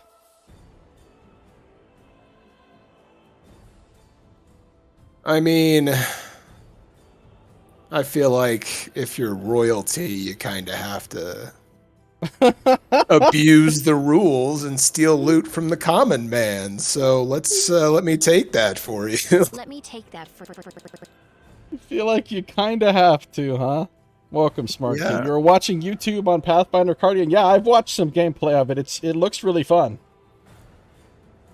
Now you got to learn how to play it. Dennis has been massively getting into board games lately. He just keeps buying more and more board games. I think he's got more board games than me now. Not that I have that many, actually, but... Alright, let me take that for you, as Tim is now shaking down the common man. You. You know, it's probably not safe to carry so much all by yourself, Nightingale said with a sly smile as she tightened her grip on her weapon. I could take some of it for you. The man paused for a moment, letting the true meaning of the princess's question sink in. I suppose. The man stopped, heaving the sack down onto the ground in front of him. Have at it. Nightingale slid past him, reaching into the sack and scooping up as much as she could carry. Your bag will be much lighter now. She didn't wait for him to respond as she hurried back to camp. Messed Behind up. her, the man's smug smile was gone. Pretty much just robbed someone. It's good. Good. So, what did we get? We got Yeah. a random mundane relic and 2 random mundane consumables. Collect your ill-gotten gains, sir. Okay.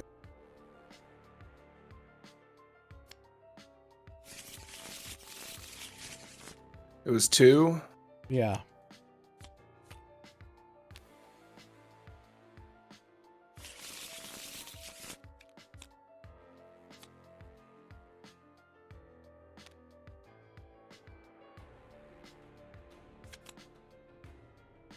All right, let's see.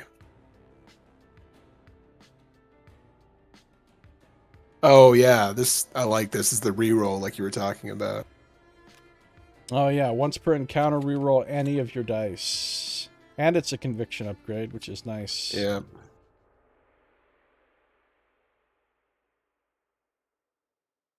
And then another magic ball. Sweet. Now, does one of your people need a magic balm or have a space for it? I'd say no at the moment. Okay.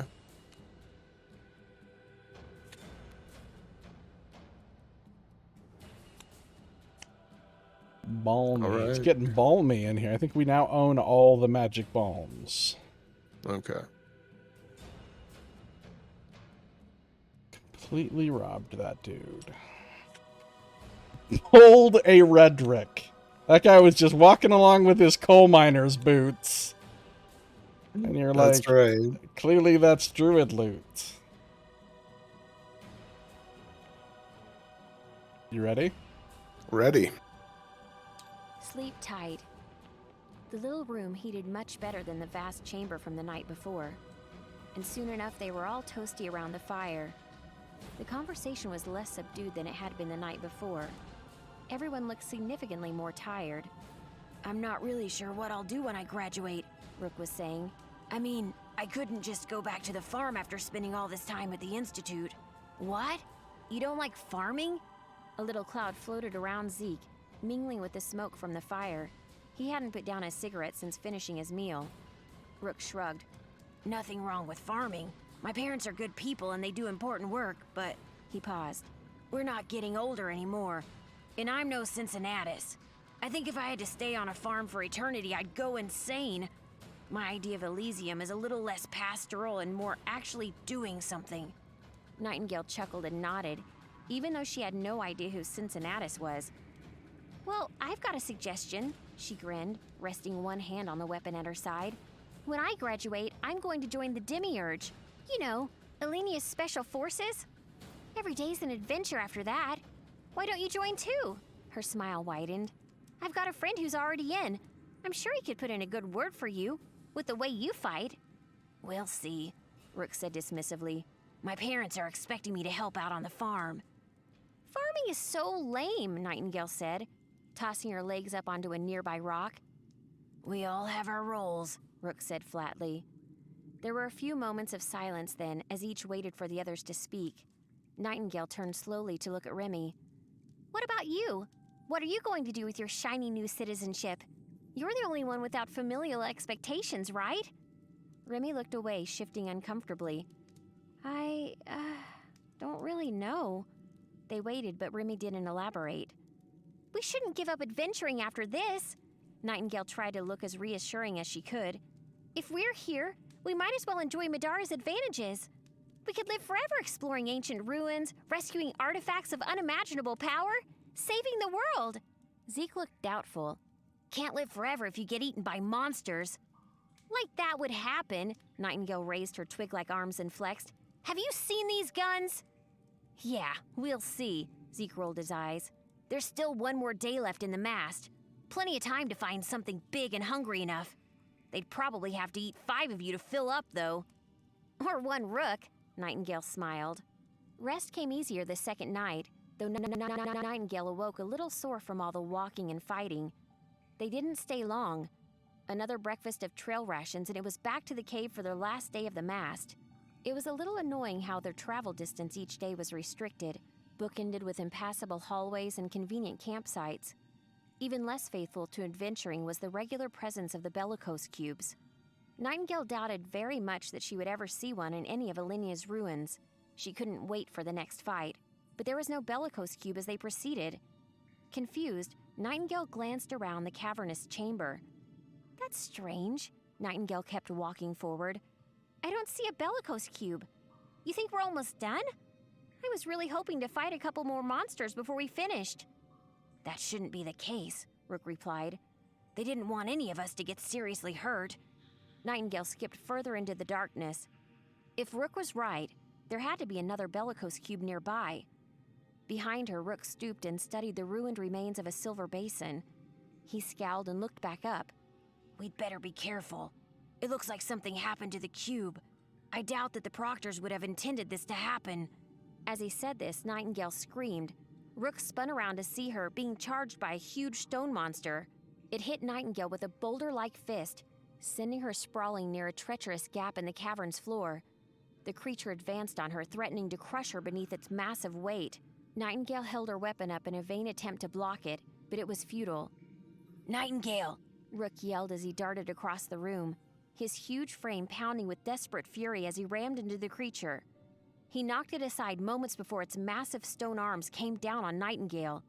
Rook pulled at Nightingale's shirt, yanking her to her feet as the monster began to rise again. Run! We can't fight this without a bellicose cube! Rook turned and the group sprinted into darkness. Eventually they came to a stop, panting heavily and hoping they were safe. Oh boy, Nightingale said, shaking her hands to wash away the adrenaline coursing through her. That was exhilarating! Exhilarating? Remy caught up to them nearby, recuperating from the sprint. You almost got turned into a Nightingale pancake. Nightingale nodded and looked back the way they had run from. What was that thing anyway? I think it was an Earth Loa. It was either not supposed to be here, or perhaps they planned on us having that bellicose cube intact. In either case, we're okay now, Rook grumbled. Nightingale burst out laughing and turned to Rook. You just saved a princess in distress! So cliché! I guess I did, Rook said, smiling. I'm glad you're all right. Thanks to you. Nightingale walked up beside him and her hand shook a little as she slapped him on the back. I should have noticed that wasn't just a pile of rocks. Rook relaxed. No big deal. That's why you never adventure alone, right? Nightingale smelled tobacco a few seconds before Zeke stepped up behind her and gave her a look of relief. Good work. Let's make sure nothing like that happens again, though. Nightingale nodded and the group made their way back into the dark. They continued on for what felt like hours. Nightingale purposely stayed at the front, determined to prove she wasn't afraid, even after the close call with the Earth Loa. Eventually, she heard something strange coming from up ahead. Hey, I hear voices! Nightingale couldn't keep her tail from swinging about behind her in excitement as she skipped forward. Remy kept up, her weapon held close. You think we made it to the end? Rook's voice came from behind her, sounding matter-of-fact. Not yet. That isn't how the Mast works. Every team has got to go through the gauntlet, and we haven't seen it yet. Oh, she blushed, wings drooping as she slowed a little, falling behind the rest of the team. The room was quite large, at least 50 feet across. Other teams milled about in nervous-looking groups, keeping mostly to themselves. Zeke pointed towards the front of the room where a group of uniformed proctors waited by the door. "Let's see what's up," he muttered, striding purposefully towards the front of the room. Some of the other students looked like they'd done worse than their team had. There were lots of little wounds and hasty bandages, but also breaks and untreated gashes and tears. One young man kept himself standing only with the aid of a makeshift splint and walking stick, while another group had one of its members resting between them badly wounded. "Guess we did pretty okay after all," Nightingale found herself thinking, following just behind Zeke. The men standing by the door all nodded respectfully to them. "Lord Zhang, Princess Arson," a spindly proctor with white hair stepped forward to address them. "Glad you made it." "What's going on?" Zeke gestured behind them at the crowd. The proctor lowered his head deferentially. "You've reached the gauntlet, the last stage of the Mast. Each team must survive a game section of the dungeon, so you're sent through one at a time. If you'd like your team moved ahead in the queue..." "No!" Zeke and Nightingale answered together in the same exasperated tone. Zeke was the one who continued, "We'll wait our turn with everyone else." "As you wish, my lord. We'll call for you when it's time." They left without another word, quickly finding Rook through the crowd. "You were right," Zeke grumbled. "It's the gauntlet." Rook nodded, satisfied. "It was in the study guide." "What exactly is a gauntlet? I guess they don't expect us all to share a glove," Remy asked, chuckling to herself. Nobody laughed, though it was Rook who answered. "It's different for every graduating class, so it's hard to be sure. It's the thing they wanted us to be prepared for most, in case some of the groups were really clever or lucky. The gauntlet is the same for everyone, so every graduate will be ready for..." He shrugged. "Whatever. It's usually the hardest part." "After what we've been through?" Nightingale gave Remy an encouraging pat. "I'm sure it'll be nothing. We've got this. 2 years of lectures, 2 years of weapons practice and learning magic." She looked up as the heavy oak door opened and another team was ushered inside. "That's our ticket to the outside world, to citizenship, to the demiurge," she muttered to herself privately. Eventually, the white-haired proctor approached them. "If you're ready," he said, his voice as deferential as before. "It's time." The crowd was mostly gone, leaving only the most injured groups behind. "We're ready," Nightingale answered before any of the others could object. "Let's do this." The changes between the VO and the written are quite profound, actually. I'm surprised how much, if you follow along. Yeah, a lot of stuff. Sometimes there's like whole paragraphs that have been cut. Right. Find yourself scanning the page, going, "Where am I going to pick this up? Where are they?" Yeah. Is this multiplayer or is just one party adventure? This is designed to be played, but it's a board game, right? And this is the simulator. Tabletop sim obviously can be used with as many players as you want. I think up to 8. The game is designed for 1 to 4 players. So there's always 4 characters in the party, no matter what. You can play all 4 characters by yourself, or you could have 4 different players, each playing 1 character, or like we're doing, there's 2 of us and we're each playing 2 characters. So you've got, and there are the options. There are specific variants for like 2 or 3 characters, right? It's just why would you ever do that?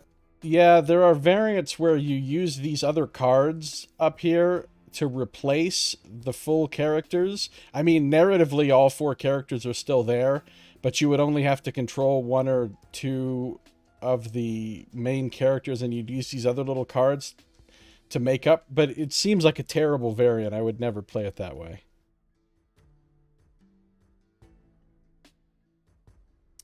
So we're on to the Gauntlet, Chapter 1.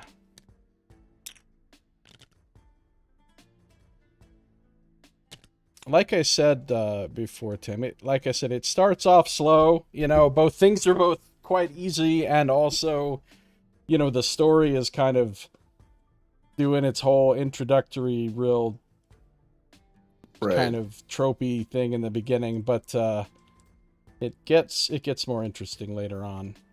Okay, the narrative improves, you're saying? Yeah, there's things, once you get past this whole, like, oh, we're graduating from school part, things start to get into the twists and turns, and Okay. and the encounters get much more difficult, obviously. As you enter the double doors that lead to the gauntlet, you are surprised to find a serene chamber with a large pool of water inside. The water begins swirling at first, and then it slowly rises and takes shape.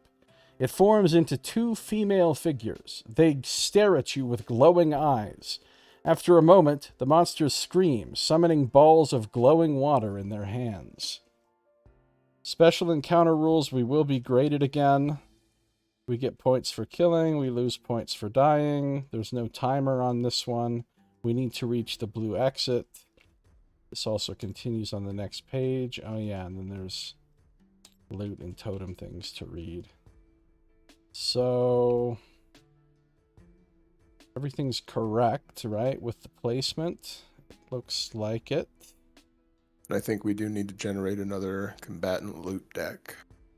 Oh yes, because we restored. Okay, so we have a new combatant loot deck. We're starting in these 4 squares up here.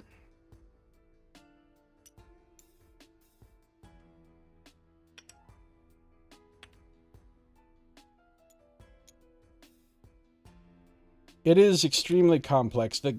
Like over time, the character building with all the different abilities you can get for your characters and all of the loot and gear you can equip, and then the encounters get very big and complex. And it's got a very, very lengthy and detailed storyline as well that gets quite involved. I mean, it's not like, George R.R. Martin, but it gets pretty involved.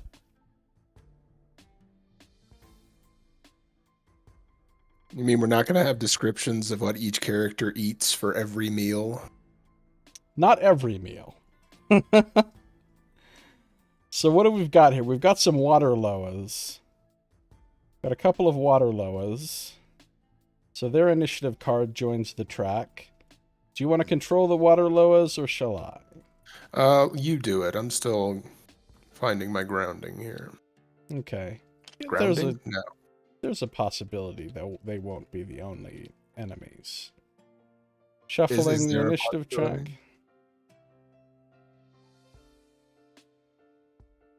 All right. Well, here we are. We're all ready to deploy. Let me switch the music to something more.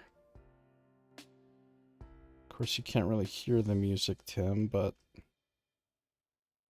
it's okay.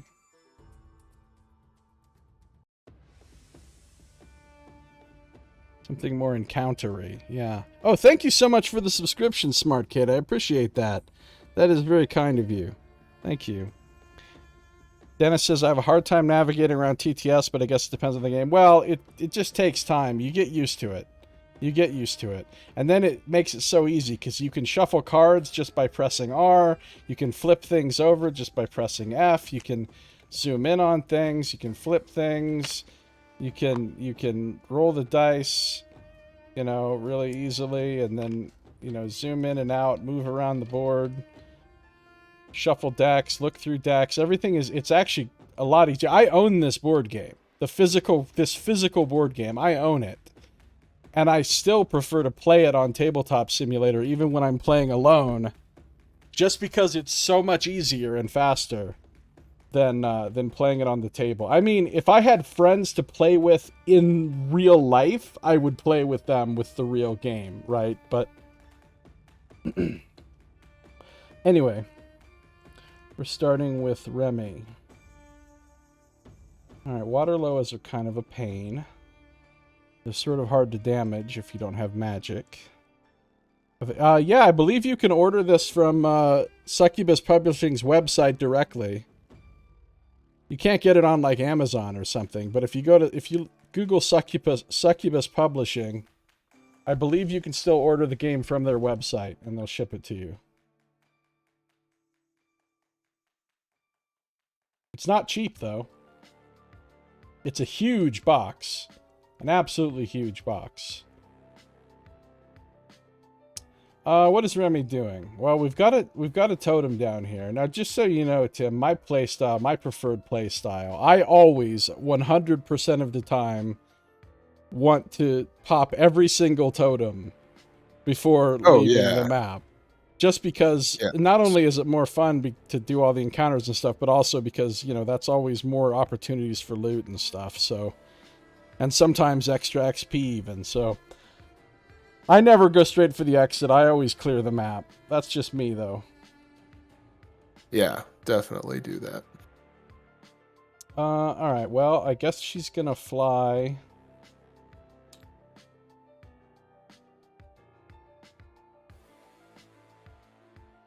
One, two, three, 4, 5, 6. She'll stay on the dry land so that she can dodge. And she'll be done. So Rook's turn.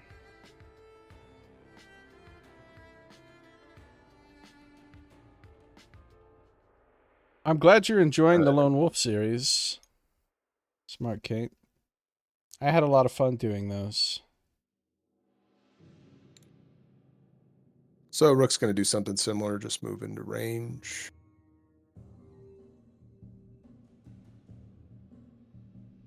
He's done. Zeke? Actually, no, he's not done. Hold on, we're going to get my heal tokens up. Get those heal tokens. Good. Now he's done. All right. Zeke's going to basically do the same thing.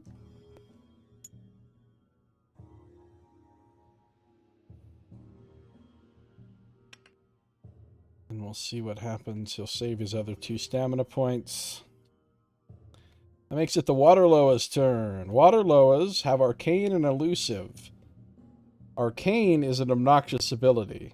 Whenever you roll an attack against a Waterloa, you ignore all symbols on your dice. So... Oh, that is annoying. Yeah. They're also elusive, which means...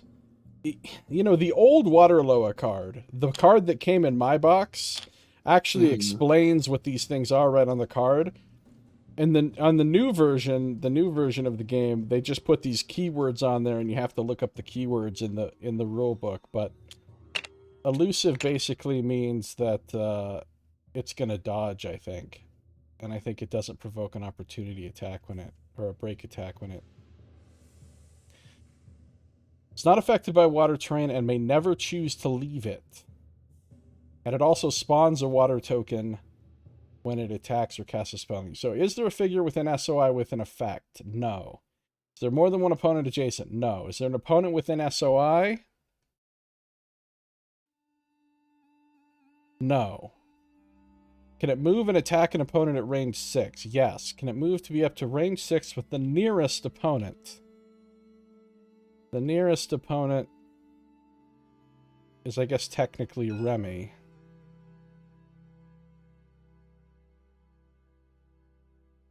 So it's actually going to move back, because now it's at range 6 from Remy.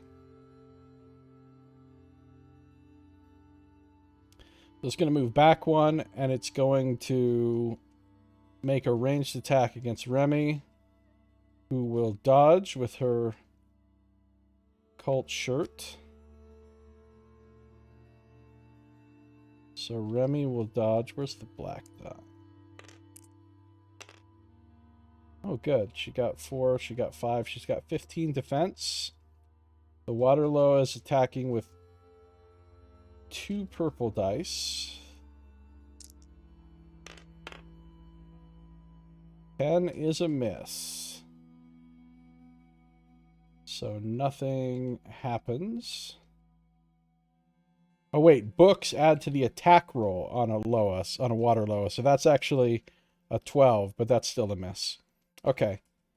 Then the purple one, 1, 2, 3, 4, also does not have an opponent within SOI. The purple one wants to move and attack the nearest opponent, which I guess is probably Rook, technically. Yeah. So 2, 3, 4, 5. It's already 6 away from Rook, so it's going to stay right where it is. And is Rook dodging?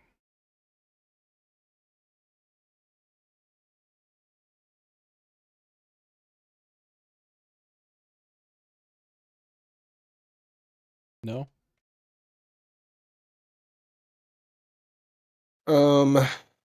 Yeah, might as well.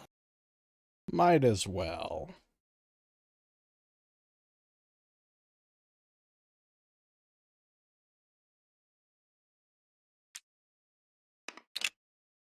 Oh, good dodge.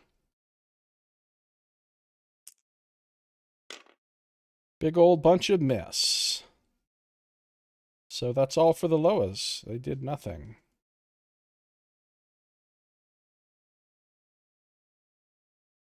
Nightingale's turn. Okay, Nightingale's gonna move.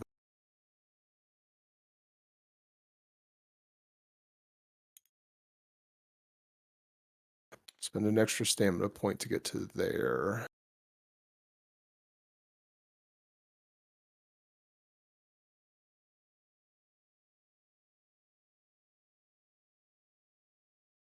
And then that's going to be it for her. All right, we're on to round 2. Shuffling initiative track. Starting with, oh good, the Loas go last. All right, Remy's going to have to get in there. Just wondering about when do we trigger this totem? The initiative track. I'm sorry, I was just thinking the initiative track has kind of been on our side tonight. Yeah, it's been not bad. So this totem doesn't get triggered unless you come over onto this land right over here. So we can be all up in this area without triggering the totem. Unless I just want to send her down there to trigger the totem now, just for fun. Yeah. Just add an extra pull. Hard mode. Yeah. Okay. So she can fly. So first of all, she gets her 3 stamina. She spends 2 to fly. She unexhausts her shirt. She spends 2 to fly, so she's going to go... Oh, she still can't go diagonal, though. 1, 2, 3, 4, 5, 6. Doesn't have reach. 7, 8. She's got to land in the water. Oh, and she doesn't have enough left to attack, unfortunately. She's going to use some throwing knives. They're good against Loa because they just do. Your channel just attracts people that like puns. Oh, are we doing... do we have another punster in the chat? Nox, you're no longer alone. You weren't alone before, but you're less alone now. Hopefully it won't be a Waterloo. Oh, no! Here we go! Good one. I'm going to throw some throwing knives because I can. So I'm rolling the purple die on the purple Loa. 3 damage to the purple Loa. Throwing knives. You may rejoin that deck. Now, sadly, Remy cannot dodge because she's in the water. So, that's life. It's Rook's turn.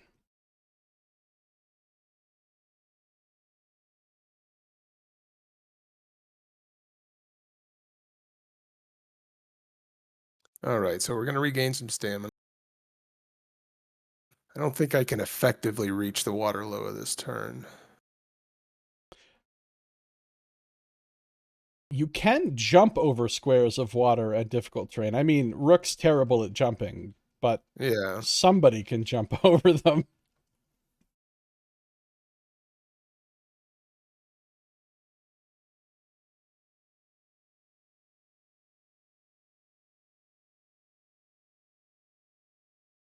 God, he can't even get to the dry square so you could try and dodge next turn.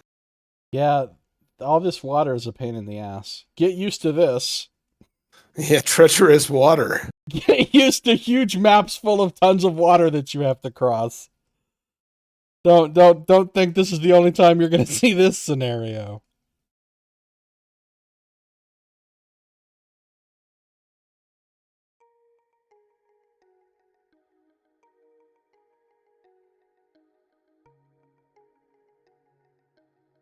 Jumping over difficult terrain sounds water lunacy.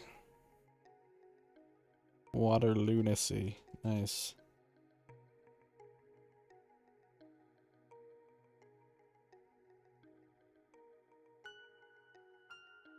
Okay. I don't know if this is even allowed, but here's what we're trying. I need the plank tile. The plank tile. All right. You're planking it up. Here we go.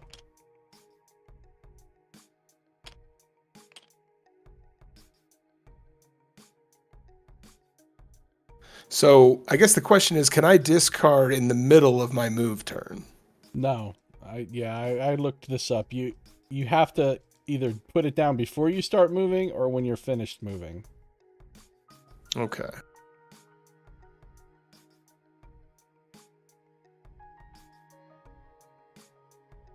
I think I can still do it. Okay, so I'm going to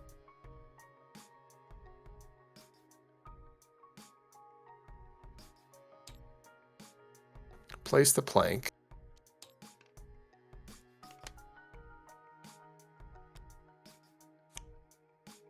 And then move.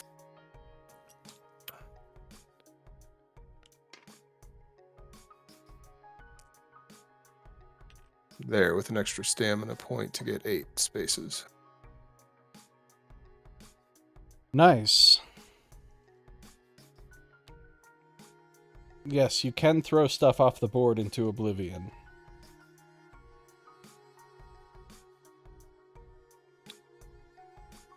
And that's another nice thing about Tabletop Sim is you can copy any components you want. So we're not limited to, like, if I wanted to have my own whole set of dice over here and you could have your own whole set of whatever, we could have infinite dice. Yeah. If we just wanted to have, tons of black dice for some reason, we could. No, it limits the ability for the edit functions copy and paste and delete to the person who's hosting. So I can't do that. Oh, really? I didn't know that. Yeah. And anything I try and send off it to Oblivion, it just puts right back on the table.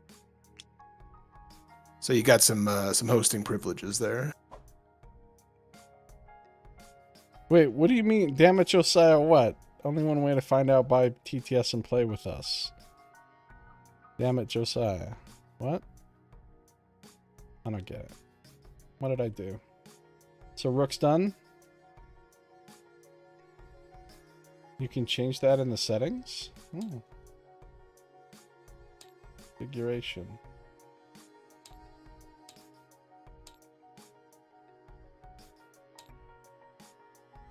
Well, I don't know how to change it.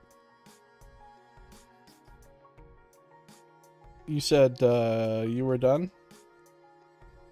Oh, yeah, done with Rook. But now it's Nightingale. Okay. Now they won't have to buy TTS and play with us. Oh, that's true. But Nightingale's going to move there, and then we're going to gore shot the purple Loa. we're shot in the perp. Kane and Elixir. Okay, so what is that? 7 and 6, 13.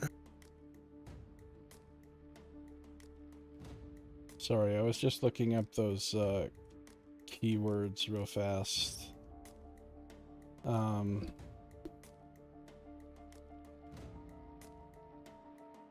Just to make sure I know exactly how they work. What? These are not the tags.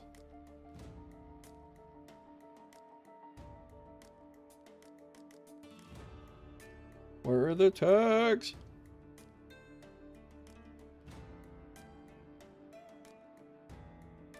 I wish the rulebook was easier to navigate.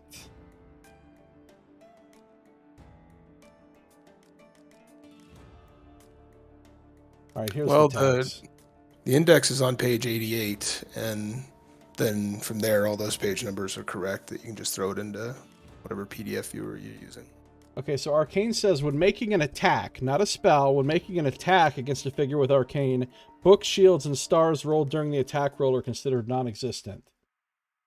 And elusive, when making voluntary movement, a figure with elusive will never provoke break attacks from opponents who are adjacent to them at the start of the move action. And if the figure with elusive is pushed, pulled, or otherwise moved by an opponent's ability, they will still provoke break attacks from adjacent figures. Okay, so they don't auto dodge. That's a different tag. They just don't provoke a break attack when they start their movement, and they ignore symbols against them on attacks. So, how did you do on your spell? So it's 13. 13, and it's rolling white heel for conviction.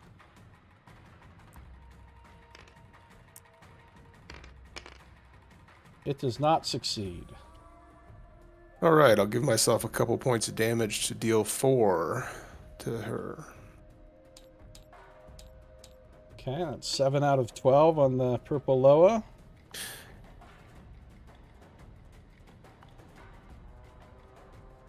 And yeah, that's all that she's going to do this time. All right. Zeke's turn. Zeke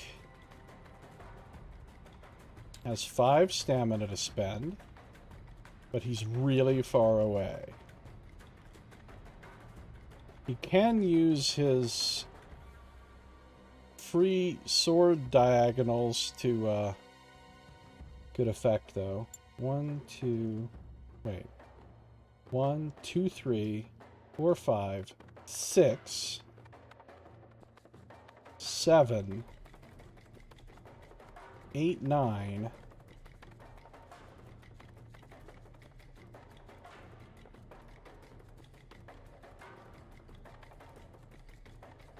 And a diagonal. So, moving 6, 7, 8, 9, and he's using one of these for a free diagonal. He'll use Blade Works to attack the purple Loa. He's rolling... So she does not dodge. He's rolling 2 white. You can pull infinite dice from these dice stacks down here, though, right? Yeah. Okay. Oh, no. Even re-rolling one of those dice wouldn't do any good, so he's just going to take the miss, and then he's going to spend his last 2 stamina to attack again.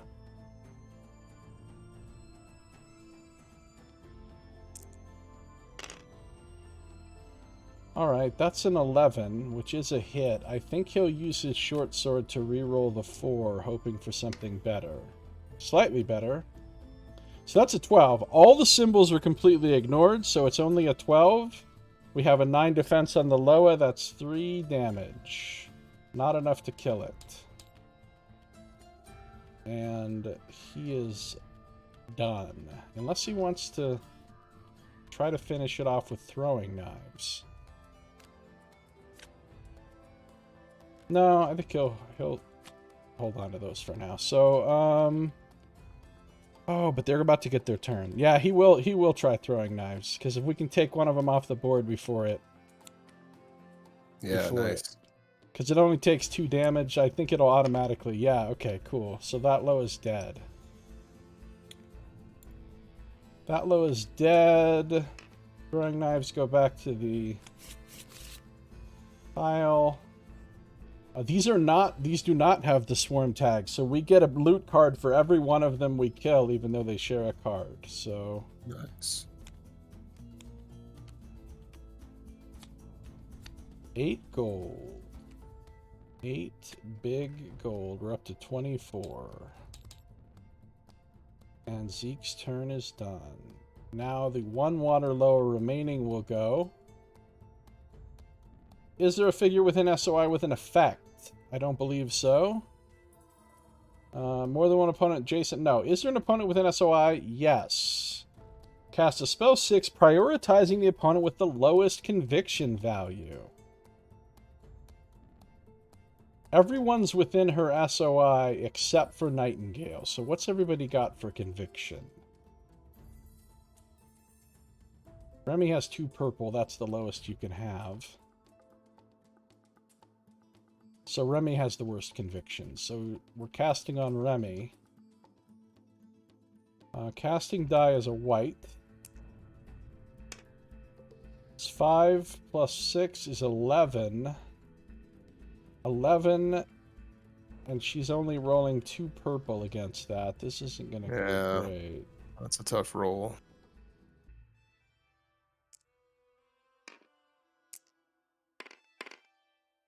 Yeah, big bunch of nope. She's going to take the damage. And it's going to be a lot because it's 2 plus the difference rolled. So she rolled a 7. She doesn't have any rerolls she can use on that, right? No, she doesn't. So, 7 versus 11 is a difference of 4. That's 6 magic damage, which ignores armor. Which she didn't have any armor anyway, but if she did, it would be ignored. So 6 magic damage she's going to take right to the face. Healer. And that's all the Loa does on its turn. It doesn't move. So we're on to the next round. Oh, Loa goes last again. It's good. Remy can try to get some revenge here. Too busy to play anyway. Usually just watch someone playing while you're programming. Ooh, programming. Exciting. Check out TTS is great, and there are a ludicrous number of board games available on Steam Workshop for free for Tabletop Simulator. I mean, so many board games. A lot of really good ones that you can play solo. It's a great, or obviously with people. It's a great program. So Remy's going to go first. She will get her stamina. She'll move.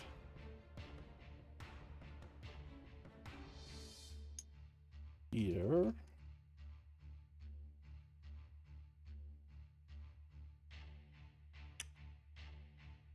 She will attempt to attack the Loa.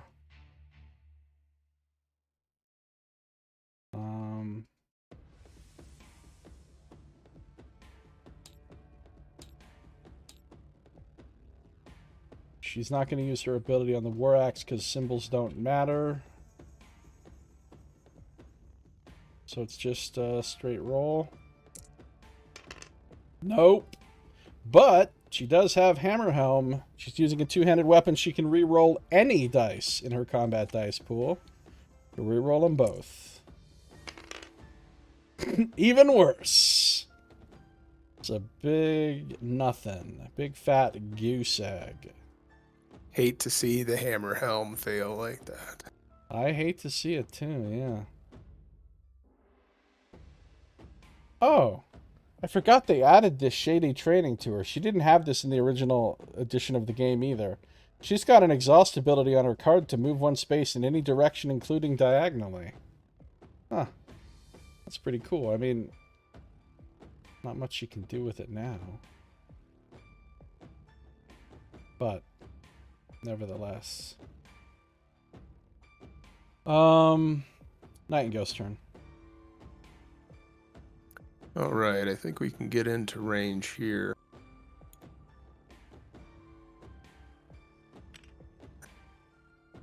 Something less complex like tic-tac-toe RPG. Have you, played through the Lone Wolf books yourself?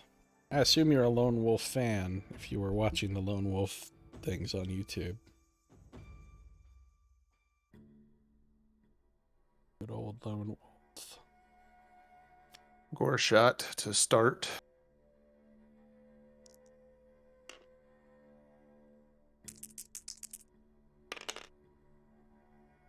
So that's, whoa, 16, max roll.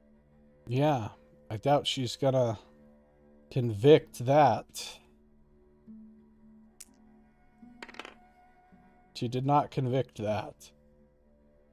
Okay, so that's 4 more damage, or 4 damage, rather. 4 damage.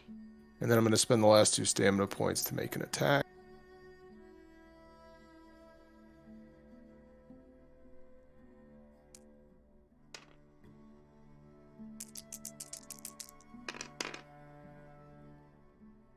No.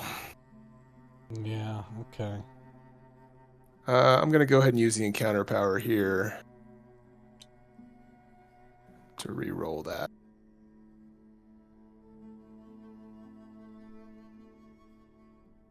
Don't re-roll the black, though, because It says all of your dice. it says any of your dice. Oh, that means any of any your ones dice. you choose. But still, I don't think that makes it. That 8's still not going to cut it, yeah. Unfortunately. Okay. Well, that's good all try, you but can you did do some damage. You did do some damage, so, it's on to Rook. Okay.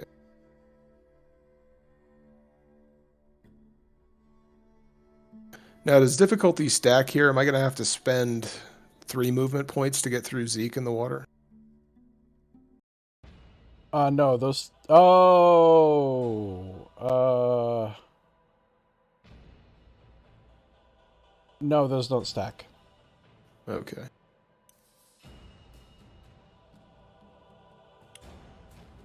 Right, so regaining stamina, then spending 1 point to make the move. Going to discard a heal token for Remy. Oh, thanks.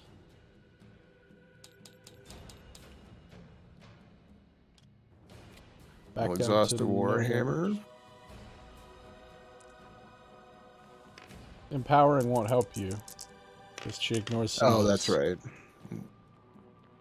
But I think that's a hit for 1, at least. 10, big 10. What's her defense? 9? Yeah, putting a 1 on her.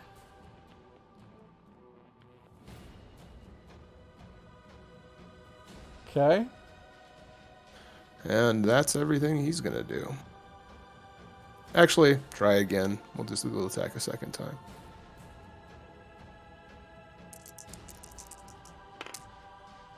No. Man, we're not rolling great on these attacks. Yeah. Alright, Zeke will take his 3 stamina. He'll unjigify all of his stuff. By the way, don't accidentally end your turn on the blue exit, or else we can get kicked off the map. Right. Okay, he can go 1, 2, 3, 4, 5, 6, 7. Wow, he's just going to use his swords to go diagonal twice. Then 1 stamina to move into this position. Then he can attack with Blade Works, 2 white dice. No whammies. Alright, 11. That's a hit of 2 damage. Then he can use his 2 stamina to attack again.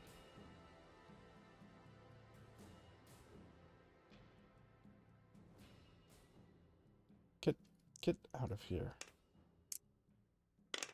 Oh, 9. It's a hit of 0. So he's done. Loa's turn. Loa has all kinds of... Nobody has an effect, right? We don't have any buffs or anything yet, or debuffs. No. So. Is there more than one opponent adjacent? Yeah. Make a melee attack against the opponent with the most damage. That would be Nightingale. Yeah. Melee attack against Nightingale. She can't dodge because she's in water. So, she's just rolling her 2 purple dice.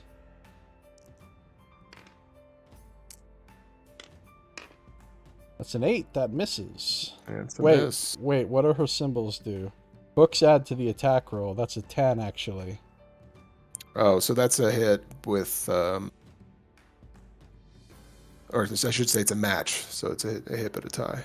It's a hit of 0. And she doesn't have any symbols that will add damage. So she hits, but she does no damage. If you have a way to counter, you could counter, since her final damage was 0. No, unfortunately, all those, the one thing I do have requires that I dodge first, and I can't. Okay. In that case, then place water tokens on adjacent squares to the water loa. I believe they're already all water already. I just said already twice in the same sentence. And then move to the farthest space possible from any opponent. The farthest place she could possibly move from anyone would be the corner. And she will not provoke a break attack for that movement due to elusive. So she's done. Which means it's time for initiative again. Think of how much less convenient this is, shuffling this deck every single round with draw cards. Instead of just pushing that button. Rook starts. Okay. Well, we're getting some stamina back. We're going to try and attack here. Rook is not an effective combatant against this thing. Nobody is, really.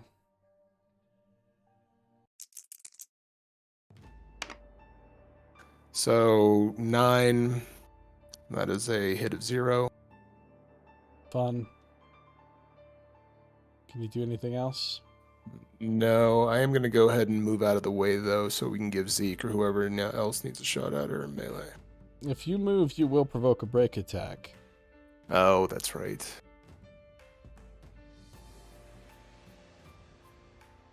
Unless you don't care. She's not very dangerous with her melee attack. Yeah, She's only rolling melee purples. attacks aren't bad, right? Yeah, She probably so can't even hurt you. Alright, so she'll make her break attack. Yeah, she didn't even hit. If he has a way of countering, he could counter, which would cancel his movement, but he could still do it. Nope, doesn't look like it. Okay.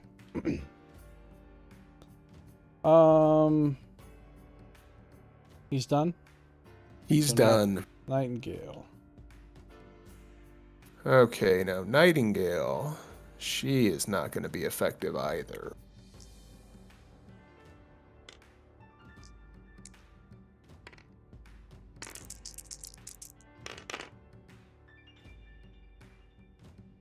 So yeah, that 7 is going to miss. And she's going to end her turn with that. Actually, no. We will do Gore Shot, yeah.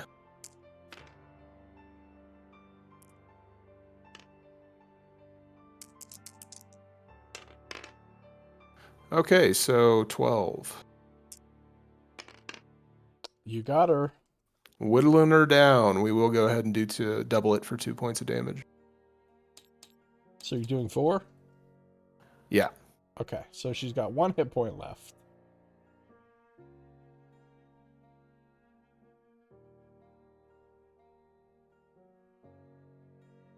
And you're staying where you're at? Yeah, she'll stay put there. Remy's gonna try to do that 1 point of damage, or maybe she should fly over. Who's gonna go next? Oh, the low is gonna go next, then Zeke. I guess Remy should try to finish her off. So she'll use her slick little move here, Shady Training. Ooh. Remy's Shady Pass has given her insight, which will allow her to move 1 square diagonally without using her move action. Move in there. She gets her 3 stamina, so she goes up to 4. Now she will attack for 2 stamina. If she kills her, she could still fly away this round. She'll attack for 2. She's rolling her 2 white dice. Ooh, not great, but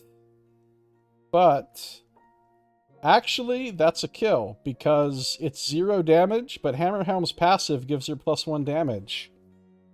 So that's 1 damage, which is enough. Now you can still use it to reroll. Oh, yeah, you're right. If it's 1 damage, it doesn't need to be any more. Yeah, I could use it to reroll, but I don't need to, so we'll just kill her off. We'll collect some loot here. 7 gold in the pocket. We're up to 31 so far. And the Loas are dead. Loa card can come out of initiative. Remy can still move now, so she's going to use her 2 stamina to...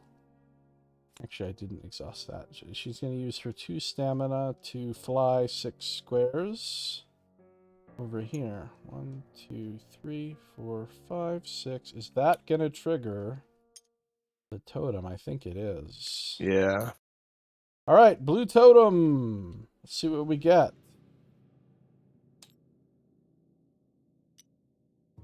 As you peek around the corner, you see a chest. Place the blue loot token on the west side of this totem. Blue loot token. Loot. Where are the loot tokens? Do we know where the loot tokens are?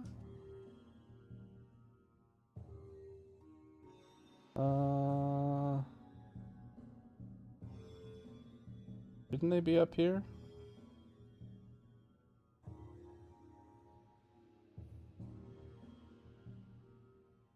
Oh, here they're they are. there.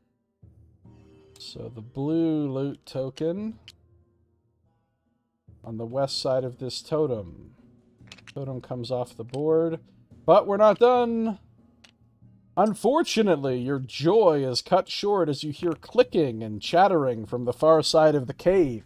Spawn 2 cave sickles on any unoccupied space on the east side of tile UM15. UM15 is this top right one. So 2 sickles are coming in. Any unoccupied space on the east side of tile UM15. There's the sickles.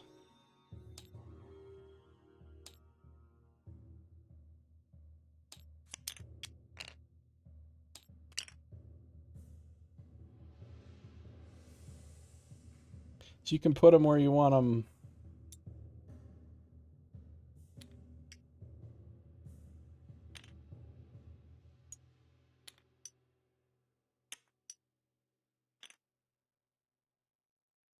Her turn ends, and it immediately goes to the cave sickles. So that's all Okay. you. So no Jason opponents. No opponents within range 4. There is one, actually. The cave sickles ignore water. So, I mean, for movement, they can move unhindered by it, so. Right. So number 1 is going to be making a ranged attack against Rook.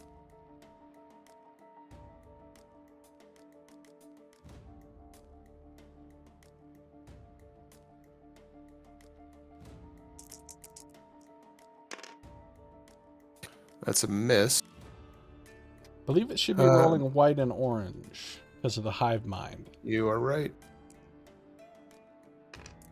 Keep the 3. Okay, that's a hit. That's some hacks.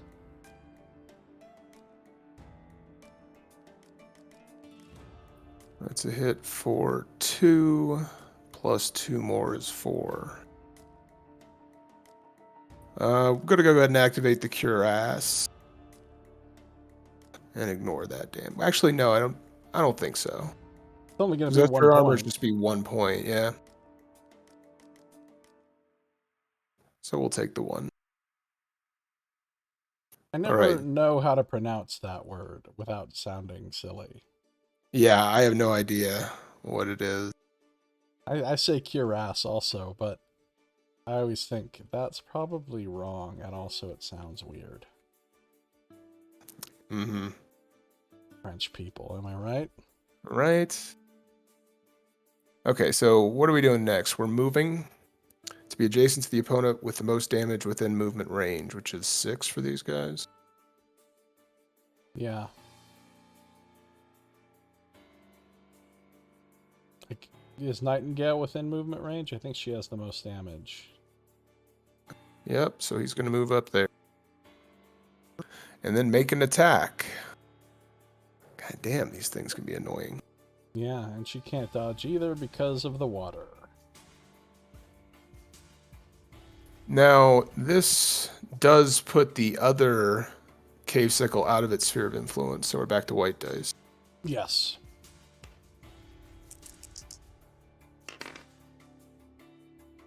Nine is a miss. A near miss. Why do they call it a near miss? Shouldn't it be a near hit? Nearly hit. A collision is a near miss. Yeah. Oh, they nearly missed. Good old George Carlin. Okay, so this guy is not within range 4 of anyone. So it's going to move and attack.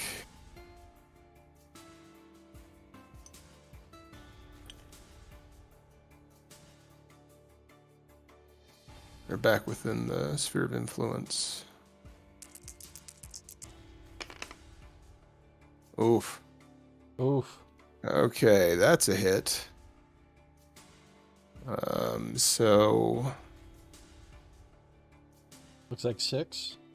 yeah, 6. So 3 armor, and yeah, I'm gonna activate my breastplate this time. Yeah, now's the time to use it.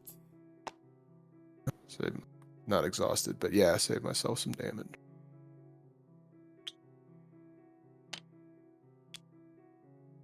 That is the being used token. Right? Unfortunately, we don't have one that says not being used. Okay. Alright. Cave sickles are done. Cave sickles are done. All right. Whose turn is it now? Zeke. Zeke finally gets to act this round. Well, he's got a cave sickle nearby. So he will get his 3 stamina. I think he'll just activate a sword to get 1 point of free diagonal without using a move action. Then he'll use Blade Works to get a free attack. He'll roll his 2 whites. Oh, what a terrible roll. I don't even think I'm going to bother to re-roll one of those dice. I think I'm just going to take the miss, then spend 2 stamina to attack again. That's much better. So 11, what's their defense? 8? That is so correct. 3, and he No, gets... Sorry, I was looking at the wrong card. You're right, 8. So 3, 4, 5 damage. Not quite enough to kill. 5 damage is all he gets on red there. Got it. He could still move, but there's no real reason for him to. He could also still do a free diagonal move. You know, I think I will. I'll do a free diagonal to here. Oh, that still provokes break attacks, though. There's no reason to provoke a break attack. Really, I guess I'll just stay where I am and save my point. So, new round. Starting with Remy. She's going for the loot.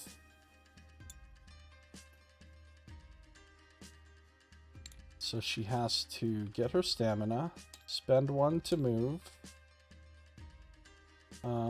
spend 1 to do the encounter action to take the loot, read the loot. Inside of the small box, you find 2 random consumables. In addition, stuck in the bottom is a large coin. The proctor will be interested in this. Gain 5 bonus points. So we gain 5 bonus points. What did it say? 2 random consumables, huh? Shuffle, shuffle, shuffle. Ooh, we got good ones. A plank and a bottle blessing.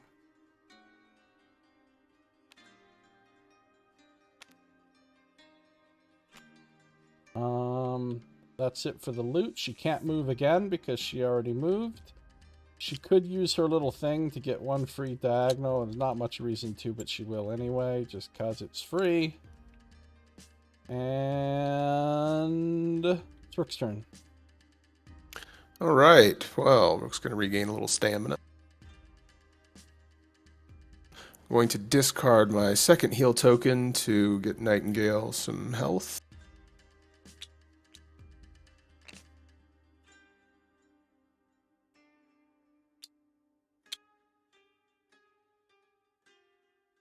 Cool. And then, yeah, I mean, I think we'll just give another attack. Oh, well, these are cave sickles. I've got a better chance against these guys. Okay. Yeah, you can crush these guys. So, yeah, we'll go ahead and empower the attack and go after number 1 here. All right, Dennis, enjoy your lurk mode. Take it easy, Dennis. Oh no, the black die. Fail. You don't have any rerolls, right? No. No. Okay, so that's a big old myth because of the black die. Yeah. That's all the he'll be doing. risk of empowering. You know, if that comes up when you cast a spell, you take 3 irreducible damage. I did know that. That's fun times. Okay, Nightingale. Regain stamina here. She will try and attack this thing in front of her.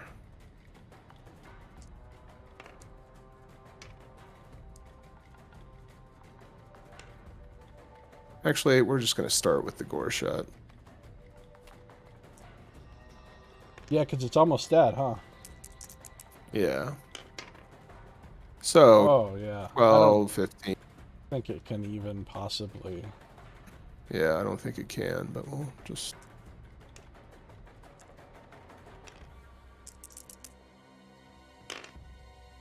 No.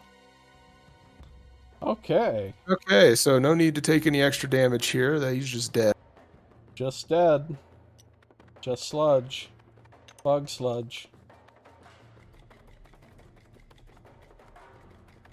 And then I can still move. Mm-hmm.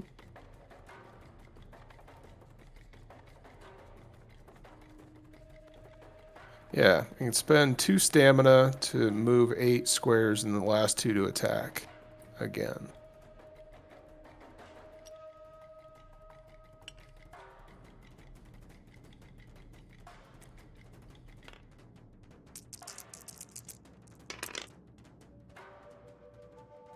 Okay, so what is that, a 9? So that's a hit of 1. And then I think 3 That's more. a kill.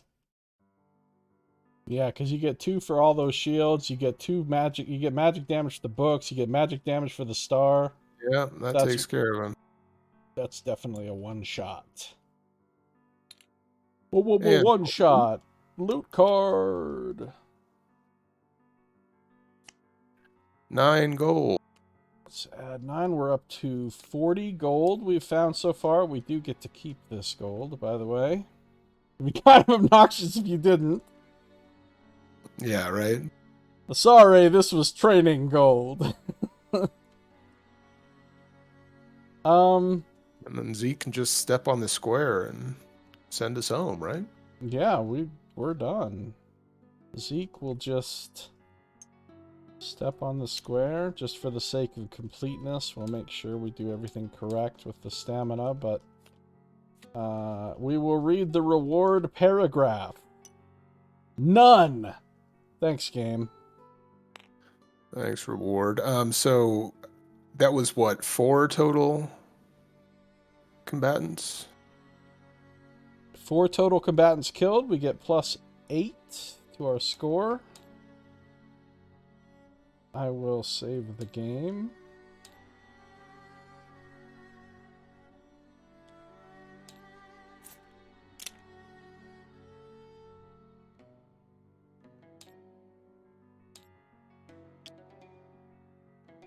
Yeah, so this time we do not restore adventurers. So you still refresh back. So anything that's exhausted gets unexhausted. Per encounter abilities get, unused. But if you have any, well, we don't have any flip abilities that actually, so that doesn't matter. But damage does not go away. And But what about stamina? Stamina resets to 3. Okay.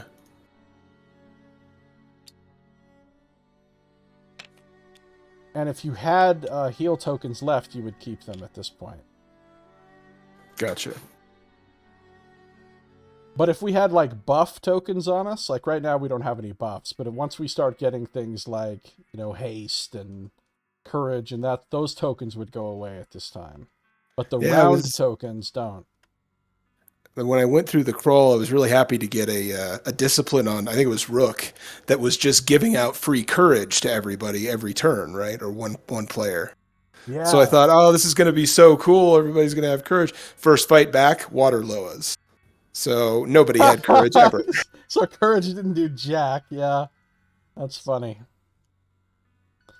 Okay, continue to the Gauntlet Chamber 2. We're just moving right on to the next battle. There's no reading this time.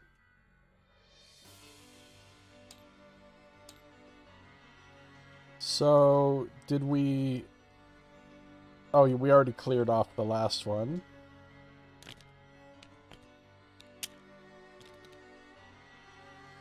Oh, snap. It's a lot of enemy cards.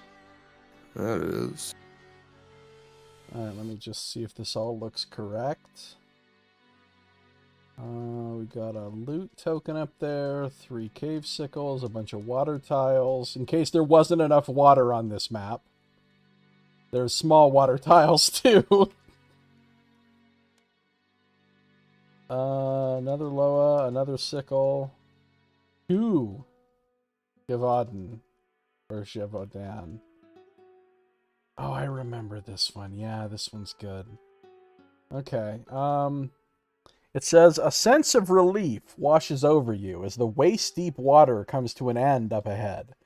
Your glowstones shed their light on what the proctors have prepared for you. A water loa moves nearby, and you can see the faint images of cave sickles surrounding a wooden box on the shore. On the far side of the pool, 2 dark silhouettes rise and fall slowly. A pair of Gévaudan sleep beneath a lever protruding from the wall. There's a large message posted next to it, barely visible in the dim light. Don't pull. So this blue objective token is a lever. The 2 Gavaden are asleep. There's a chest over there. There's a chest up here by the sickles. There's a totem around the corner. We're starting in the lower left corner. Let's see, are there special encounter rules? Yes, there are. The Gavaden on tile UM19 are considered sleeping until an adventurer has ended their turn on tile UM19 or has dealt damage to one of them. While sleeping, Gavaden will not take turns. If they are sleeping when an attack or spell is made against them, the attack or spell gains +6 to the roll, and the Gavaden will not dodge or counter. So we can try to jack one in his sleep. But as soon as we end our turn on that tile, they wake up. Also, we get graded the same way we got graded for the last one.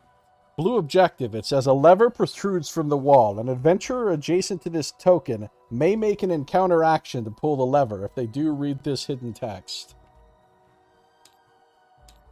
I mean, we've got to pull the lever, right? Oh, obviously we're pulling the lever. What kind of fools wouldn't pull a lever? And we've got, yeah, a fucking target-rich environment here. What monsters is everyone taking here? Well, I'll take the cave sickles, and you can have the other ones.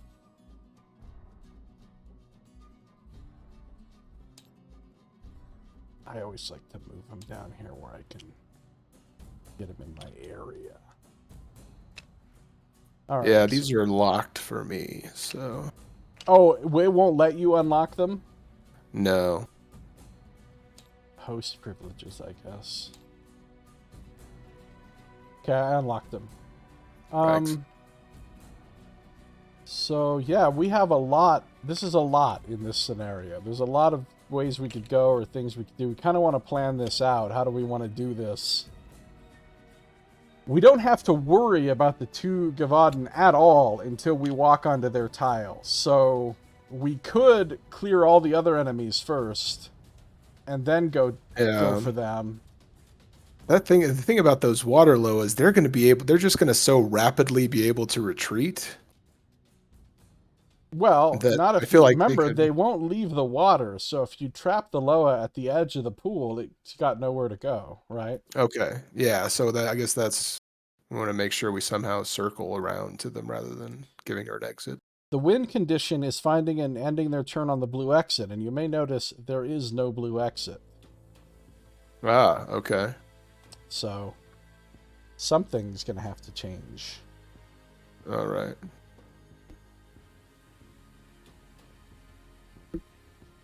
So yeah, let's deploy. How do you want to space things out here? How do you want to do things? Remy on there.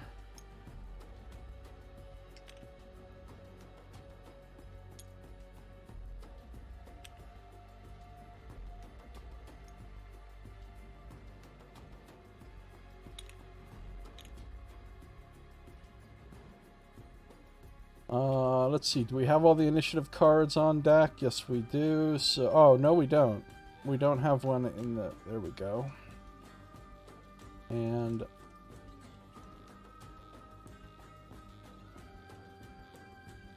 Shuffle.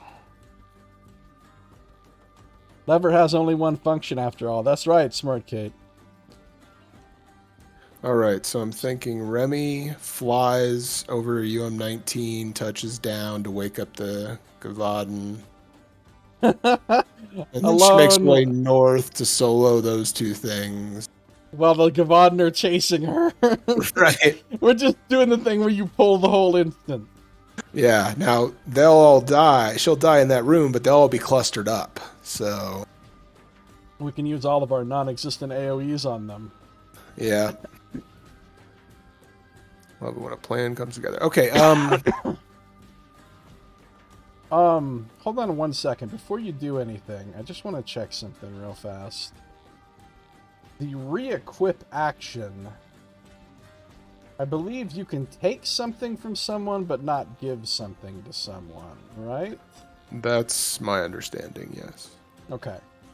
So, if you want to take any of these extra, like I've got an extra plank here on Remy, that you could take if you wanted to take it before you move away from her, that's an option. Okay, yeah, and that's one stamina to... Yeah, and then you can completely trade out whatever you have equipped if you have anything to trade out. She's got a plank and a juice box extra if anybody needs to take them. Or you don't have to. It's up to you. All right, so here's what I'm going to do. I'm going to use this MF Fortitude potion. Wait. Before we do anything else, I forgot. We're due a free consumable from the utility core from the last thing. So we're actually going to have one more consumable. So I'm going to take another plank because it's the most valuable consumable. And that's going to be on Zeke. So actually there's two different people that have extra planks that you could take if you want to. Okay. Yeah, I am going to do that. So yeah, I'm going to spend the Fortitude potion to gain a stamina point and then immediately spend that for the re-equip action to take the plank. Okay. So when you use those, just put them right back on the deck of the consumables. Okay, so you're taking this plank. Here you go. It's yours now.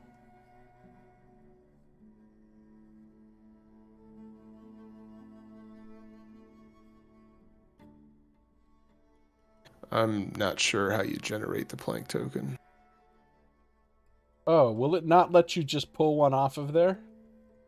Oh, they're just up here. Okay. Nope, I can get it. Yeah, they're at the top. All the weird tokens are up at the top.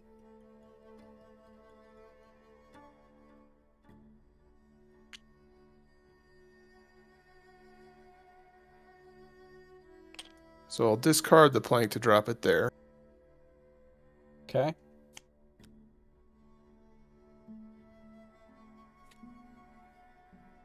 Then I'm going to activate her encounter power to give everybody stamina. Yay, stamina. Okay.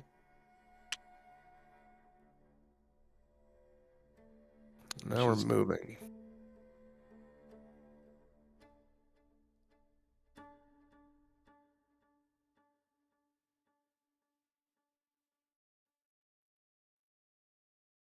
Okay, yeah, she can reach the water Loa by spending 2 additional stamina points to get into position here. If she moves there, she's going to provoke a break attack, right? If you leave so any is it... square adjacent to them, you provoke one. So Oh, I'm thinking in 5th edition D&D. Yeah, that's fine. The water Loa is somewhat weak here. all right, so the Waterlow will roll her 2 purple.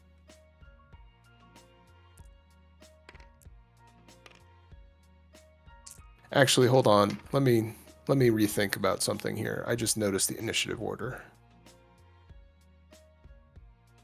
Yeah, the lows are going next. I mean, the one up on the other side isn't going to do anything. Oh, we're fine. Okay, so it's... It missed you. Okay.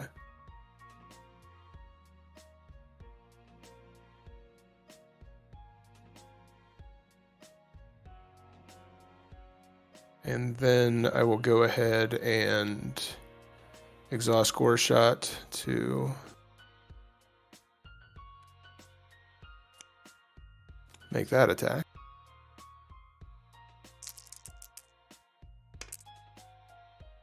Ugh. Oh no, you rolled the skull. You could use your Roll earring this on that. Oh yeah, I think I will. Thank you.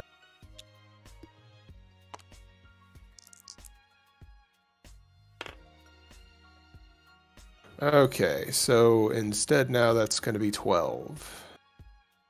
She got 10, so she fails. Okay, so we'll go ahead and do 4 points of damage to her and 2 to me. 4 to red. Okay.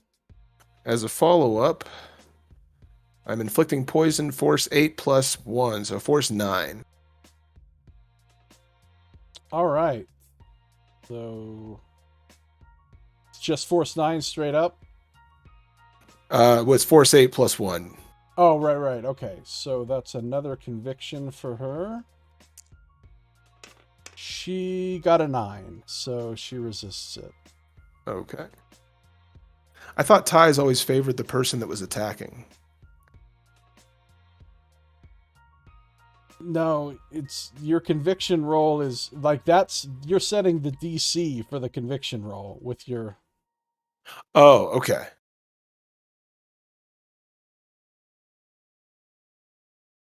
Then Yeah. I think... Like when you're attacking against their defense, you have to match their defense. When you're rolling a conviction check, you have to match the force of the effect. Oh, okay. Okay. Well, then I'm going to go ahead and attack.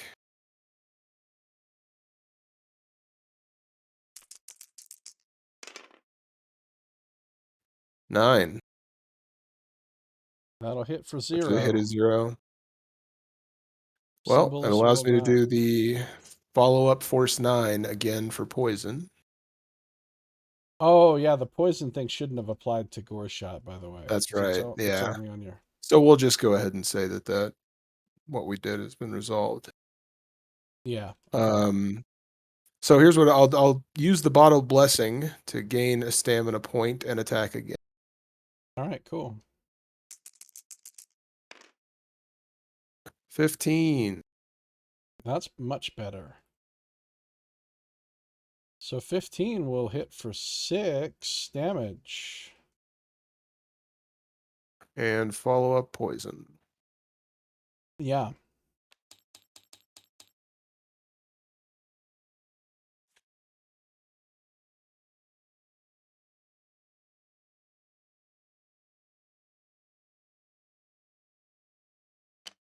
Oh, right. It's 9 again, right? Yeah. 9 exactly. Damn it. Damn it. It's too Need bad some that higher level poison might have. disciplines. Okay, yeah, she's done. All right. That was Nightingale.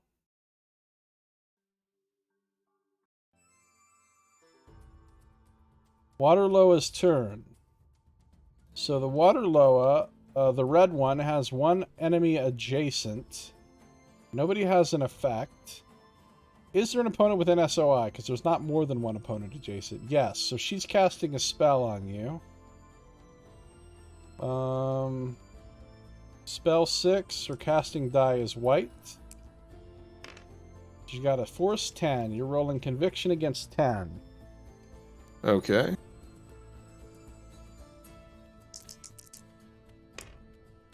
No. She got an 8. That means An it's going to 8. do 4 magic damage to you. That ignores armor. Okay. Ouch.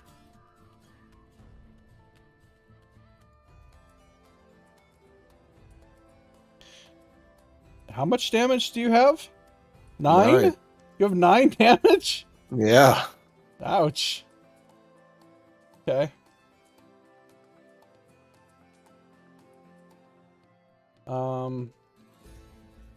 That's all the Loa's doing. Also places a water token on your space, but you're already on water. The other Loa cannot get to anyone. Right? So you can't leave that other pool, so... No, it can't even... Until we cross this line right here, that other Loa can't do anything. Okay, so that's it for the Water Loa's turn. Makes it Rook's turn.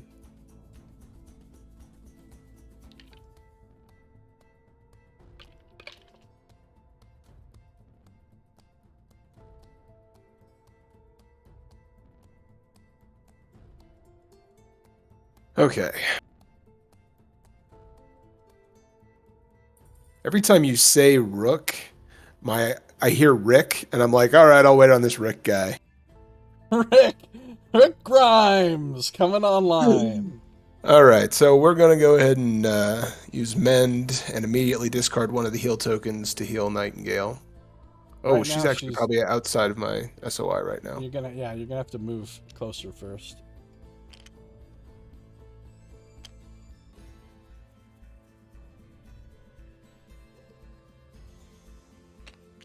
Nice plank placement, though. Made a nice little bridge there. Yeah.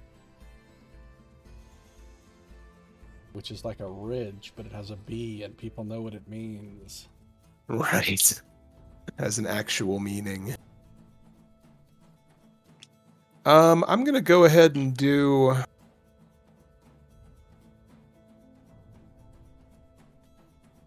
I'm going to do this. I'm going to spend a stamina point to the re-equip action to take the other plank from Zeke.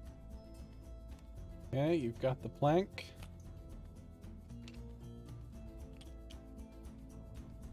Make a bridge for you guys too.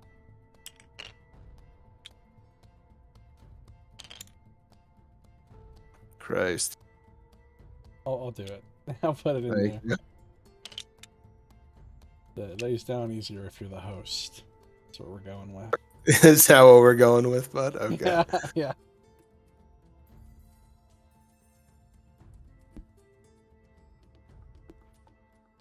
All right, so he can spend a move and a stamina point to get 7 squares of movement. Then we're going to discard one of our heal tokens and the hyper energy potion to heal Nightingale for 9 and give her a stamina point. Nice.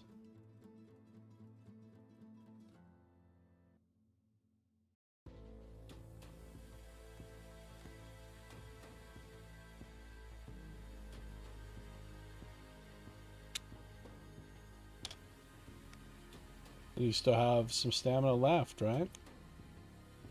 Yep. Beautiful. 2 stamina, so I mean, I guess we'll try and attack this thing. Do the 1 or 2 points of damage that one typically does Yeah, to a water lily. exactly. It's almost dead though. So if you Oh, could that's just true, do 2 yeah. damage, you could take it out.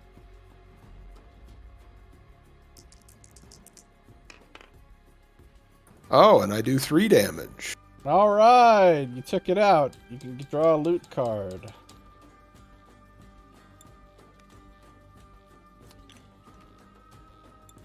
Six more gold. I'll adjust it up here.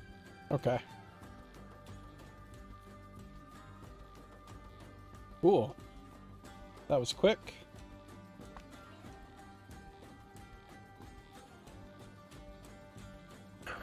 All right, so we got cave sickles. So they're going to be moving, most of them, I think. Yeah, none of them are within range 4.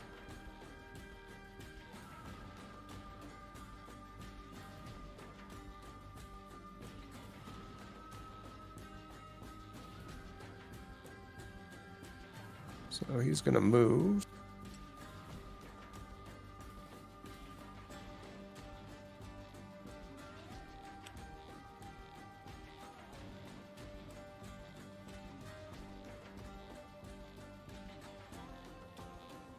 He's got one other in the sphere of influence.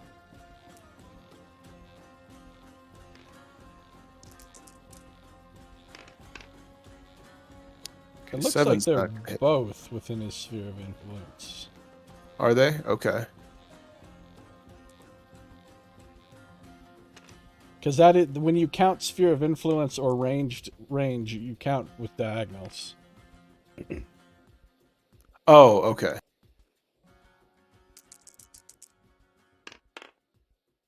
So 10 is a hit of 0. So that's 1 point of damage. What's the key? There's like a key that... Isn't there a key that brings up like a magnifying glass over a small area?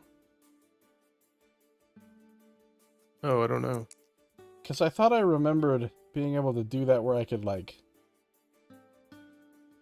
I don't know. Okay, and these other 2 are basically going to do the same thing, so...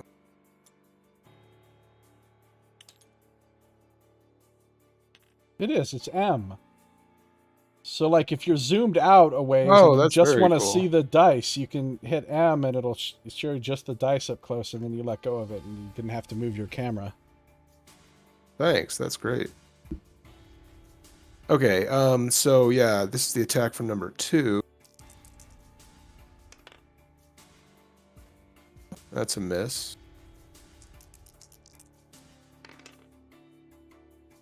11 is a hit of 1.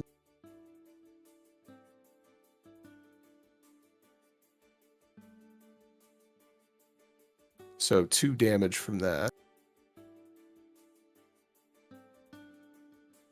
And that's it for the cave. Yeah.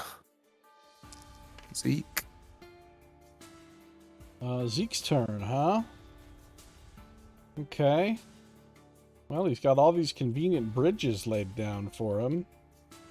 He's got 4 stamina to work with. Okay. If I activate a sword, I can get this first movement for free. In fact, if I activate both swords, I can get both of those for free.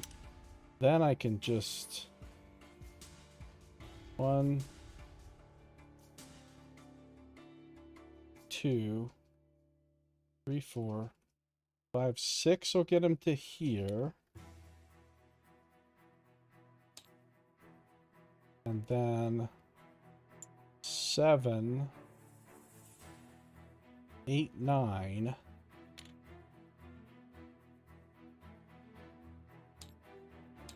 That'll get him that far with 1 stamina left. And he can use Blade Works to attack now. So he's rolling. Where do all the white dice keep going? Why is there a white die way over here? I don't know what happened. You dropped it off the edge of the table. That's what happens. All right, 2 white dice. Hey, 11. That'll hit for 3 plus. What's he got? 3, 4, 5, and 1 star is 6. That's enough to kill it. So number 1, get out of here. And he can't do anything else. Actually, he can spend 1 to re-equip and bring his throwing knives from his backpack to his hand. But he's not going to use the throwing knife right now. Saving it for the other Loa. We've already tripled the amount of times I ever did re-equip in the crawl. Oh, re-equip's pretty useful. Especially once you have lots of consumables and stuff that you've got stuff in your pack and you've got to switch it out, blah, blah, blah. Yeah. Okay, so Cave Sickles 4 through 6. I doubt that sickle can do anything.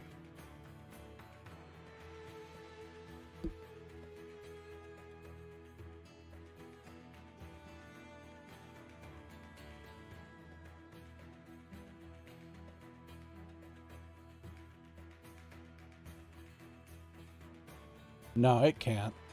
No, yeah, I think it's passing. Remy has 4 endurance or stamina.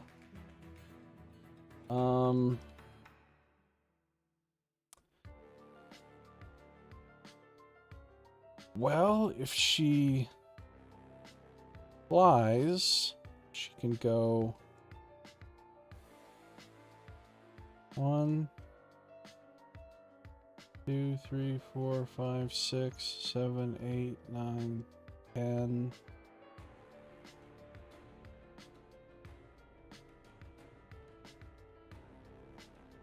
She can't really get close enough to, like, attack anyone.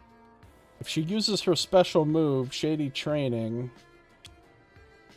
to do 1 free diagonal, and then she flies 8. 1, 2, 3, 4, 5, 6, 7, 8. She can get here. 1 stamina left. Nowhere else to really go that's worth going.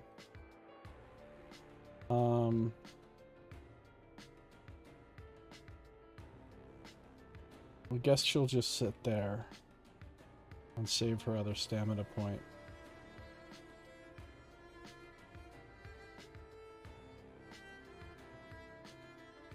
So that makes it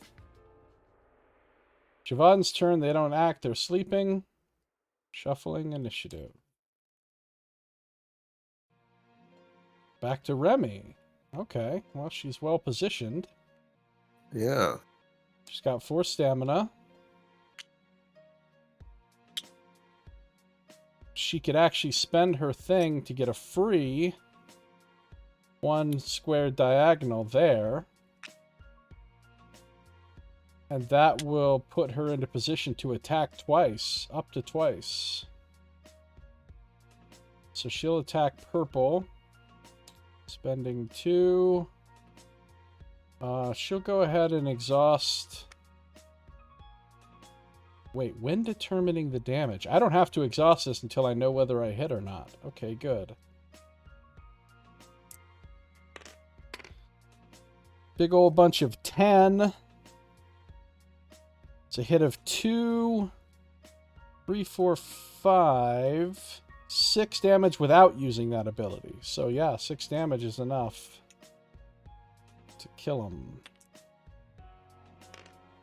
And she has 2 stamina left. Oh, she hasn't moved. All she did was use her special ability. She hasn't done her move action yet, so she can still move. I mean, she can't move Oh. and attack again, but she can move anyway. I think she should start heading for these guys.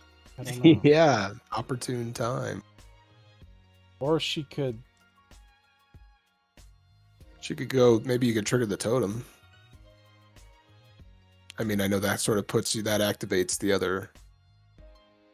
Yeah, don't do that, because the Waterloo is going next. You know what? I'm going to actually... 1, 2, 3, 4, 5, 6. I'm gonna take a break attack from that guy. But the nice thing is, I'm on dry land while I'm doing it, so she can actually dodge. Wait, if she dodges, does that end her movement? It does, I think. So she can't dodge unless if she wants to move the whole way. So she won't dodge. She'll just take the break attack. You don't want to take a chance on killing it with your counter?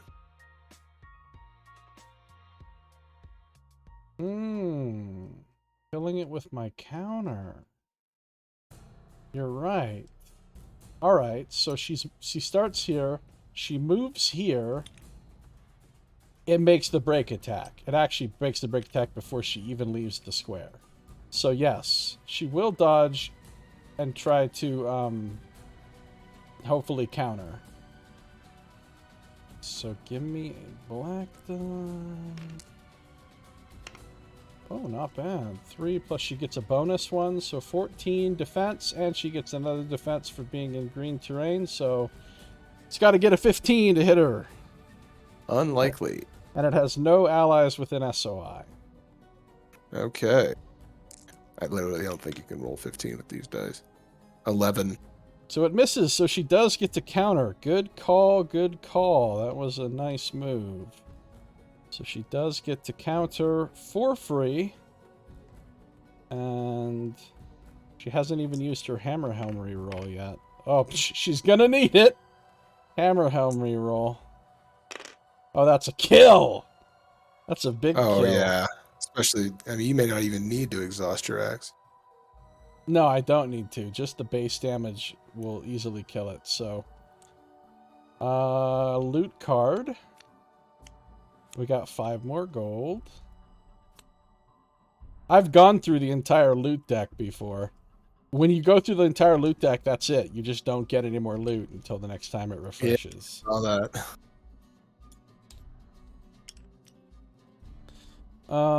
Okay. Good turn. Did she kill 2? In one Yeah, turn? she did. Sweet. Well, no, yeah, two in one turn. So she's done, and that would make it the Water Loa. Well, one's dead, and the other one is... Oh, might be able to get to Remy now, actually. Hold on. So let's see. Move and attack within range 6. Yeah, it probably can. 1, 2, 3, 4, 5, 6. Yeah, it can. It can move right here and attack Remy. She's on dry land, though, so she can spend her last stamina point to dodge.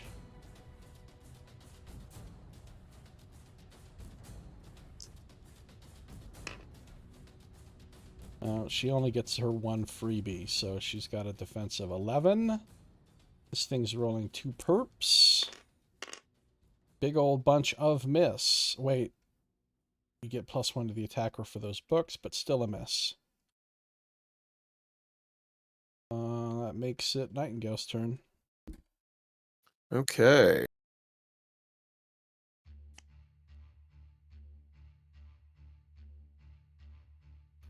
Store some stamina.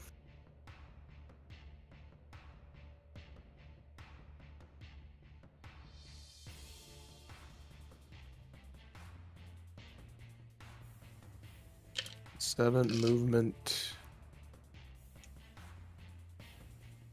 here.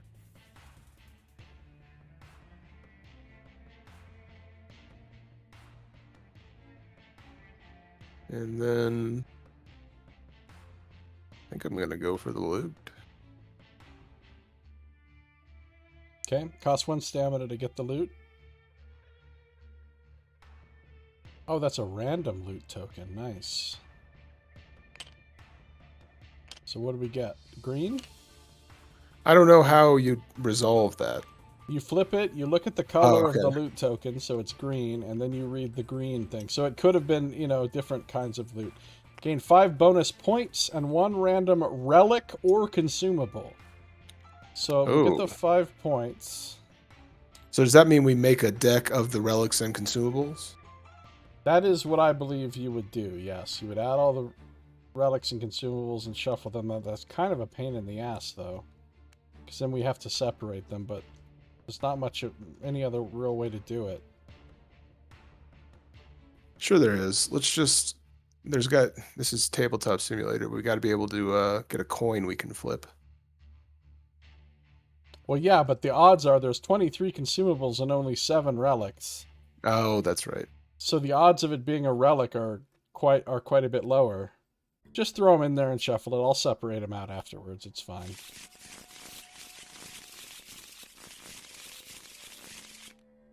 Hey, we got a relic. Fate Engine is nice. Nice, yeah.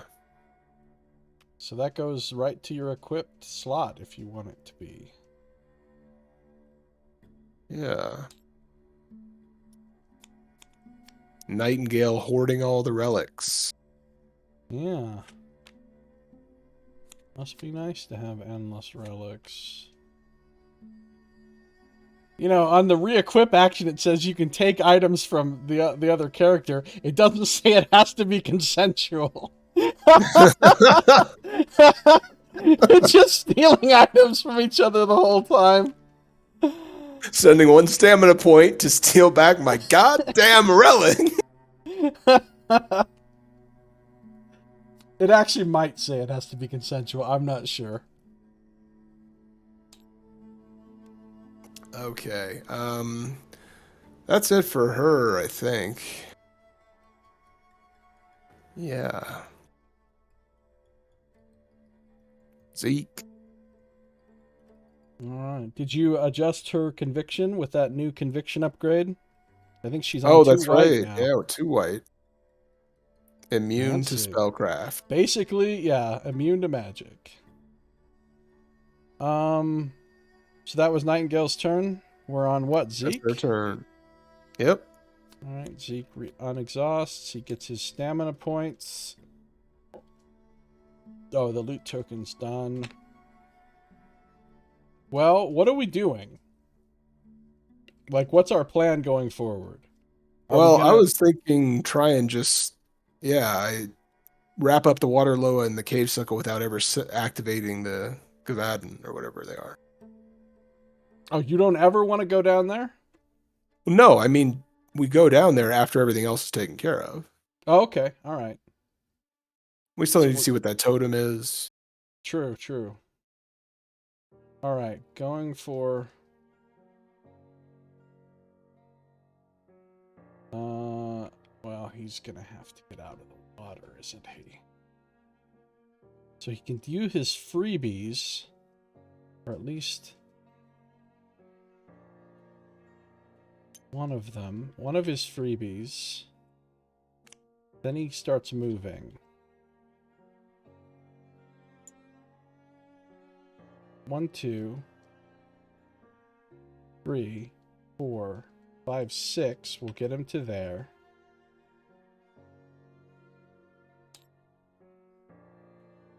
7, 8, 9, 10 is all of his stamina. Uses his second sword for a free diagonal to here, and he can still use Blade Works for a free attack.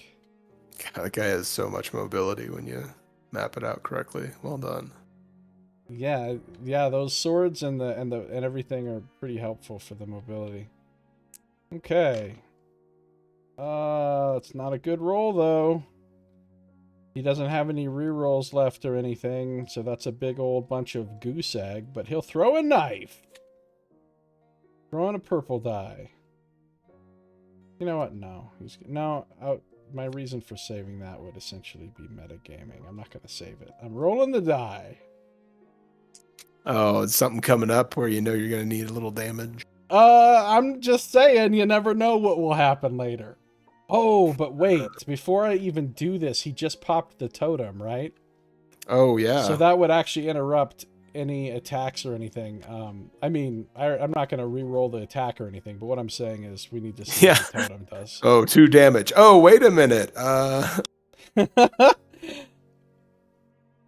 didn't even roll the purple, did I? I think that was just what it... I don't know. No, yeah, that's just what it was. Blue totem. Look at how much text... Oh, that's red totem. There's not even a red totem on the board, Tim. Oh, no. Diagram book. Now they're pulling some bullshit. The Here we cavern go. continues on further than you thought. From the darkness beyond, you feel a draft. There must be an exit up ahead. Place tiles and tokens according to Diagram 1. So we got to get the diagram book out. Diagram 1, I believe load page will make this work, but I don't think it moves any of the stuff that's already here. Load page. See if it works. Oh, that's right. It just puts the stuff in a bag, and then you've got to pull the stuff out. So this comes out. This comes out. This comes out. So this is going to go... The bottom of this attaches to UM5, which is this one. And it goes so that the big blobby thing is in the lower left. It goes there. Technical term. Then this red brick thing goes on here like this. I'm going to hit lock on that so it doesn't slide all over the place. And then the green totem goes diagonal up from that. Oh, and no enemies spawn yet. So I would say it would probably behoove us to deal with everything down here before we go up and pop that next totem. I agree. And you may want to save it now that you've just laid all that out. All right, good idea. So was there anything else? Nope, just diagram 1. Okay. Save the game.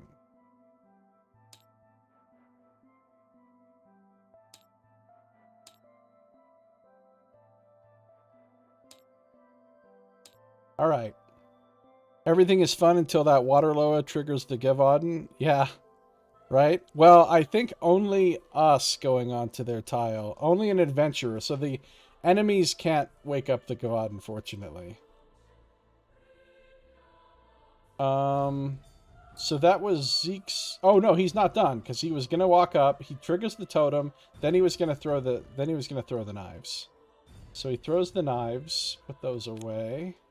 Roll a purple die. We got a 5. 5 damage on the purple water loa. And now he's done. Now it's the cave sickles. 1 through 3. Are any of 1 through 3 left alive? No. So that can come out. So it's Rook's turn. All right, Rook. Gosh. Rook's got some ground to make up here.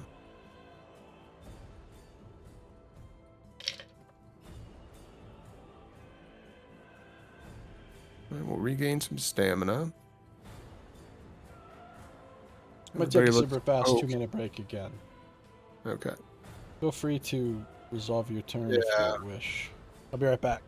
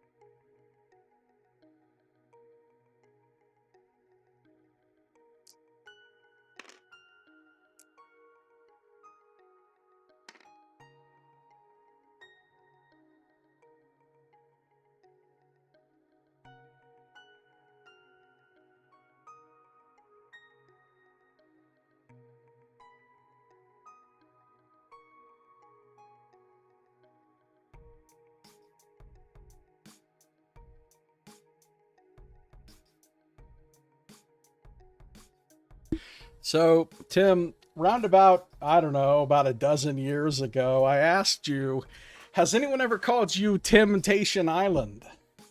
And you said Right. no. And you said yes, of course they had. But Oh, my yeah. question is, has anyone ever called you Tim Tactitation Island? Tim Tactication Island? Yeah. Yeah, that's one of my big nicknames at work, but Is it now? That's one of your big nicknames. Okay. yeah. Wow, it's amazing. Yeah, I see, when we were wouldn't still have- going to the office, my desk was in an area that had no other people occupying it around it. And Mhm. I was a respected tactician of the office. People often came to me for help on resolving their various issues. So just sort of naturally arose. Wow. Okay. I didn't know that. Good to learn that about you. So what did you do?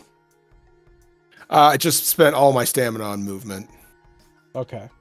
He had to overcome a lot of water tokens.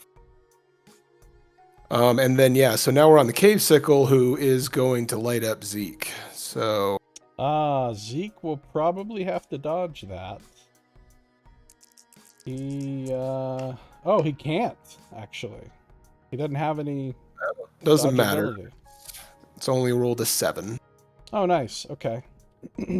So he's going to make an attack, then move. Be adjacent to the person with the most damage and movement range, which I think Zeke is the only one there. Right, nobody else is within movement range. And then attack again. That's rude.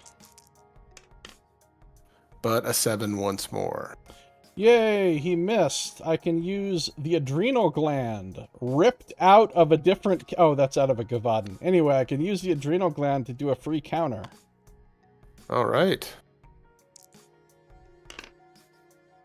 10 is a hit for 2 plus... I've got 2 shields, so 4 damage. Okay, ouch.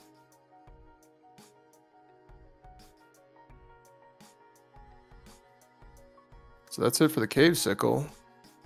And the Good. other guys are not going. They're nap time, so... shuffling. They go first. They don't do anything. Nightingale. Okay. I need to do ice time real quick. We have Actually, I had did as well. 5.5 hours of stream with no ice time song. I'm gonna get fired. Ice time, ice time, ice time, ice time, ice time, ice time. It is time for ice. Ice time, ice time, ice time, ice time, ice time, ice time. Time for ice. It's ice time, ice time, ice time, ice time, ice time, ice time. It is time for ice. Ice time, ice time, ice time, ice time.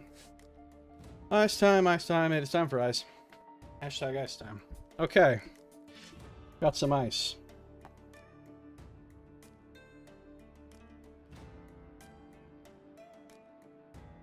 And I think Tim is AFK.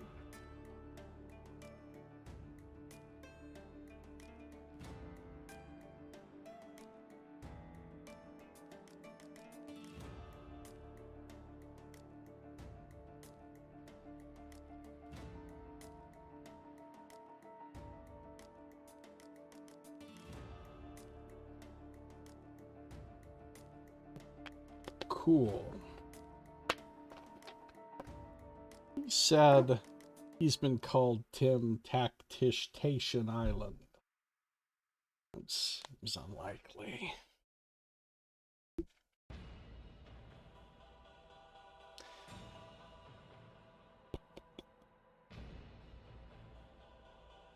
Book looks so small when it's just a flat PDF laying here, but the actual physical book is an absolute monster.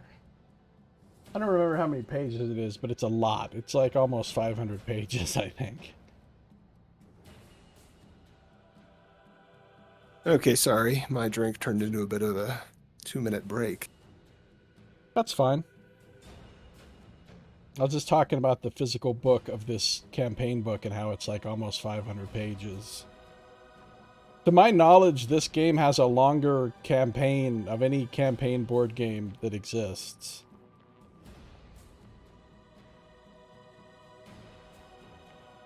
Okay, so restored some stamina. We'll now move.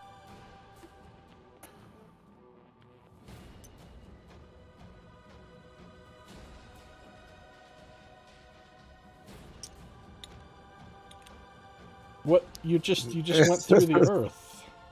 Yep, we're moving 6 squares that way and 1 square down. 1 square into the nth dimension.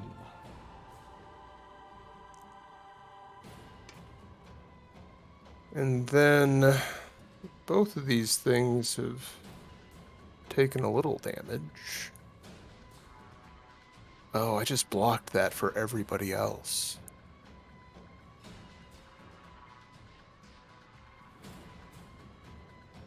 That's true, but what can you do? Yeah. Okay, I will go ahead and do gore shot on the cave sickle here.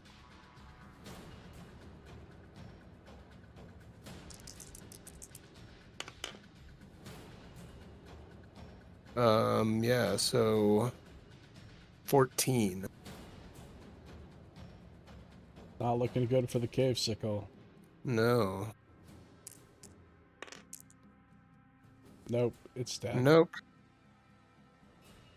Stick a fork in it, and you get a loot card.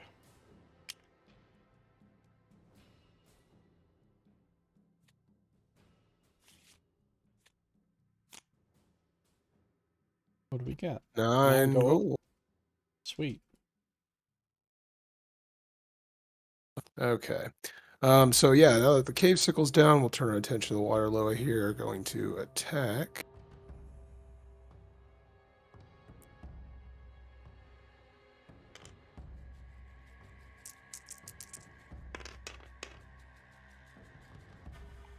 Oh, I actually might do a couple points of damage there. 11. 11 out of 9, so yeah, 2 damage. 2 damage to the purple loa. And then 7 follow out of 12. 9 versus conviction for a poison. Ah, poison, conviction dice, white teal. Got an 8! It's poisoned! That's great. that's That okay means it's for going you. to take... Oh. Okay. I'll just put this one somewhere.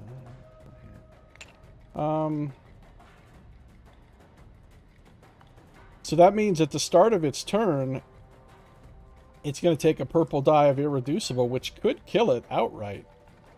Well, let's try and seal the deal with another attack. Oh, you have more stamina. Damn. Yeah. Go nuts.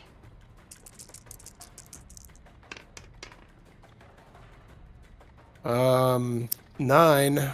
So that's a 0-hit attack, and the follow-up doesn't matter. You can't get poisoned twice. At least, Right. I don't think you can. No, you can't. It doesn't stack. Okay, yeah, it'd be a little too powerful, probably. Yeah. Well, in the original edition of the game, poison used to just take half your health. Oh, God. They changed it. Yeah, it used to be that if you were poisoned at the start of your turn, you lost half of your remaining health. So it wouldn't kill you right away, but it could do a huge amount of damage if you had a lot of health. But they decided that was too powerful, so they nerfed it down to a purple die. Of course, the purple die could just kill you in one round now, which it couldn't do before.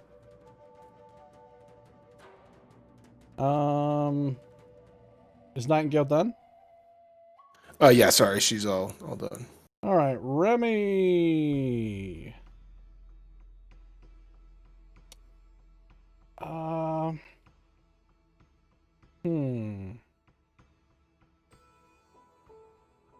Well, I guess she can probably fly into position. Let's see. If she flies, she can go 1, 2, 3, 4. No, if she free diagonal moves once first, then flies, she can get to here without provoking break attacks due to the magic of flight. Oh, but if she does that, then she can't attack because she won't have enough stamina left. So that's kind of pointless. Where was she? Here? So instead of doing that, she's going to go get into position to go after the Gavadan without actually stepping on their tile. Yeah, I'm thinking we can send her and Rook both that way with this action. Yeah, so she's going to go... She is going to fly. Or do 1 free diagonal. And then fly 1, 2, 3, 4, 5, 6. Fly to here, not step on the tile and wake them up. Save 1 stamina point and call it a day. Oops. That's Remy, so Rook's turn. Okay, Rook. This is what the one thing I remember about playing him is that he just cannot move around.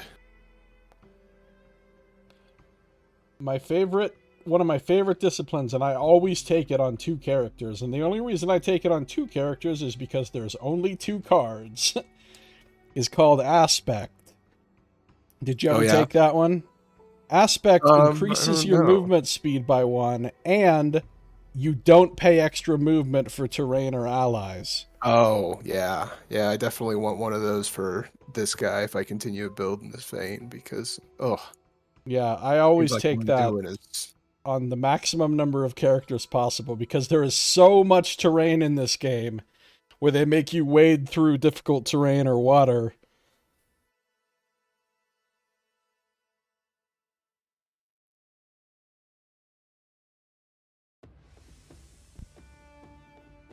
Okay, so if he spends everything on movement, I believe he gets there. Okay. Holding off on the heals, so yeah, Rook's done. Does he have any heals? Oh, he's got 1 left. Yeah, one token left. Okay, we're in good shape. We're in good shape. We'll probably get beat up by these Gavadan a little bit. Plenty of Middara left to play. Yeah. It's only the end of the first quarter. All right, so Waterloa. Waterloa has 2 allies adjacent, so first of all, Waterloa takes poison damage. You want to roll a purple die?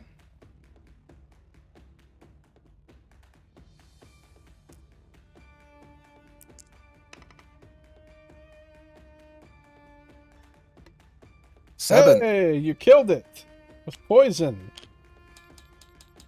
Before it had a chance to remove the poison for itself.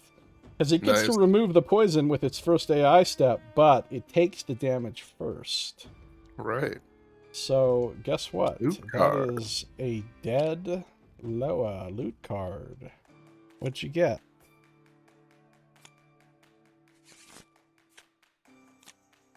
$5 gold. Up to 65. Nice. And the Loa comes off the board. The Loa comes out of the initiative. I got her.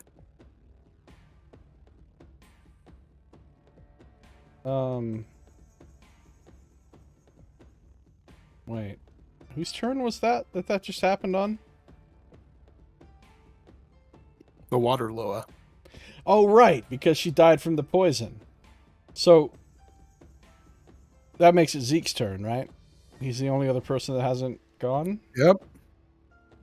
Alright, well... Let's see. He gets 3 stamina.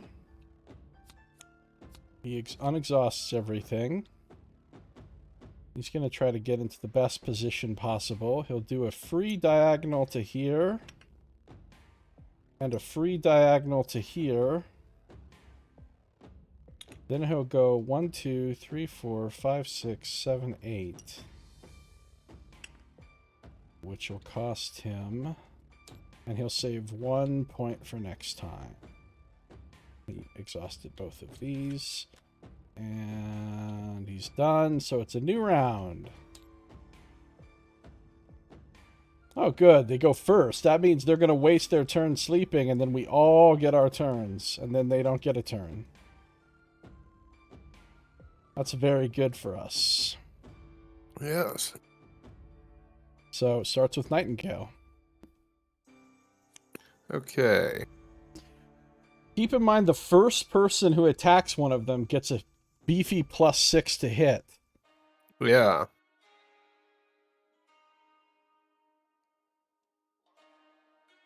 I mean, is there something we should try and do to maximize, like, who's got the best attack that could take the most advantage out of that? Maybe one of Remy's big, brutal attacks?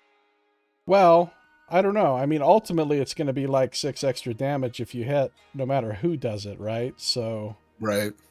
I don't know if there's a way to really maximize it or not. I mean, I don't know that we should maximize it to the point of somebody not attacking who could attack, right?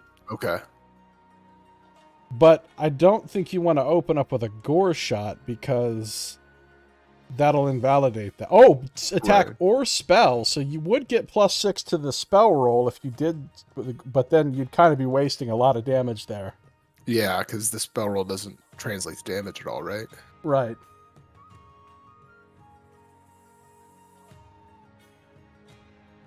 So Nightingale might just want to get into position this time.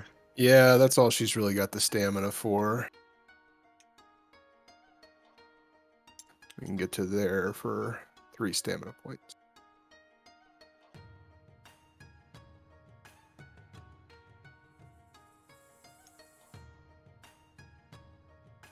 Remy's goddamn wings.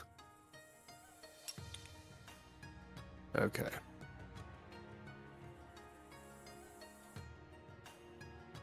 Yeah, So yeah, he's done. it's just as fun dealing with that with the physical miniatures. Oh god, yeah. um, Okay, Rook now. now We Rook are might be able regaining. to get in there and take advantage of that. Yeah. Let's see, we're regaining 3 stamina.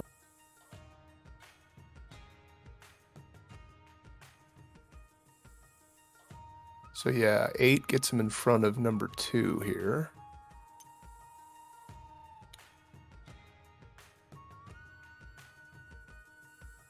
Did we take a chance with an Empower? No, let's not be greedy.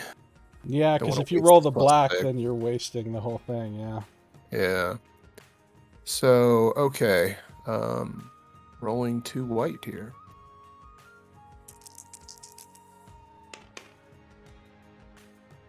$14. And he's not going to dodge, so 14, and what do you have on symbols? He's got a defense of 10. I don't think any symbols that apply. Yeah. So 4 damage. Yeah, kind of a weak roll, unfortunately. Yeah, it could have been better, but you know what? It's not bad. 4 damage on number 2? Purple, yeah. Alright. They're now awake. Which means they will do things like dodge and counter. Are they both awake or just the one? They both wake up as soon as one of them takes damage. Ah, okay.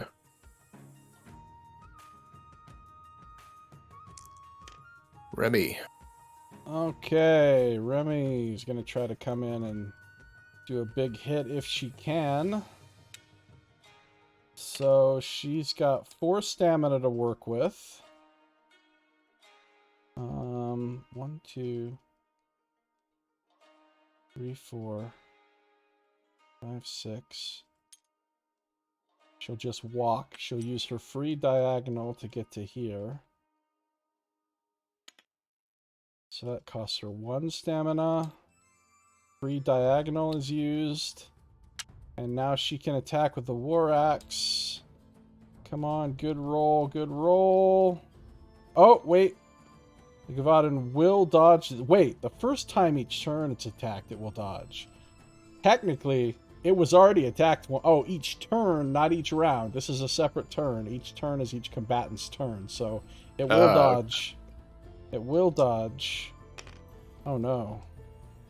So it's actually got 12 defense. Oof. Since my chance to hit is already kind of low, I might empower this. I'm empowering. Just hoping for the best. Yeah, I know. Get it. Oh no! But you know what's great? You can Re-rolling that re-roll 3. any Or, no, dice you can in your re-roll combat that, dice yeah. pool, which includes the black. So I'm using the hammer helm to re-roll the 3 and the black. Unfortunately, that's a miss. Because it has, Oh, yeah. 12 defense right now. So even with all those it would have been a lot of damage potentially, but it's a miss. Which means it's going to counter. Oh, and it successfully dodged an attack. It gains courage. What an asshole. These are going to give us some trouble. Yeah, it's going to get ugly. So it gains courage. Then the first time each turn it can, it will counter with an attack at up to reach 2. So it's going to counter with 2 teal dice and courage. Oh my god. This is going to hurt. It's going to hurt. 2 teal and courage. She can dodge, though. And the great thing is if she dodges, she can counter its counter. But I don't think she'll dodge. She's Not got bad. She's got a 12. She's got a 12. It misses! Yes! She can counter its counter. And also, because it misses, it immediately loses courage. You lose courage as soon as you miss. So she can counter its counter for free. So give her another chance. And now it can't dodge because it's already dodged once this turn. So she has another chance. Oh, no. Oh, no. Big old bunch of fail. So all the countering and countering and countering is done. That means it's the end of all that business. Which means Remy's turn is complete. And that means it's Zeke's turn. Well, Zeke has 4 stamina.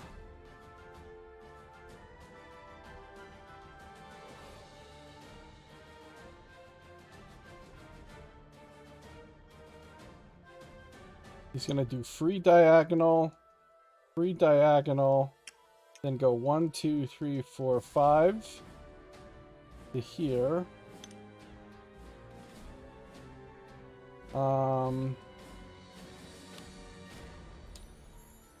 He'll attack with Blade Works for free. The Gavadan dodges. Oh no. This is going to be another counter fest. Gavadan has 14 defense. 14. Gosh. So he rolls his 2 whites. He has very little chance here. No, he misses. So the Gavadan again gets courage and gets to counter because it's a new turn. So Zeke does have stamina left to dodge, so he will dodge the counter. He's got 2 on that, so he's got a defense of 12. Gavadan hits. Uh-oh, and courage. He's got all these extra symbols. So that's a base hit of 0. Does he have any armor? He has 1 armor, but he's got armor piercing from books. So he's going to ignore Zeke's armor. He's got 2 stars. He does 9 damage by my count. Jesus. 9? 1, 2, 3, 4, 5, 6, 7. I've only got 7. Yeah, 4 total from the stars.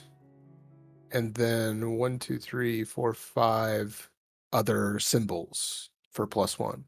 He doesn't get damage from the books, though. He only gets armor piercing from the books. Oh, I'm sorry. I read that wrong. So he's got 7 damage, ignoring armor. But Zeke does have the badass leather jacket, which reduces physical damage dealt to him by attacks by 2. That doesn't count as armor. So that is a reduction he'll get to benefit from, meaning he only takes 5 damage. Only. 5 damage on his own turn. Right. Which isn't good. He can attack again. Oh, and now he won't get to dodge because he only gets to dodge once per turn. So at least, and he won't get to counter. So he does have 2 stamina left, so he can attack again, but I don't like his chances, really. 8, that's another miss. So, nothing. Done. These things are pretty tough for starting. Yeah. characters. 10 defense is rough when you're at best throwing like 2 white dice. Yeah, 10 defense. Maybe 1 orange. And a dodge. Yeah. Yeah, it's some bogue. And they have twice as much health as a cave sickle. So, Zeke is done. I guess that makes it a new round. Oh, Zeke gets another turn to get reamed on his own turn. Alright. How much health does he have? He has a lot of health. Okay. We got plenty of health. He's going to... well, he's going to attack with Blade Works first. Gavadin's dodge. Oh, so he's got a 12 defense. Zeke's attack. Hey, must be the money. Actually hit. So he didn't successfully dodge. So he hits for 1 plus symbols. 1, 2, 3, 4, 5, 6 damage, actually. Wow, that's great. Yeah, not bad. 6 damage on the purple there. He's almost dead. He's only got 2 hit points left. Let's make Zeke's second attack. This time, not dodged. Good luck. 7 and 3, not good, but I can exhaust a short sword to reroll the 3. I can exhaust the other short sword to reroll the 3. And that should kill him. 11, that's 1, 2, 3, 4 damage. Yeah, that'll kill him. Thank goodness. So one of them's down. Get out of here, courage. Zeke used up all of his tricks to do that. And we get a loot card. 6 more gold. Up to 71. Zeke's done. Unless he wants to move, actually. He does have 1 stamina left, and he hasn't moved yet. I don't know if it's worth it for him to do so, though. I think he'll stay where he's at for now. Gavadin's turn. What is that bad boy gonna do?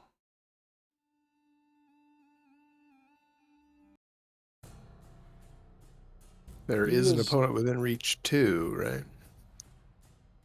Yes, so he's going to attack within reach 2. That's only against Rook, fortunately. Is Rook dodging or anything? Oh gosh, let's see what we can do here. No, I don't think we have the ability to dodge, sadly. Okay, so he's going to attack with 2 teal dice, but he doesn't have courage. And he got an 11. An 11 is going to hit. So he hits you For for one. he hits you for 3 plus ignores 1 armor. Okay, so he hits me for 1. Okay. And follow up, pull 2, force 11. So roll your conviction against an 11. All right.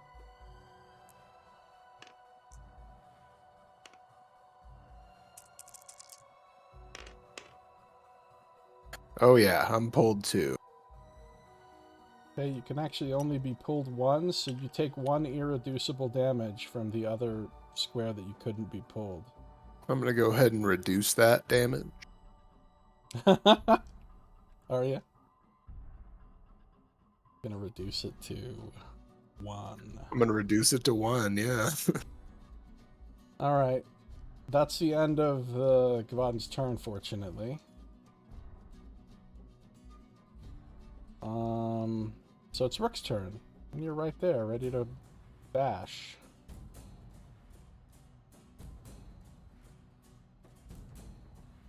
Right, yeah, thanks for saving me some move stamina. So, regaining 3 Rick's stamina. turn. So Rick's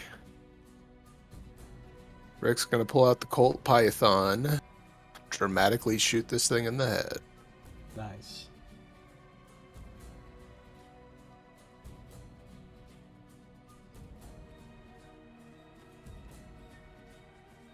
Yeah, it's just going to be a standard attack here, I think. I don't like my chances against this thing, but we can go ahead and empower because we do have such a low chance. Dodging. And oh no. You're going against a 14. Well, then a 10 isn't going to cut it. Okay, so he gets courage from dodging, and he gets to immediately counter. So, you're not dodging his counter, or are you? Yeah, no, I'm definitely going to dodge the counter, yes.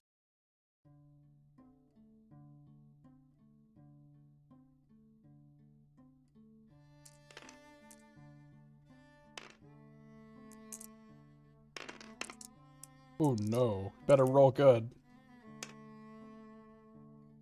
So I did get a 12, so 12 total defense right now.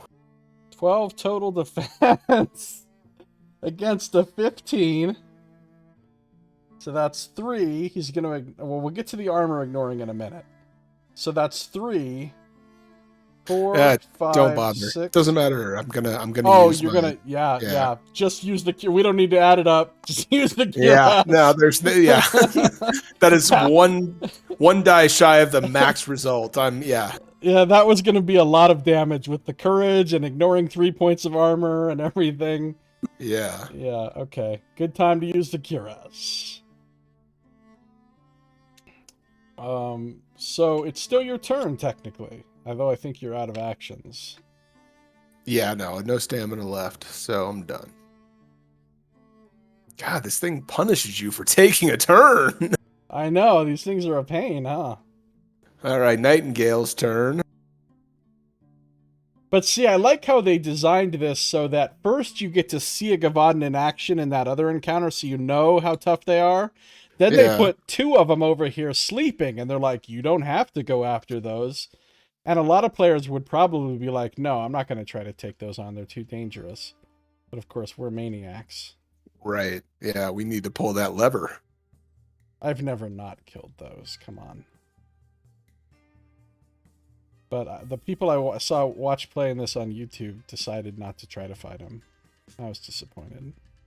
Yeah, what? Take hold of your Mivonks, dude. I mean, get over I haven't heard that. I haven't heard that in like 12 those or same 13 15 years. Yeah. Take hold of your Mivonks. All right. So Nightingale spends a move action to get where she is. And then we're just going to gore a shot here to try and get a little damage on the board for the home team against this creature. Okay. There's no dodge for that.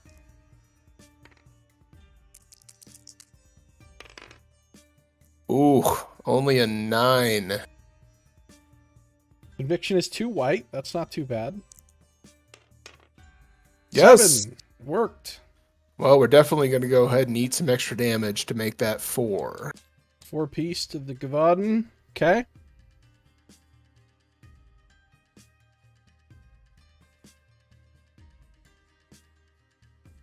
And that's going to do it for her. Okay. Remy gets to go, huh? All right, Remy. Let's see. 3 points of juice. Can I get into position? 1, 2, 3, 4, 5, 6. Yes, I can without doing anything fancy. Just moved around so I didn't provoke the break attack. And she's in position. She can spend her last 2 stamina to...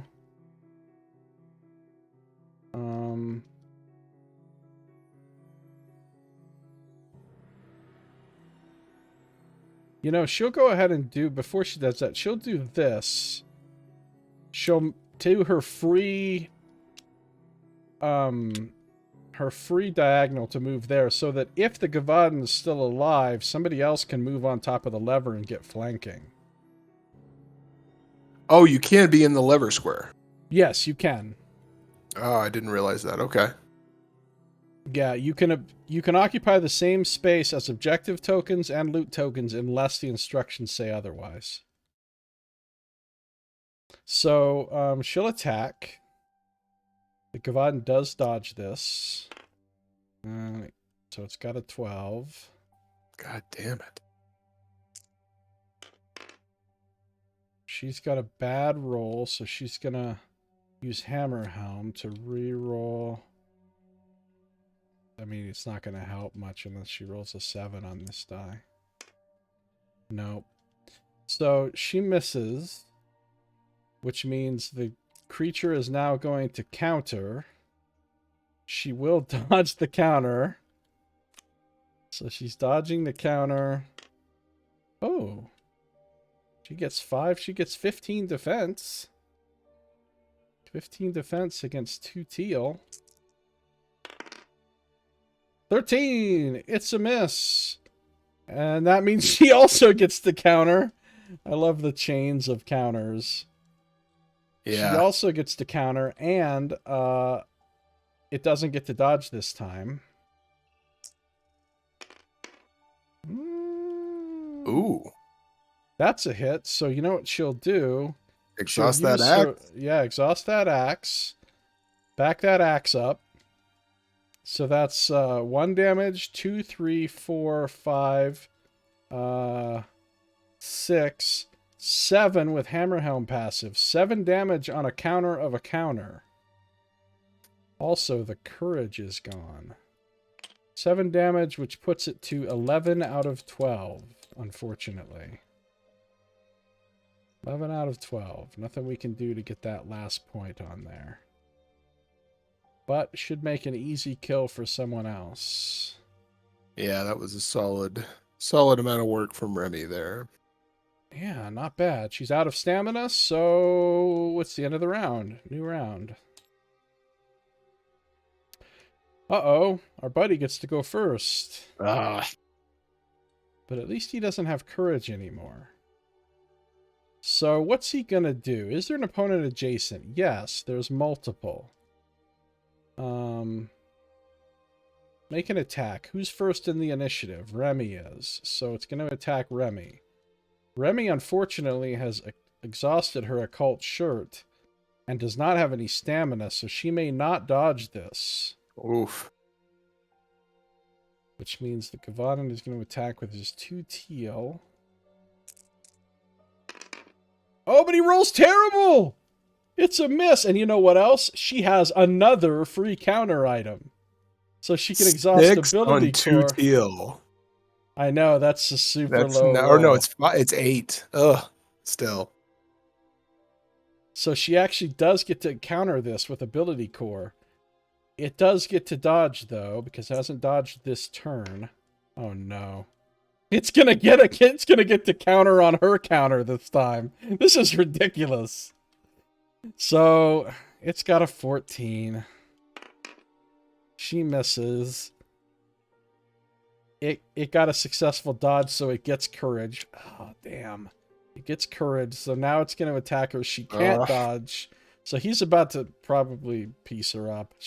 Maybe she shouldn't have even done that counter, but what can you do? Yeah, but she hasn't taken any damage, right? Well, she's about to take a bunch now. She doesn't have a cuirass. So this is going to hurt a whole lot. She has literally no armor. All right, 14 against her 10 is 4, 5, 6, 7, 8, 9, 10, 11, 12 damage. Fuck. 12 damage and ignores 3 armor, but she doesn't have any armor. So she's taking 12. Let me just check and see if she's got anything over here. She could discard to reroll dice she just rolled, but that wouldn't help really. That's okay. We can heal up. So she's going to take 12. She doesn't have anything that reduces that. Wow. 12 out of 15 hit points. Remy needs heals badly. Maybe consider not attacking. Yeah. I mean, she's got healing items, and you still have a heal, so... Yeah. You know. But did that happen on... Oh, that was the Gavadan's turn, right. Right. Okay. And that's... does he do anything else? Oh, yes, he does more stuff. So after that, he moves to be at up to reach 2 from the farthest opponent. Does he provoke break attacks from this movement? Yes, he does provoke break attacks from this movement. Oh, God. He moves to be at up to reach 2 from the farthest opponent. So the great thing is, she actually can make a break attack safely because he can't counter her again, and he can't dodge her again. So she can make this break attack safely. Well, yeah, and so can both Rook and Nightingale, right? They're going to both get one. Well, Rook because for sure will get one, depending on... Reach 2 from the furthest opponent is... It's Zeke, isn't it? Move to be at up to reach 2 from the furthest opponent. So it's only going to move 1 square, and then he'll be within... Oh, that's what... Yeah, I keep forgetting he can move on to... Remy and Rook are both going to... Yeah, okay, sorry, yes. Remy and Rook are both going to get break attacks, and it's not going to get to dodge or counter either of them. So we've got 2 safe attacks we can make on it. Go ahead and roll yours, I'll roll mine. We can simultaneously do it. It's fine. You know what? I'm empowering. I'm empowering. Oh, yeah. Nice.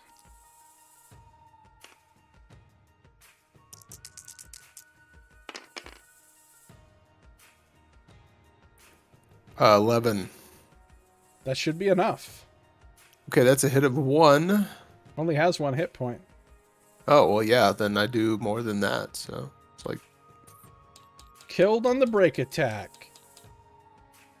Nice. So, good. Gavadan's dead, and you can take a loot card. All right.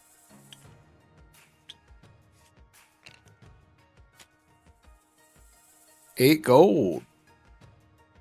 Nice. 8 more golds. 79. This is not a bad haul. All that happened on the Gavadan's turn. Okay, he comes out of the initiative tracker. So now it's Remy's turn. She will get her stamina. Unexhaust this. Alright, she's got 12 damage on her, so I'm going to drink a juice box and then hope you're also going to heal her. Yeah. 6 points coming your way as soon as I can. So we'll drink a juice box, put that away. And we will spend 1 stamina to collect the loot here. So the loot token is blue. God, I forgot there was a loot token. Yeah. Loot token. Blue loot. Hidden text says they're attacked by 4 more Gaverdon. Do not be surprised when loot attacks. There's a reason this text is hidden. If you think sometimes monsters aren't going to spawn when we get loot, I got news for you. Inside the box, you find a strange statue sitting atop a small amount of gold. It's likely the proctors will be interested in this. Gain 5 bonus points and 8 gold. You want to adjust the gold? Yep. 8 gold and 5 more bonus points. Our score is very good. Okay. That's 1 point of stamina.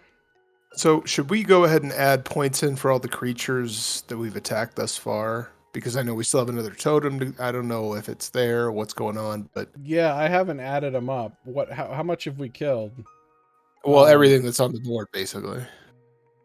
4 sickles, 2 loas, 2 gavaden. Yeah. So 8 creatures. That's another 16 points. That way we can move all the cards back in the area so that if we need to reset anything, it'll clear it all out.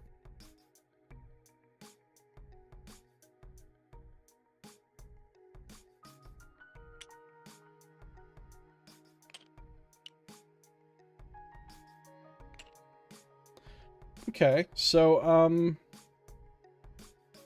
she's gonna move to here for 1, and then she'll spend 1 more to pull the lever. Oh, here we go. Pulling the lever. What happens when you pull the lever? Read the following hidden text. You hesitantly pull the lever, even though it explicitly says not to. Sounds German. I believe it's French, Smart Kate. I believe it's supposed to be pronounced like Gévaudan or something like that, but we're pronouncing it wrong on purpose. Because that's how the voice actor pronounced it. Even though it explicitly says not to. A loud clicking echoes from a mechanism in the wall, and a small hatch opens, revealing a pile of gold. Gain 10 gold, and discard the blue objective token. Somewhere... added the gold. Nice. Somewhere, a proctor loses a bet and mumbles disapprovingly to himself as he pays out to Shayless. That's Nightingale's sister. Oh, yeah. So 10 more gold. We've pulled the lever. This can come off the board. Her turn is done. She is actively awaiting heals. And it is Zeke's turn. Zeke... Unexhaust. Grab some stuff. He will start moving in the northerly direction. So this round, a creature died, so we won't get a urgency token this round. But next round we might if we haven't spawned anything new. Yeah, and I don't think we will. So Zeke can move really far if he spends all this stamina. 6, 7, 8, 9, 10. He can move 12 plus his 2 free diagonals. Nice. 1, 2, 3, 4, 5, 6, 7, 8, 9, 10, 11. Hold on. What? You move from the top left of UM19 to the top right of UM21. Just spend your free diagonal there. It'll save you a gajillion points of movement. Well, I can't make those diagonal free moves in the middle of my normal movement. I'm sorry. Yeah. Yeah, right. it'd be cool if I could, but no, you can't, because that's a separate action from your movement, so. This is how far he gets with his normal movement. And then he could double free diagonal to here. And he's done. So now Okay, it's Nightingale's turn. at max stamina.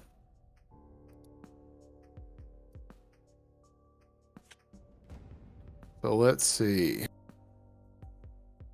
from the perspective of my two characters, we are scraping at the bottom of the barrel when it comes to healing. I've got the one more heal that Rook will give to Remy, but after that, I can add no hit points to anyone.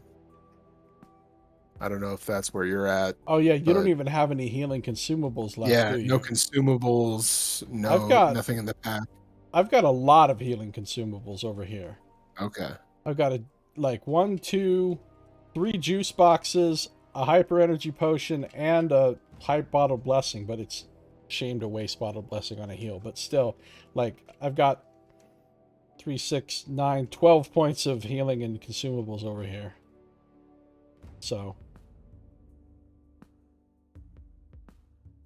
yeah, okay, that's good. if anybody if anybody needs to do a re-equip action to take some of these, go ahead and do so. No, yeah, I mean, like, from what it says, it's fine that you have them. I wanted to let you know that I won't. There's nothing in the back pocket for me for these two people. It's like if Nightingale wants to grab one of these extra juice boxes from Remy before she moves, that might not be a bad idea. Okay, yeah, let's do that. I'll grab one. Okay, there you go. And then let me calculate the movement here.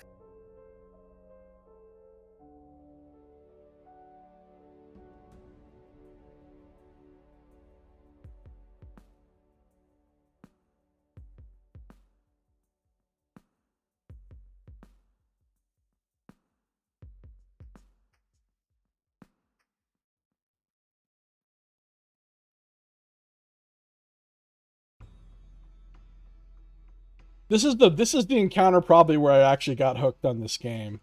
Once I started seeing, like, new tiles being added to the map and, like, unexpected things happening, I thought, oh, this is really cool. All right, she is moving there.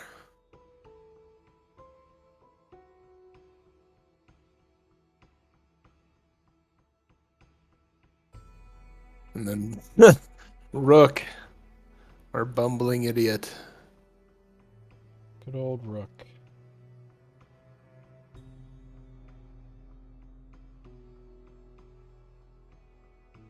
I just realized something. What's that? Oh, how much movement have you been using on Rook? Because I think he's only supposed to have 5. Never mind, it doesn't stack with another Warhammer, and he gets to ignore 1 heavy because of his card. So never mind, I'm wrong. Oh, okay. Because he has 2 heavy items, but the 2 heavy don't stack from the Warhammer, so he only has 1 heavy, and he ignores 1 heavy, so it doesn't reduce his speed. Okay. If he had if he had heavy armor on also, then it would reduce his speed, but... Oh, that's cool. And is that only because the 2 Warhammers are the same item? Like, if he had another one-handed item that was heavy, would it apply? Yeah, all the heavies normally stack, but this one's on the Warhammer card. It specifically says this does not stack with another Warhammer. Yeah. Okay. All right. So yeah, Rook gets there with all of the stamina.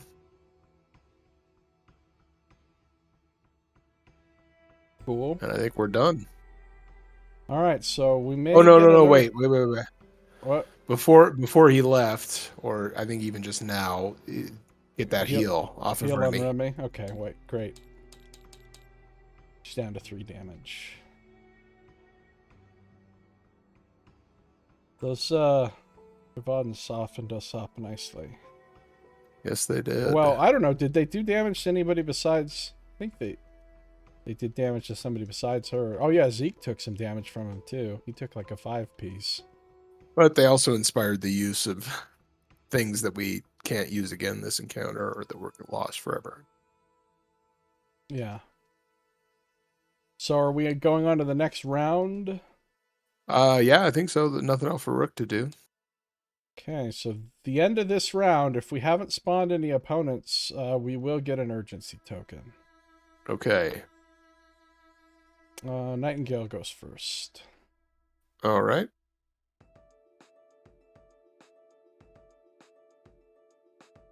Regain some stamina. Let's see where we're going here. It's a long way. I'm gonna go ahead and take the juice box now. Might as well.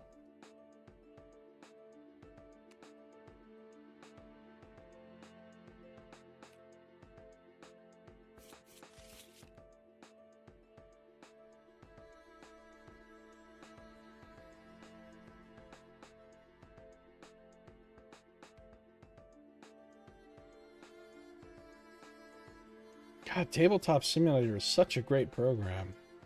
Yeah, right? And the implementation of Middara in this is so good. It's amazing that they're not charging for this. Yeah. But, I mean, I kind of want them to, you know? I want to be able to... Well, you can buy the board game. I guess, yeah. Well, like I told you when I first started playing this, all of my instincts said just drop $500 on the all-inclusive, you get everything package. Yeah, it's what's crazy is this is just this book, this campaign book, which is, like I've said a million times, is insanely long, is just Act 1. And they're producing Acts 2 and 3 right now, which are 2 more giant boxes of just as much content. So playing through the entire 3 acts would be like hundreds and hundreds of hours of board gaming. Okay, so here's the thing. Nightingale can't get anywhere useful without blocking Zeke. That's And fine. you said, do what you gotta do. You said, like, moving through difficult terrain and a person, those don't stack, right? Right.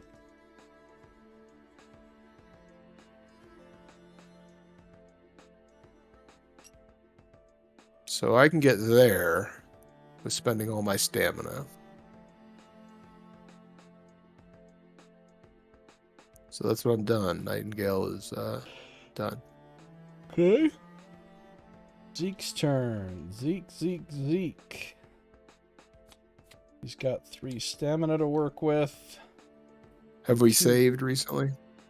Not recently.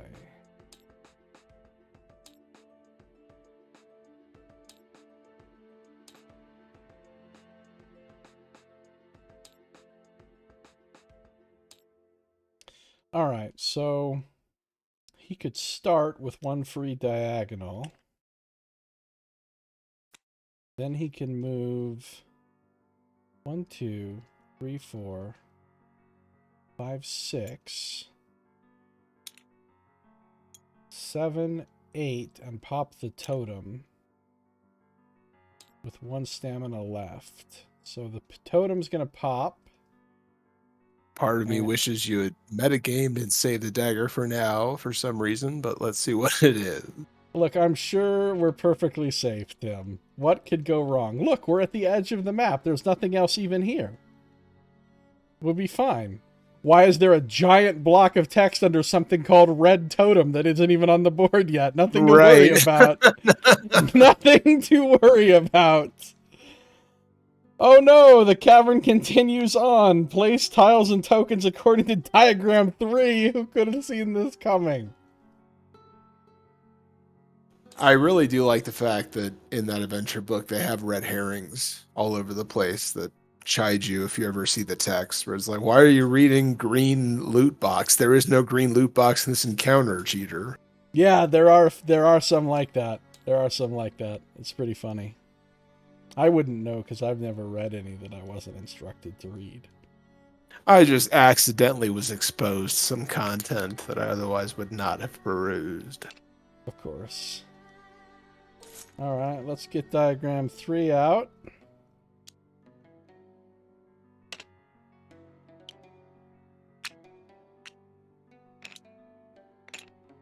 So much more convenient than having to do this at the tabletop. Yeah.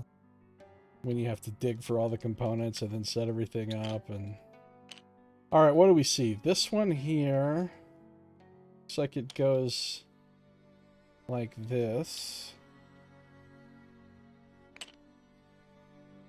And then you're sitting there going, I don't have table space for more tiles. What the hell? You need a big table for this game. Yeah, you do. And this one goes here. Does it ever get bigger than this that you know of? in my experience, it never gets bigger than 3x3. Like, this is the max Okay. size that I've ever seen. But I've only played half the... I don't think it'll ever get bigger than this, realistically, because I think they had to keep table space in mind to some extent.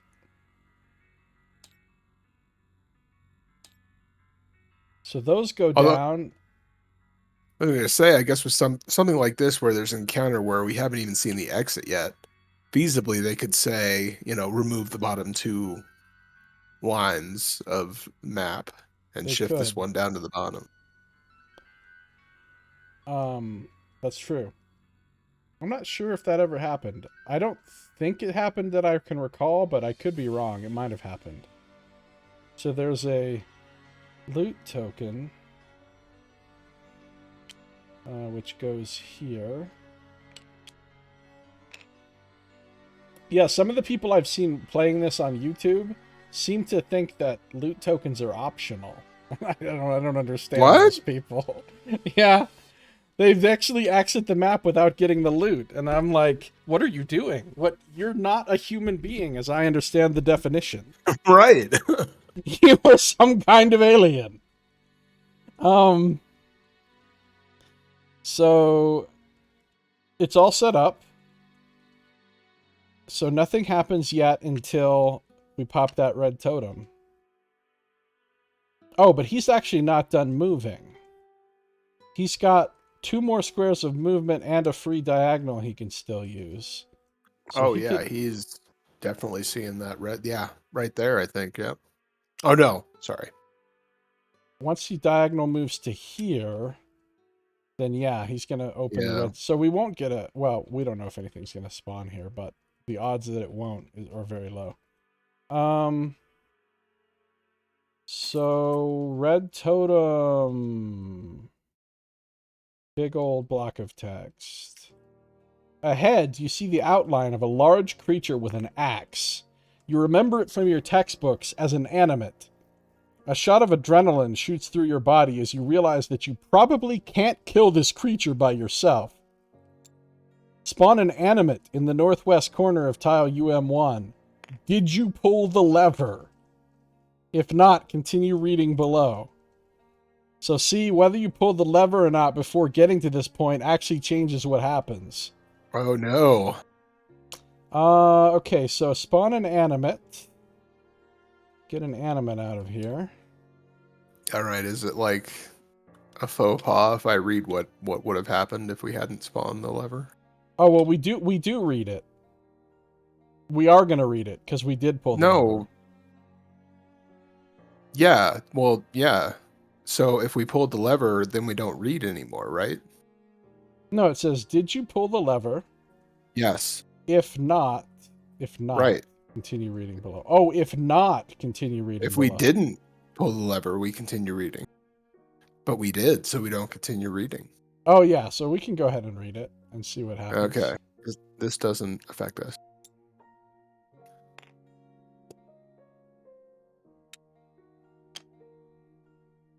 So what would have happened? Okay, make a presence 10 check. Sorry, go on.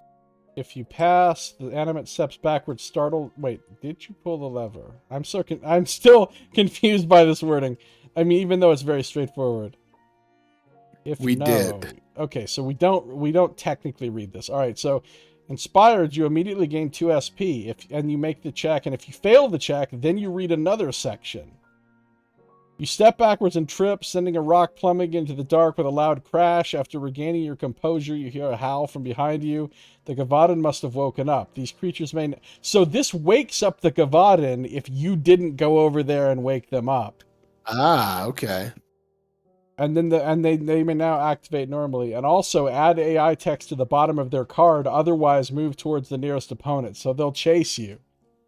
So, okay... This is very cool. I like that they accounted for all of this, but there is one edge case that I cannot imagine anyone actually doing, which is they killed the Gavadan and did not pull the lever. Yeah, I thought of that too. Well, I assume in that case you just ignore this because they're already dead.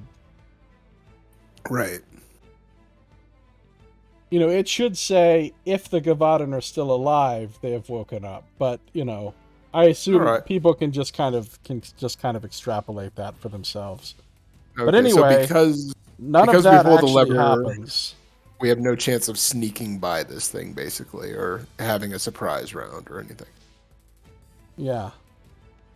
But we're okay. So we got to put the animate out there. Animates are pretty scary.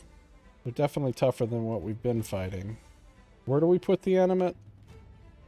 Northwest red corner totem. of UM1. Oh.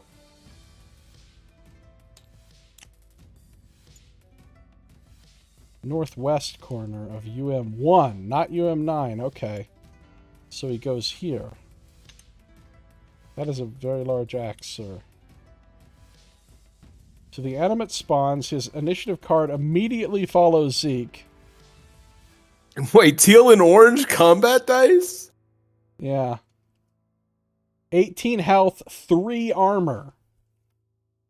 Jeez. And he regenerates, and he does some bad news stuff to us.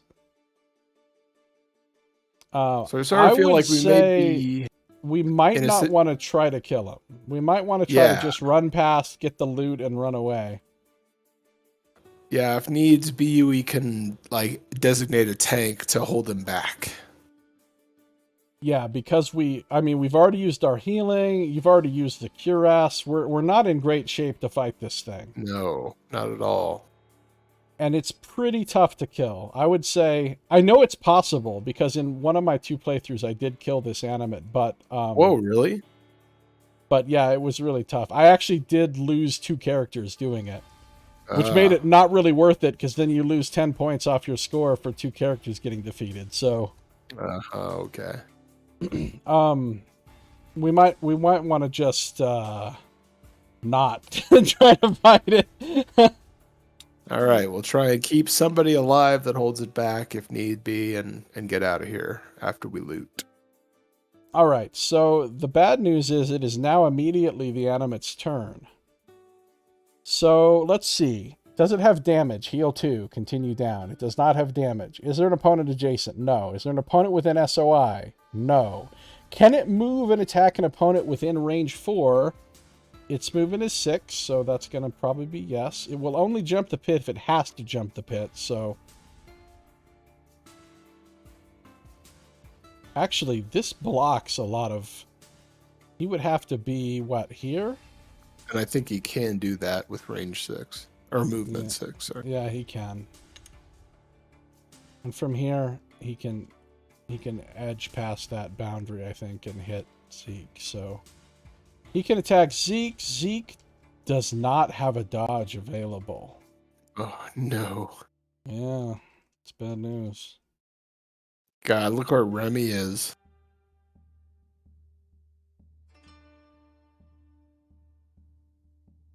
She's far away. That's where she is. You know what, though? Everybody doesn't have to get to the blue exit. Only one person does. Right.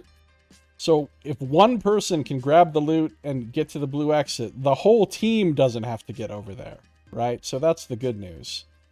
Yeah, but break attacks from this guy seem like serious business. Yeah, and the one person who can fly past it with impunity is like in Kentucky. Right. All right. Well, we'll make it work somehow. We'll make it work. So the bad news is it's now going to attack. Or do you want to control the animate, or do you want me to? No, you take it. All right. So it's going to attack with teal and orange. It does not empower this. It empowers its first melee attack, but it doesn't empower this. So teal and orange, but there's no dodge coming in. Roll low. It's enough to hit. It's enough to hit, and it gets 1 damage from the book and shield combo. So the good news is it only does 1 damage, but then there's bad news. Follow-up. Yeah, but then there's bad news. So Zeke is actually... He's got armor for that, so he doesn't take any damage. But Chains of Perdition, the first time each turn the animate hits with an attack, follow-up. Make another attack. So here we go with its second attack. Okay. Well, that's going to hurt, but not terribly. So it's a hit of 1, plus 1 from the book and shield, plus 2 from the star. So that's 4 damage. Zeke has 1 armor, so he's going to take 3. Going to take 3. He cannot use his badass leather jacket because it's a ranged attack. The animate is done after that. So, yeah. He's got 8 damage on him now out of 16. But he does have 2 healing items on him, so that's good. Okay. Rook's turn. All right.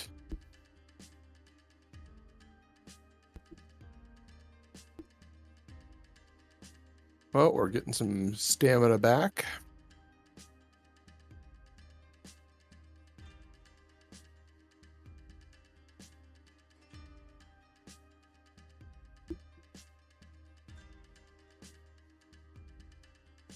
Well, this is one of the few times I will actually consent to leave an enemy on the board.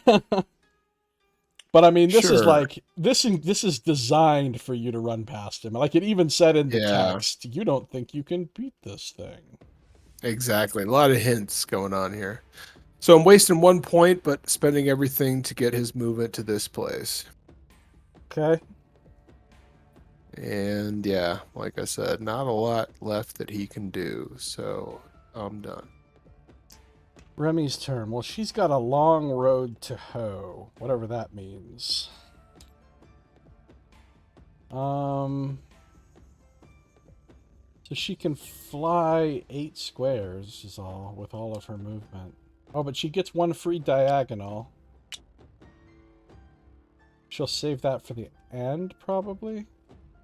1, 2, 3, 4, 5, 6, 7, 8. And 1 free diagonal. Only gets her to here. Only gets her to there. Yeah, but that combo means she's going to catch up quick. Yeah, with the fly, being able to fly past everything. You know, one strategy could be for everyone but Remy to actually back off. Go back the other way and make him chase us, and then she just kind of flies past and gets the loot and goes to the exit, while everybody else basically kites the animate the other direction. Let's do it. I don't know if it'll work, but we could try it. I think we should. In fact, shouldn't Remy stay back where she was? Well, I mean, she still has to move. She still has to get through all that, right? Well, yeah, but when you say we're pulling the animate back, where are we pulling it back to? Well, back to right where Remy is, but she can just fly past at any point, right? Okay, yeah. I don't know enough about how the animate works. Well, I guess we'll find out. Right? I don't know either. Do what you feel is right. Remy's turn is over. That means it's... the good news is we didn't get an urgency token.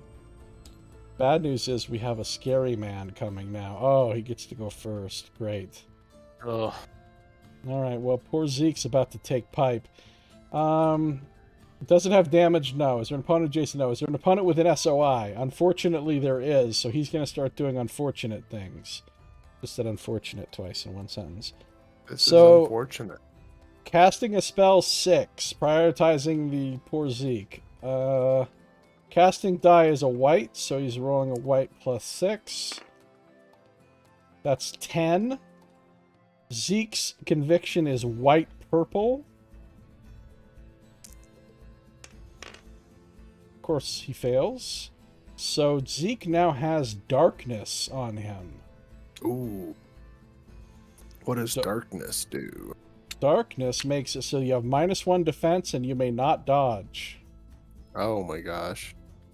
After doing that, he's going to make a ranged attack, prioritizing an opponent with darkness. So Zeke's about to get a ranged attack on him, and now his defense is only 9. Ooh, this is gonna hurt. It's gonna hurt. It's gonna hurt! Oh! It's gonna hurt a lot! 4 before symbols. 4 plus 1, 2. 6 damage. 6 damage. He has 1 point of armor, so he'll take 5 damage. And he can't reduce that by any other means, so he's going to take 5. He's got 3 hit points left, gang. And Chains of Perdition! He attacks again! Oh no. Zeke's gonna die. Oh no! No! That's the worst roll you could ever have! Oh my God. Zeke is dead! Zeke is toast! Zeke! He goes to damage equal to his health. He loses the darkness token. And he is removed from the board. So Zeke is down. We lose 5 points for that.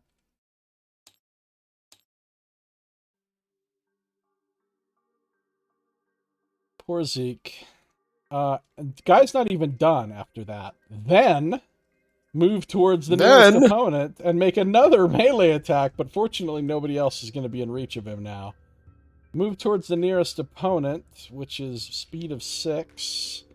He'll go 1, 2, 3, 4, 5, 6. He doesn't ignore the terrain, so he has to stop right there. Yeah, I would suggest Nightingale just run away. Okay, well, the animate took Zeke out. Ugly. Ugly. It's ugly. Those things are scary. You like how there's 2 of them on the card? Like, Right. Like there could be another here that you just haven't seen yet.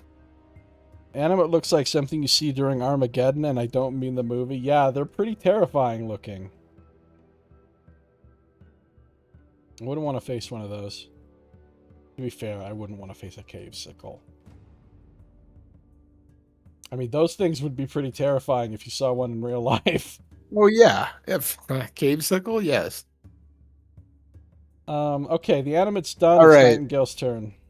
So here's what I'm thinking. I'm going to provoke some break attacks. It might not be the best idea, but if I can get Nightingale and Rook in the upper right-hand corner of this, what is it, UM11, then maybe we can get the guy to follow me before Remy so that she can then just fly by behind him. Does that sound good?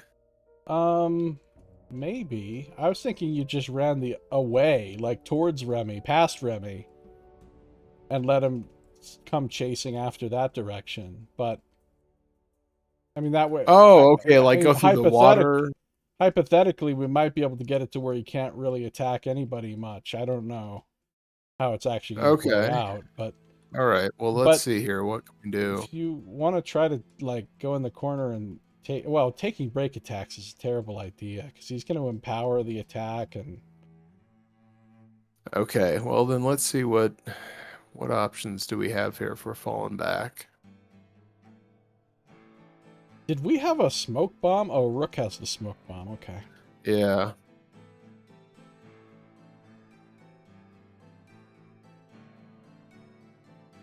I would just full court press backwards. Maybe that's what we can do. We can have Nightingale falls back, and maybe Rook can use the smoke bomb to get into that corner and draw his attention.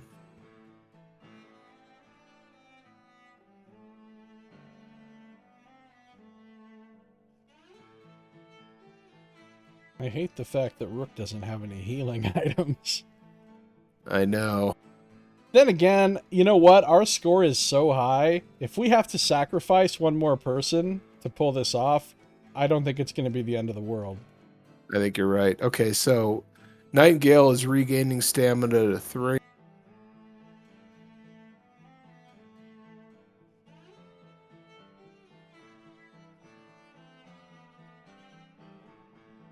And then she can move here. by spending all of her stamina, so that's what we're doing. Okay, sweet. Zeke does not get a turn because he is eliminated. Remy gets a turn. So, what's her story? She's got 3 stamina.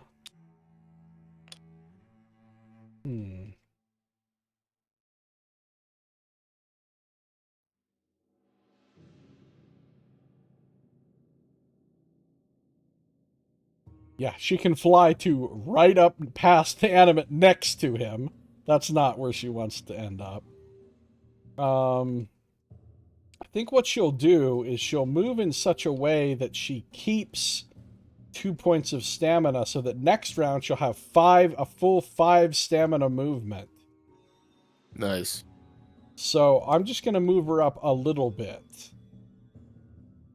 So she's got 1 free diagonal and 6 squares of normal movement. 2, 3, 4. 1. Rook's going to get to go before... Yeah, Rook goes next, so...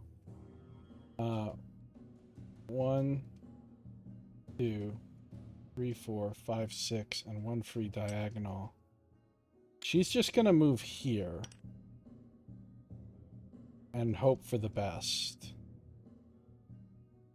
And keep 2 stamina. Now, hold on. Is she within his sphere of influence? No, because it's blocked by that boulder wall next to him. All right. Perfect then. His sphere of influence is only on this diagonal line. Anything down here is blocked. So she's done. It's Rook's turn. All right, Rook. Hey, Splode is here. Splode, hey. He says, happy birthday, Tim. Thanks, man. I appreciate it. We're having a good time tonight. Good to see you, Splode. We're playing my favorite board game on Tabletop Simulator.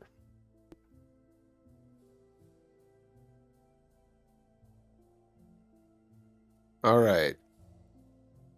So we're moving, and it's going to be 2 movement per square for a while here. So let's see where we can get if we spend everything.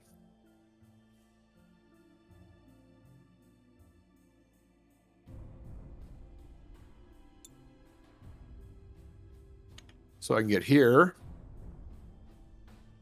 Are you within his SOI there? You're actually not, which is cool. He'll still have to move to you, which is good, right? Isn't that what we want? Yeah, I'm still the nearest opponent.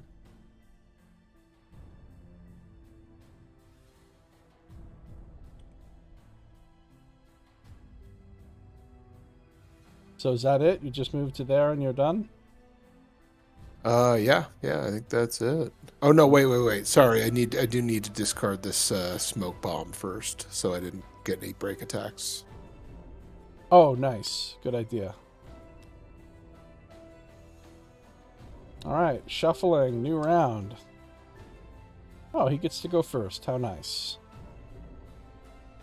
So, well, he doesn't have damage, so he doesn't heal. No adjacent, no SOI. Let me just double check that. Yeah, that's blocked for SOI. So he has to do his last step, which is move and attack an opponent within range 4. Move to be at up to range 4 from the nearest opponent. Rook is the nearest opponent. He can't get to it. I don't think he will provoke a break attack just to get to the furthest distance. I think he can just move right here and then attack you. Okay. Hold on just a second, though. I need to go use the restroom. I'll be right back. Okay. What's going on, Splode? What have you been up to?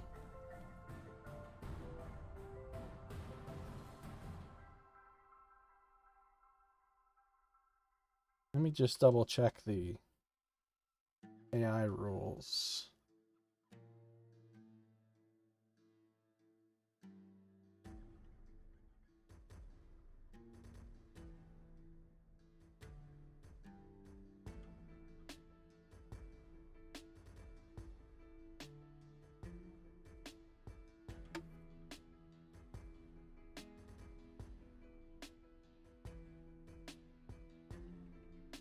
Sleeping all day feeling awful? Oh, I'm sorry to hear that. Hopefully you feel better soon. Medical stuff flaring up? That sucks. Oh, nice. Team fight tactics with a friend. That sounds fun. Have a good time.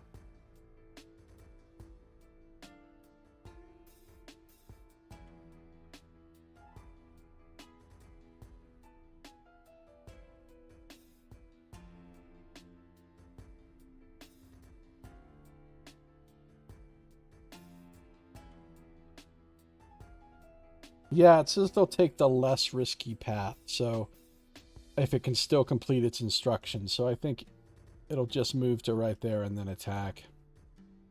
What's the TLDR of this? Ooh, it's hard to... well, it's a combination of basically a very large sort of choose-your-own-adventure novel that you play through, combined with tactical encounters that take place on a gridded battle map like this. TLDR, Zeke's dead. That's right. You've got 4 characters that you play, no matter how many players. So you can play this solo because you play against the AI and against the rules of the book, so you don't need a DM or anything. But it's basically like playing D&D without a DM. You have 4 characters, and you can have from 1 to 4 players controlling those 4 characters. You level up your characters, you get all kinds of gear and items and abilities and everything. It's actually very detailed and complex character building and customization, more so than any other board game. And the mechanics are very good. And the ways that you can build your character are extremely numerous. And you play through this book, and there's long story sections that you read, and then you make decisions, and you make skill checks, like in D&D, and then you get to these encounters, and the book tells you how to set up the encounters, and there's all this hidden text that different things are triggered throughout the encounter so that unexpected events can occur, the battleground can change, new tiles can be spawned, new monsters can be spawned, new loot can be spawned. And you go through, and then after you complete the encounter, you read some more story, because it's like I said, it's like playing through a novel. There's 4 like actual protagonist characters, and they have their own storylines and backgrounds and everything. You play through the story, you get loot, you spend gold, you spend XP to gain disciplines, which are special abilities for your characters. You spend gold to buy new items, and all your items give you special abilities. And then you go on to harder and harder encounters and proceed through the storyline, which gets more and more complex and interesting as it goes along. It's an extremely good game. I think it's for my type of board game that I like to play, I think it's the best board game, full stop. I'm back, bud. Hey, welcome back, Tim. I was just giving Splode the lowdown. Yeah, no, it's good. Good spiel. We've never played together before, no. I've played it solo, and so has Tim has played some of it solo in Tabletop Sim. I've played some of it solo both on the table, because I own a physical copy of this, and in Tabletop Sim. But this is our first time playing together, and we've just started a new campaign. Yeah, I've never played the campaign before. I definitely don't own the physical copy of this, but I've played some TTS before. But given the amount of content that's in the box, even though it's an expensive board game, it's a good value. You get an incredible amount of playtime out of it. And I don't know if Josiah had said this, but there are 2 different modes of playing. Like, we're playing the adventure mode, the campaign mode. There's also the dungeon crawl mode that's more like a module sort of one adventure hit and quit thing. Yeah, that's right. There's also a crawl book that... Well, the setup is long on the real table. In Tabletop Simulator, it's really fast and easy because generally you just click one button in here and it sets everything up for you. Yeah, they've scripted it all out. They've made it really easy. And the Tabletop Sim mod for it is free on Steam Workshop. So as long as you own Tabletop Sim, you can literally just download it and start playing it by yourself or with friends. But you're right, Splode. If this was actually back in the roommate days and we were playing this in real life and setting everything up, there'd be a lot more setup time than there is here. Yeah. And then, of course, because setting everything up is so vast, then you basically have to leave everything on the table, right? If you're playing through the... So you'd have to have a dedicated space, a dedicated big table that you're just leaving this on for weeks, right? Which I can do because I have my board game table area now, but like a lot of people don't have that easy option in their home, right? But anyway, where are we at here? Well, we were sort of halfway through that Sentinel's turn, or Yeah. Animate's turn. Oh yeah, playing with the physical pieces is lots of fun. You get the tactile element of moving the miniatures around, rolling the dice. You know, I hate shuffling cards, but you get to play with the cards anyway. And all the components are very high quality in the physical game. They're very nice. It is a premier quality board game all around.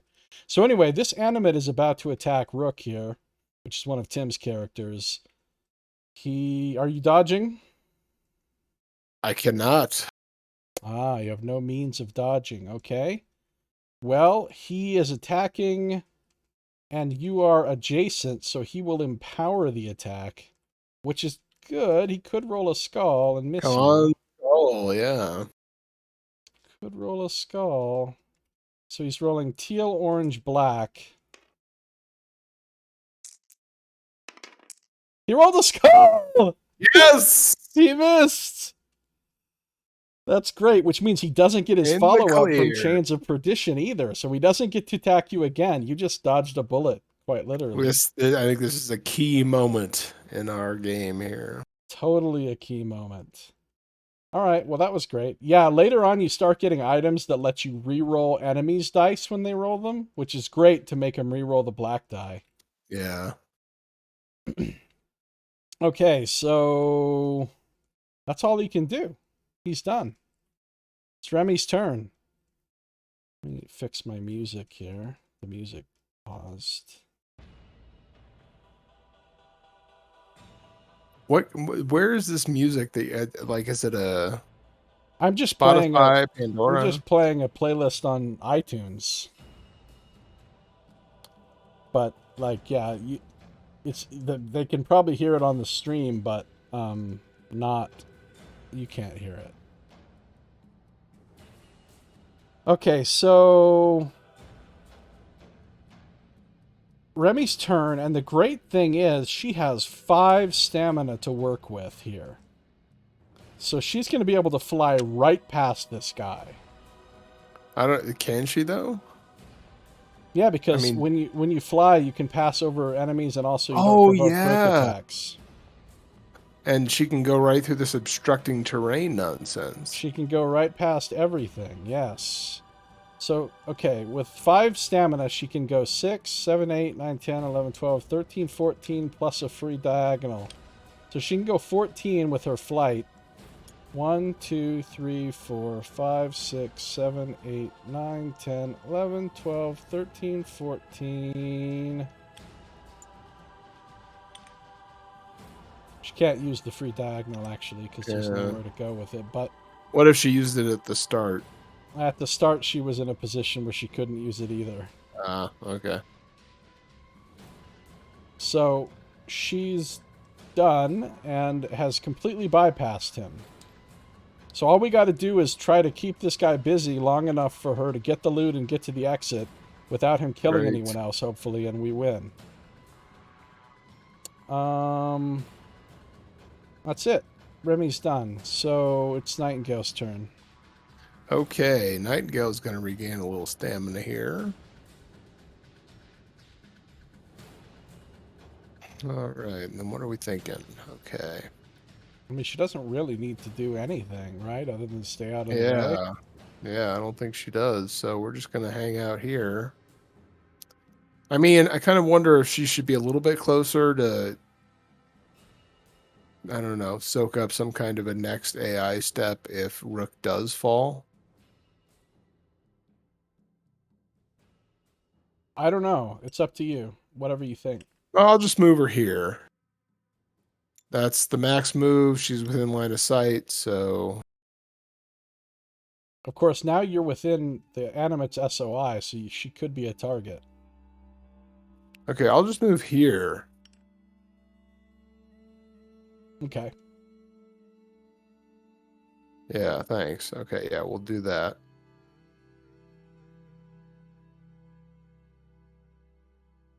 And she's just chilling. So what's Rook Yep, gonna that's do? all she's doing. Rook.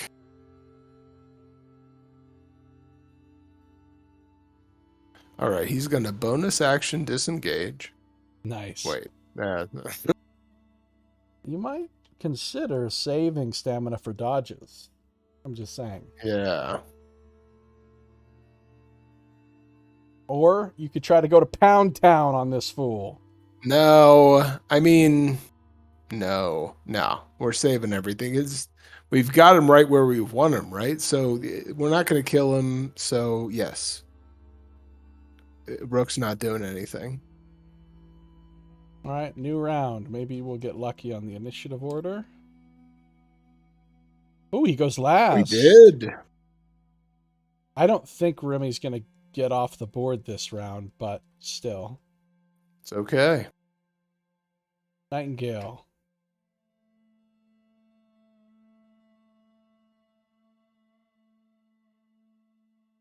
Right now we have so few options, because we're playing these starting characters. Later on, when everybody's got like buffs they can cast and all this complicated stuff they can do, it gets, obviously more Yeah, involved. so Nightingale is just going to pass. She's good where she is. She's not doing anything. So both she and Rook probably. So Nightingale is going to gain the stamina. Rook's going to gain the stamina. And yeah, so yeah, we're back to Remy. Let's see how far Remy can get. So she's got 3 stamina and a free diagonal. Can't use the free diagonal yet, but she can... well, she probably doesn't even need to fly. 1, 2, 3, 4, 5, 6. If she goes here to 6, and she uses the free diagonal, and she uses 1 to collect the loot, then she wouldn't use the free diagonal to go into terrain, right? Well, it's just so that she doesn't have to spend another... Yeah. Then it doesn't matter. She can get the loot now. Next turn, she gets to the exit and we win. So we only have to survive one more turn. Yeah, and I don't think the animate's catching up no matter what. Yeah, it won't catch her. No, yeah, there's no way it can catch her at this point because it's too much movement. So let's see what the loot is. Right, we've got a random loot token. It's red. Oh god, what if it spawns a bunch of nonsense? I mean, that is a possibility that always has to be kept in mind. Do not assume that loot is safe. Gain 5 bonus points and 1 random consumable. Well, that'll make up for the 5 we lost for Zeke getting smashed. 5 bonus points and a random consumable. Roll. Random. What did we get? A... Hyper Energy HP Potion. Okay, that's nice. Take it. Remy gets to exit Rook, but I'm still trapped here. There's some variant rules you can play with in the back of the book that make it more difficult, and I played with those rules on my second partial playthrough. And one of them is that everybody has to get to the exit instead of one person. Oh, you must gather your party before venturing forth? And in some scenarios, that makes it really hard. Because there's certain scenarios where it's really hard to get everybody to the exit. But there's no need for us to use that rule. So, Remy's done. And it's the animate's turn. It has Rook adjacent, so... it's going to do its AI step. Is there an opponent adjacent? Make a melee attack. Now, it is empowering this because of heavy cleave. You can dodge, however. I will. So it's rolling orange, teal, black. I have a 12. It rolled another skull!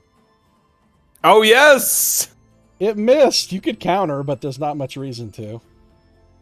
Right. I mean, unless they're... Yeah, no, there's nothing I can deliver, like, via carrier attack or anything, so... Yeah, not with your current abilities and gear. Right. Well, hey, look.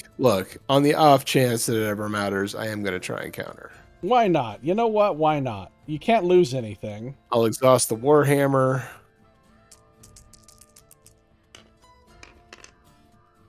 A 7. That's not going to get it done. Ah, damn. But fortunately, it can't counter you back, unlike those Gavadan that we fought, so... The good news is, it missed, so it does not get its Chains of Perdition follow-up attack. However, it does have a then step in its AI, so then move up to 2 spaces farther from the target. This movement does not provoke break attacks. So it will move away from you. I will provoke a break attack. No break attacks. Oh, right. So, it's done. But now, Nightingale's in peril. But, new round, let's see who gets... If it gets initiative first, it could go after Nightingale. But if Remy gets initiative first, we win. Remy goes first! Alright, we win. We win! We win. So she gets all her stamina. She spends 1. But we got to make sure that nothing bad happens when we read the victory thing. So, we've escaped. Reward. Restore adventurers. Continue to making the grade page 20. So we get to restore everybody. And we didn't get any more points because we didn't kill the animate. But we got a lot of points. I think our score will be just fine. Yeah. So we can erase all damage, reset to 3 stamina, unexhaust anything that's exhausted. Zeke can erase his 16 points of damage.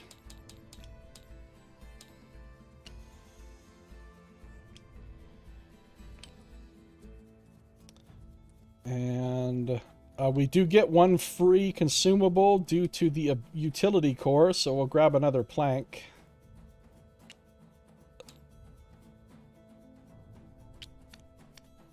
That utility core is really good. Yeah, and there's another one too. I always like to have 2 of my characters, 2 out of the 4 characters have those, just so you have a constant flow of consumables coming in. So I'm just going to give this right away to Rook. Thank you. Because when you restore adventurers, we can trade stuff freely, so... There you go. And we win. Making the grade. Yeah, so let's listen to the next, whatever.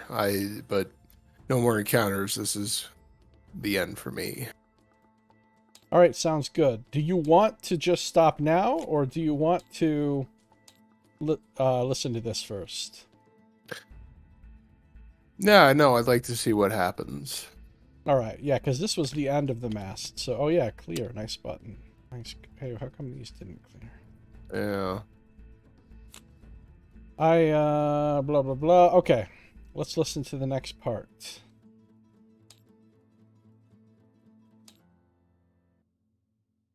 Ending.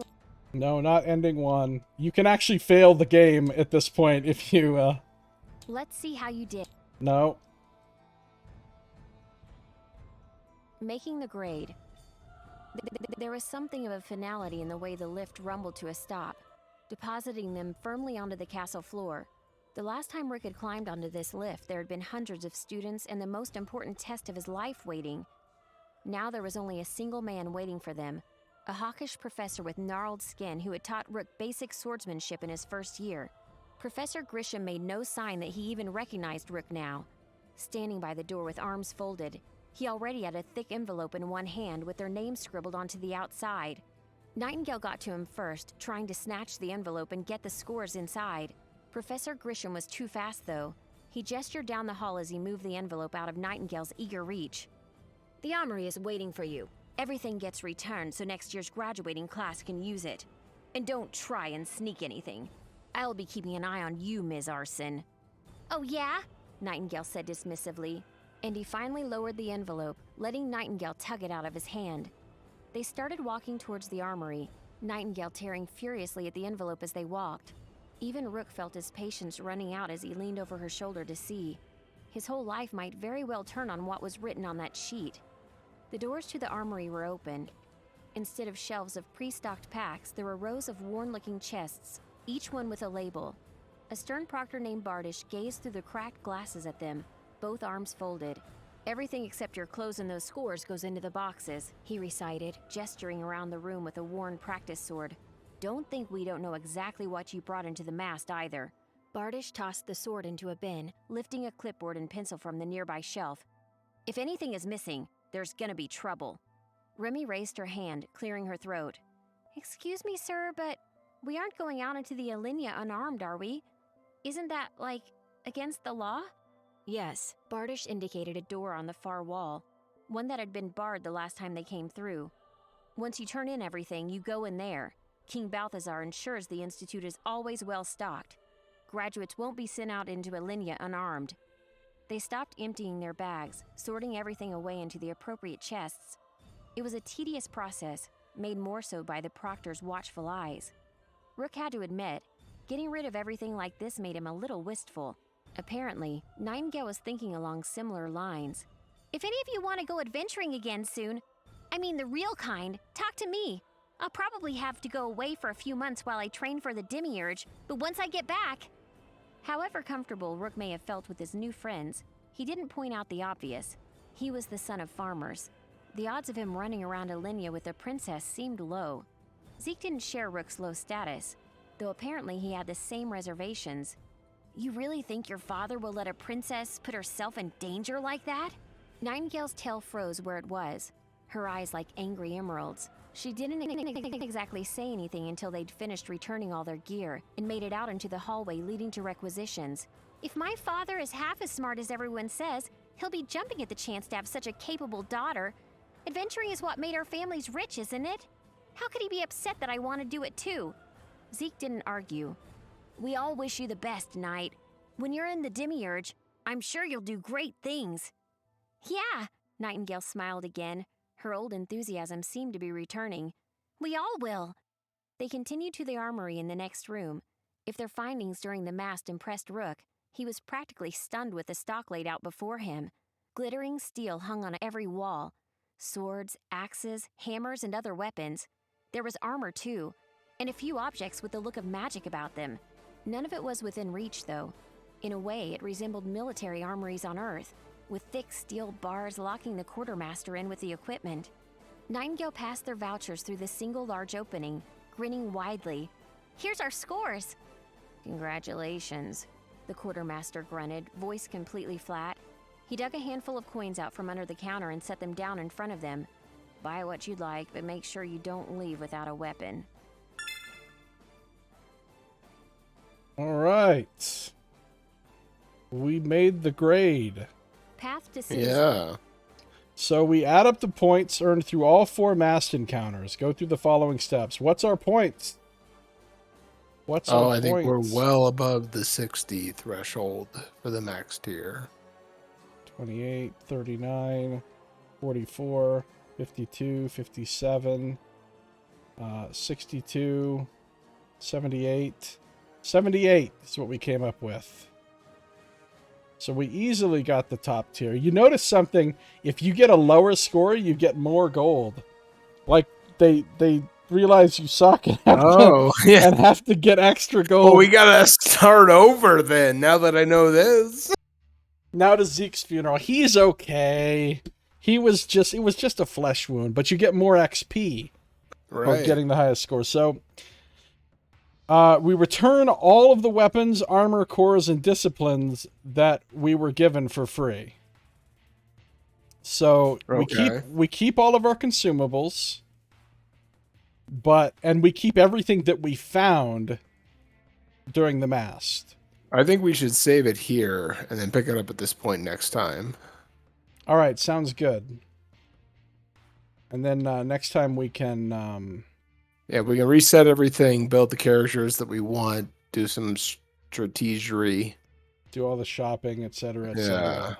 Yeah. So I'm going to save it here.